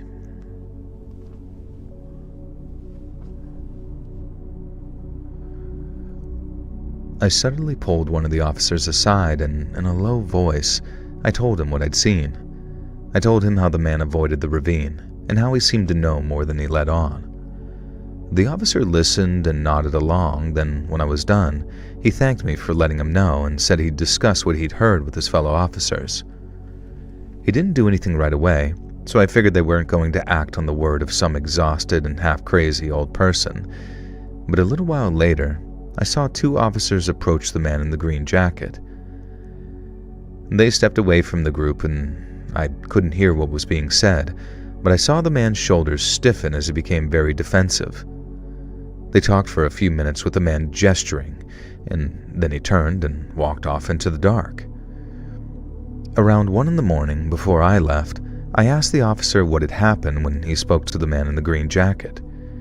He said the man had been questioned, had denied knowing anything about the boy's disappearance, and had been so offended at having to justify himself that he actually left the search entirely.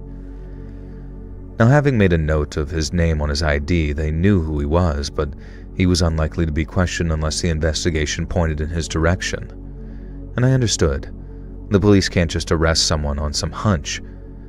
But on the walk back to my car, I couldn't stop thinking about the man in that green jacket and about the ravine he'd avoided. The next day, I went back to the...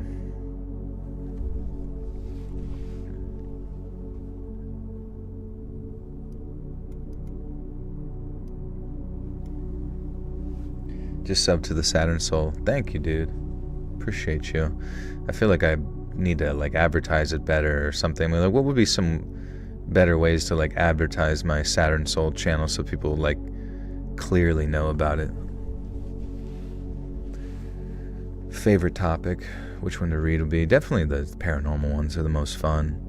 I hope that at some point have a compilation of just paranormal outdoor stories.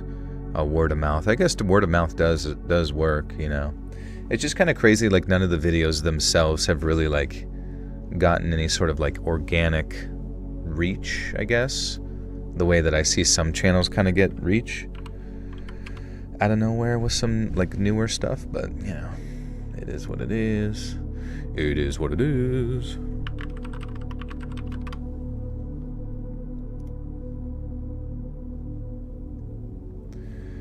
Put it in the yellow pages, yeah. With the H is Saturn Soul. It's my true crime YouTube channel.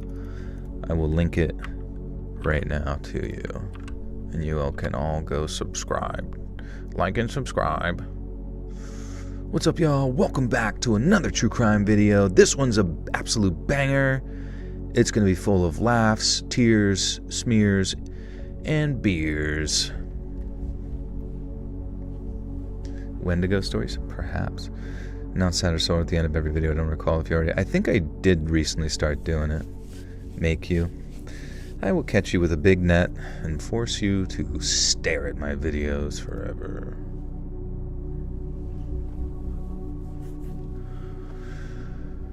Okay.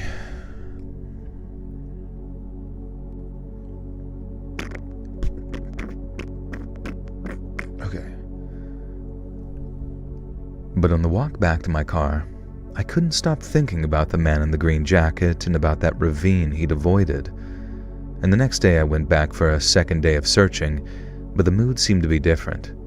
Nobody talked much, there weren't as many smiles, and even when people did, the smiles never seemed to reach their eyes. The man in that jacket didn't show up again, but his presence, his absence. Nice. The channel's blowing up.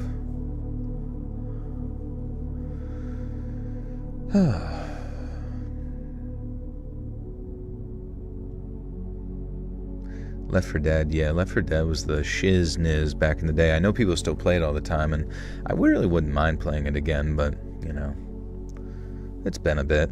I do enjoy just, like, 4-player co-op style games. That's why, what's it called,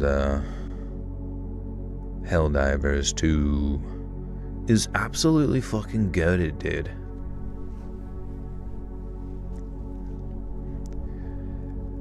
The man in the green jacket didn't show up again, but his absence felt louder than his presence ever had.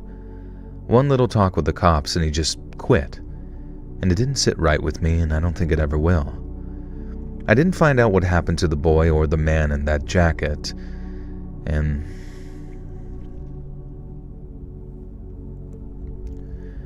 I didn't find out what happened to the boy or what the man in the green jacket knew.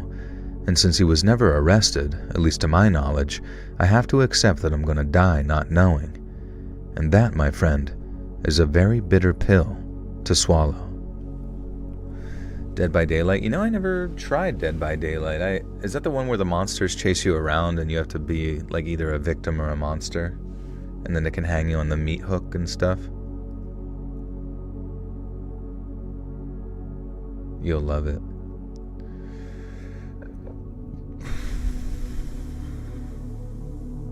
I played it first on 360 when I got a PC. I played it now with the mods. Wait, Dead by Daylight was on the 360? Oh, no, you mean Left 4 Dead, yeah.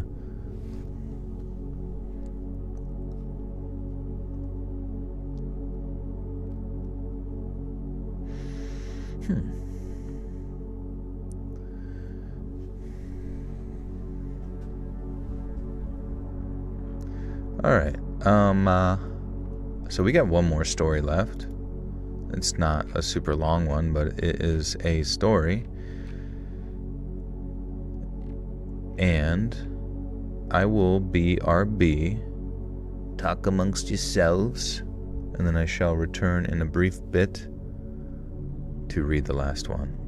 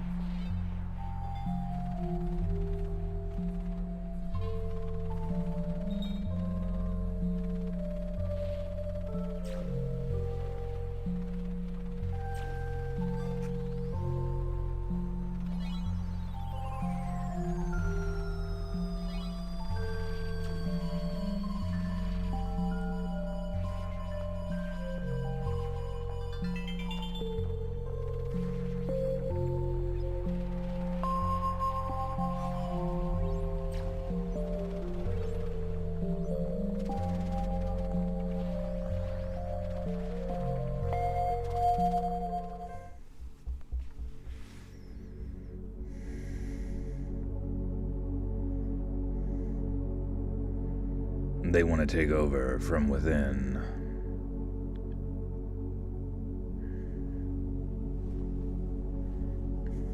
Oh my god, the smell of Hollister. I don't think I ever once went into that store, but I would pass by it and it just reeked of mail, of just like perfume stench. Cave painting suggests we have had wolves for 30 to 40k plus. That's crazy.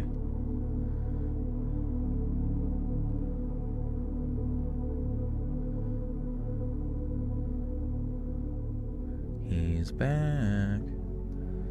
You had a wolf dog for almost 16 years? That's sick. What was that like? Did you have to keep him inside, outside?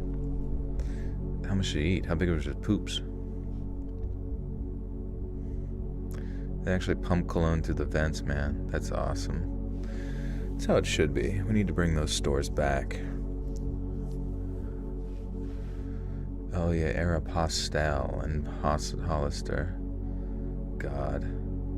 I used to see people like wearing those outfits at school. I'm like, what the fuck is wrong with you, bro? Poop check. You stay away from there. Nobody's checking my poop.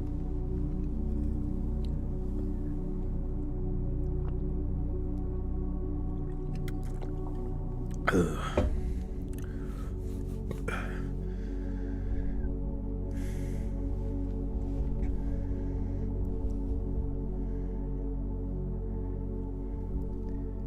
I've been photographing wildlife around.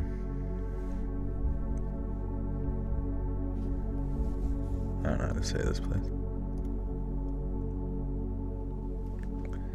They had spray bottles in the employees. That'd be funny if they just had the sprayer on like a timer to just like shoot up into the vent. They were gassing everybody. How do you say this place?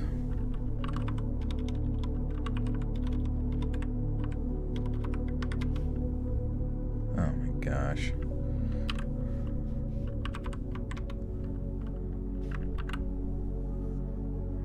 Balsam.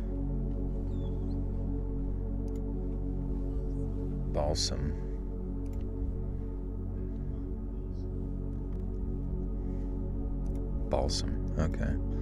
Get some of them balls. You still got a Hollister in mall? You lucky dog. Save some of the cents for us.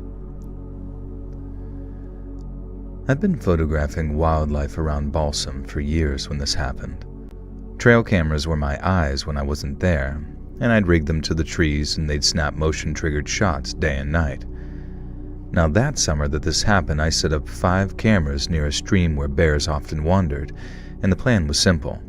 I'd leave them for a week, retrieve the footage, and sort through the images for the keepers. I'd leave them for a week,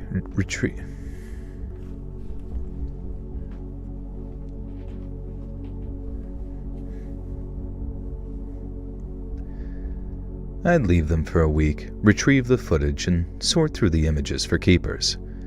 But I ended up getting way more than I bargained for. The first sign of trouble came when I reviewed the footage back at my cabin. Most of the cameras had captured what I'd hoped for. Bears lumbering through the brush with their eyes glinting that sort of infrared glow. But one camera, tucked much deeper in the woods, showed something else. One night, a man walked into shot, but not some hiker or camper. This guy looked like he'd been living wild for years. His clothes were torn and filthy, and after walking into the shot, he'd started digging in the dirt with his hands, just sort of clawing at the earth like some type of animal. His movements were frantic, almost feral, but he never once looked at the camera, and I assumed that he hadn't seen it.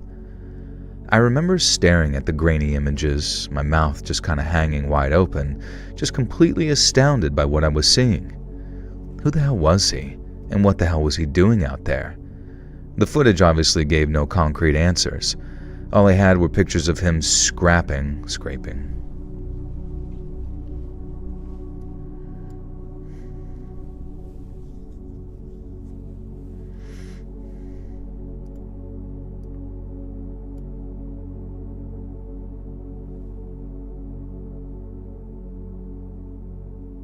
Dragonite looks sweet and cuddly, damn straight. You can ride his ass all the way to the Elite Four. Favorite brand to wear nowadays? Probably Fubu.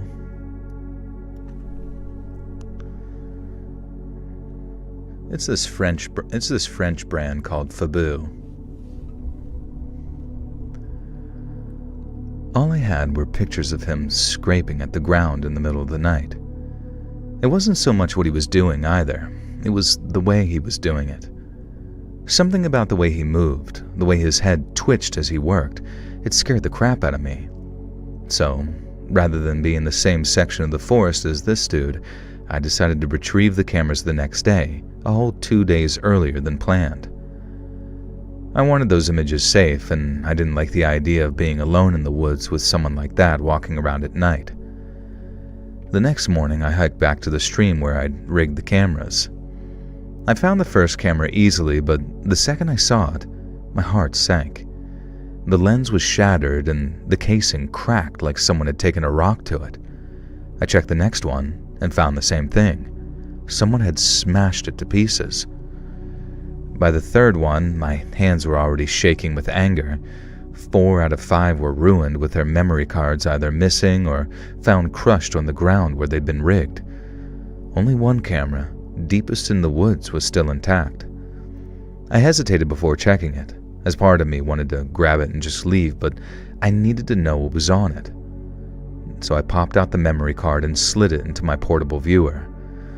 The first few clips were normal, just animals of varying shapes and sizes. And then I saw him, the same man in the same tattered clothes, but this time, he wasn't digging. He was standing right in front of the camera, staring into the lens. His face filled the frame, very pale, gaunt-looking, with big dark circles under his eyes.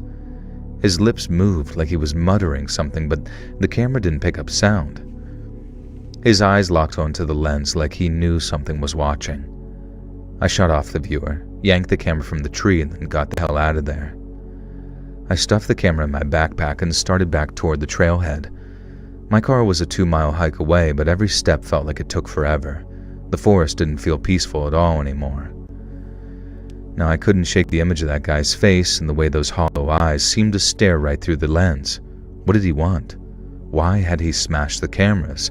And why had he left that one, the one with a video of him? It almost felt like a message, and one that was easily understood. It clearly said, "Leave now." And I tried to reassure myself, thinking that maybe he was just some hermit spooked by the cameras, but deep down, I knew better. He looked right at me through the lens. He'd clearly wanted me to see him. After an hour or so of very tense walking, the trail opened up and I saw the faint outline of the clearing where I'd parked. I walked over to the car, and that's when I reached it. Then I reached it.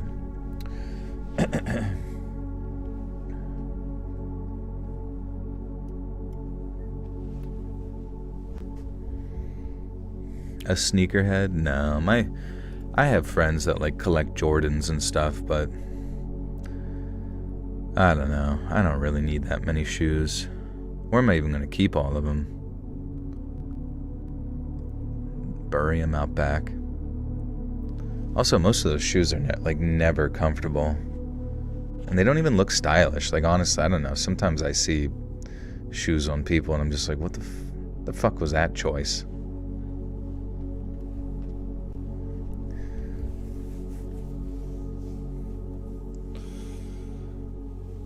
Oh, man. No, I mean, it's all good. I don't mind. Like, there's nothing against anybody that wants to collect sneakers. And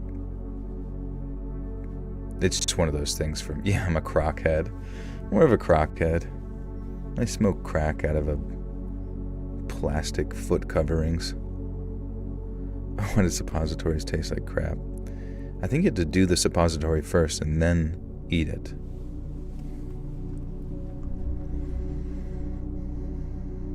Collect coins. I walked over to my car, and then when I reached it, I glanced back at the tree line, half expecting to see him staring back at me, but there was nothing. No movement, no sound, but I knew he was out there, and that was enough to send a shiver through me. I climbed into the car, slammed the door, and locked it. My hands shook a little too.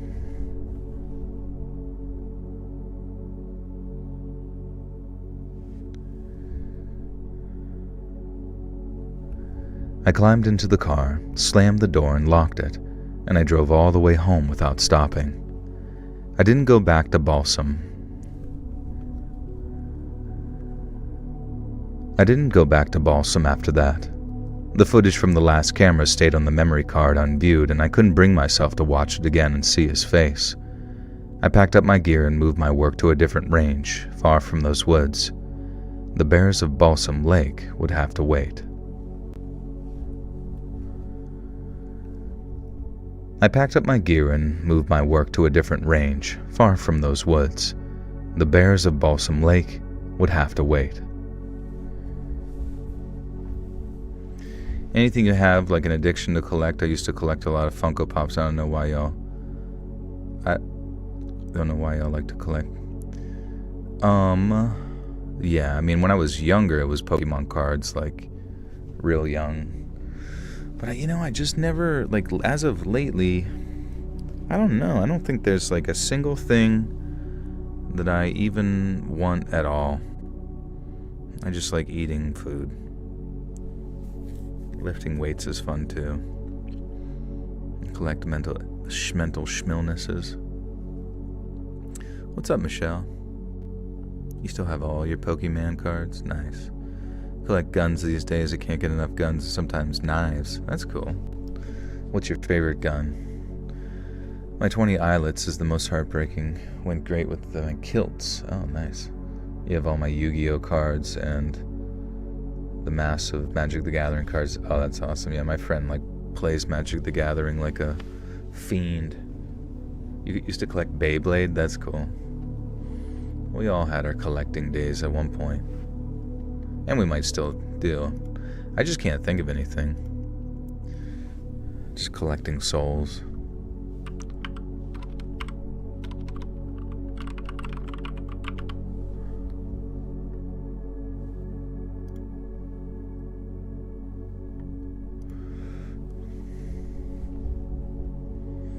The massive MTG cards are signed by their artists. Yeah, I remember it felt bad because my one buddy was saying that there was some MTG artists or something in the peak era of woke stuff that they got canceled on Twitter and then lost their job as an artist for MTG, and it was just for the most innocuous pointless shit or something. I don't quite remember. I'm just what a bunch of fucking idiots. Therese Nielsen, yeah, what'd she do? What heresy did she beckon? The hive mind was not happy with this one. What the hell's with Dad spluttering and coughing like the poltergeist in the morning? We're just all clogged up, bro. Listen, I have hakas and they aren't cute, but holy absolute F, they feel amazing. Hakas, that's shoes, right? Yeah, that's like, isn't that like a hiking shoe? Or like, is it a walking shoe? Like speeding tickets. Alright, I'm going to read an outro here. You guys can tell me something funny to say. Mischievous cartoon character tattoos. That's cool. The Knights of Amber don't care about MTG anyway, which resulted in all of that. Let's check it. You know, we're going to look it up. Why was Teresa... What was her name? Teresa Nielsen canceled by a series of mentally ill folk. Teresa Nielsen, the longtime Magic the Gathering illustrator, faced backlash and was effectively canceled in 2020 after players and fans discovered that she'd been liking, retweeting, and sometimes interacting with content tied to right-wing conspiracies, QAnon figures, and politically controversial personalities. The criticism centered around she was engaging with posts from QAnon influencers, pro-Trump accounts, and anti-trans voices. Many in the MTG community interpret her online interactions as supporting far-right and conspiracy-driven causes, which clashed with Wizards of the Coast's public stance on diversity and inclusion. Players began calling for boycotts and for Wizards to kill her and hang her by the neck until dead. So they did. They went to her house and they crucified her. What specifically was she interacting with that caused such a stir amidst the terminally online folk? Oh, the humanity. Go for another, still working on stuff. Have a nice one. Oh, no worries, Jackie Chan. Alright. Liking and retweeting posts from major QAnon promoters, including ones with Q drops. WWG1GA. What does that mean? What would Giga1 Wiga hashtags and conspiracy claims about global child trafficking rings? Pro-Trump MAGA posts engaging with tweets from Donald Trump and prominent pro-Trump personalities in ways that are seen as endorsement. Anti-trans, anti-LGBT rhetoric, liking tweets critical of transgender inclusion, sports and posts framing trans women as a threat to women's spaces. COVID conspiracy theories, interacting with content that questioned literally fucking anything that people currently support in the current moment. Following and boosting voices associated with InfoWars, Project Veritas, and other conspiracy-oriented outlets.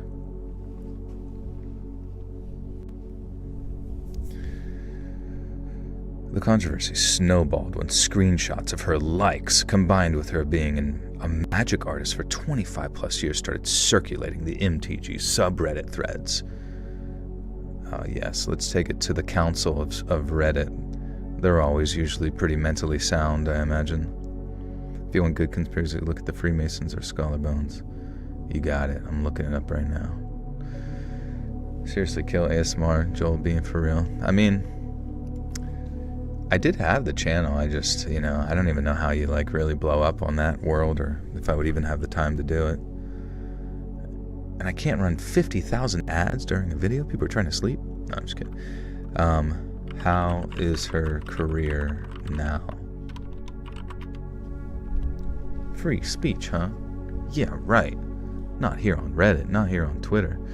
What's Teresa up to now? Still thriving as an independent artist, although her long-standing relationship with Magic the Gathering ended in mid-2020, Teresa Nielsen continues to create. Her official site features limited edition prints, artwork, auditions, playmats, artist proofs, and more, updated regularly as she completes new work. Milestone sale of iconic artwork. In December 2023, the original artwork for her card Force of Will fetched an astonishing $350,000 at auction, making it one of the most expensive pieces of MTG art ever sold. Boom. Wizards of the Coast confirmed that termination of the working relationship with Nielsen in June 2020. The last product to feature any printed art by her was Zendikar Rising. Following that, her art was removed from later products in the 2021 Mystery Booster reprint series. A spiritual and creative rebirth. According to her About page, Nielsen described 2019 as a pivotal tower moment. Her marriage ended and her MTG career ended shortly afterward. She subsequently turned inward, depending on her meditation and spiritual practices, and shifting her artistic focus towards mystical and visionary themes such as unity, transcendence, and the tree of life. You've turned her into a god. You've turned her into a god.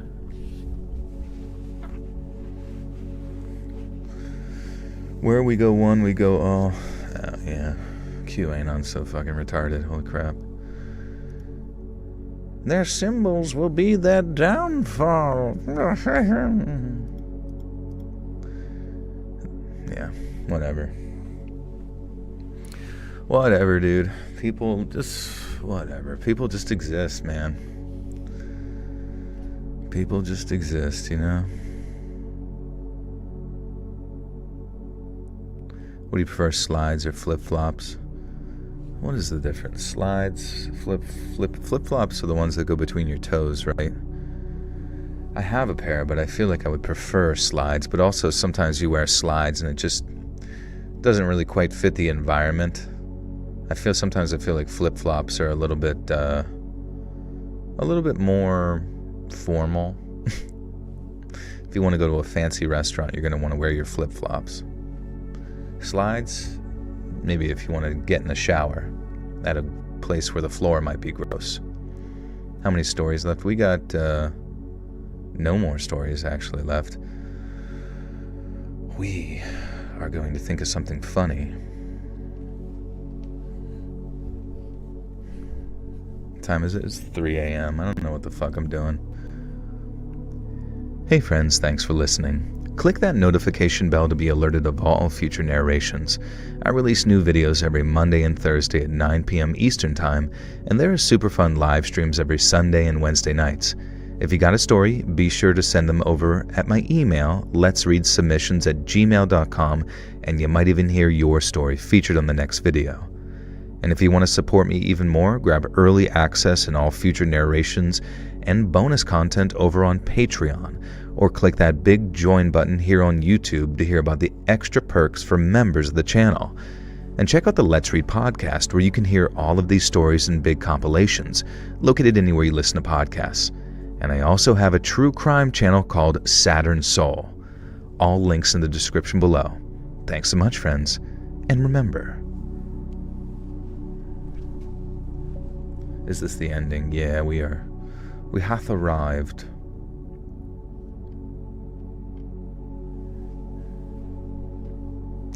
The only way out is up. That's a good one. Thanks so much, friends. And remember, the only way out is up.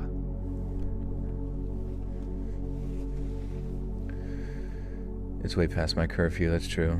I gotta be getting home. The missus is gonna be waiting up with a rolling pin to bash my fucking balls in. Why are you home so late? I was recording, sweetheart. What do you think? Well, then why do you smell like cat shit? I was eating cat shit, sweetheart. What do you think? Seen the new South Park? I have not. I hope to. But I say that a lot about a lot of shows, and then I just never end up looking at them when they're playing. I press play and I just close my eyes. I just sit there with my eyes closed, catatonic style. Thank you guys. Good to see you. I will be back streaming again on Wednesday. Today's Sunday. Well, now Monday. But we'll get this edited up over on Patreon. It's only $1 a month over there for early access. And then I will go ahead and get it up on YouTube. Same time, same place. 9 p.m. EST. New podcasts out every Tuesday. New Twist of History podcasts out every Wednesday. And don't forget to subscribe to Saturn Soul, my friends. Alright, my beautifuls, follow me on Let's Read .official on Instagram. Otherwise, I will see you guys next time. Hit that notification. Am I doing an outro? We already read it. We already read it. Did you hear it? Are you not paying attention? But, yes. No, is this an outro for us? Like forever? I mean, isn't this my normal outro? I've read the thing and then I talk about all the call to actions. The call to action. Would you like to know more? I am leaving after this, yes. Okay. Hopefully you live stream on Saturdays or Sundays. Yeah, so today was Sunday, but I'll be back streaming Wednesday night, guys. Hit that notification bell. Follow me on Instagram so you know when I go live. Otherwise, I will see y'all next time. Bye-bye.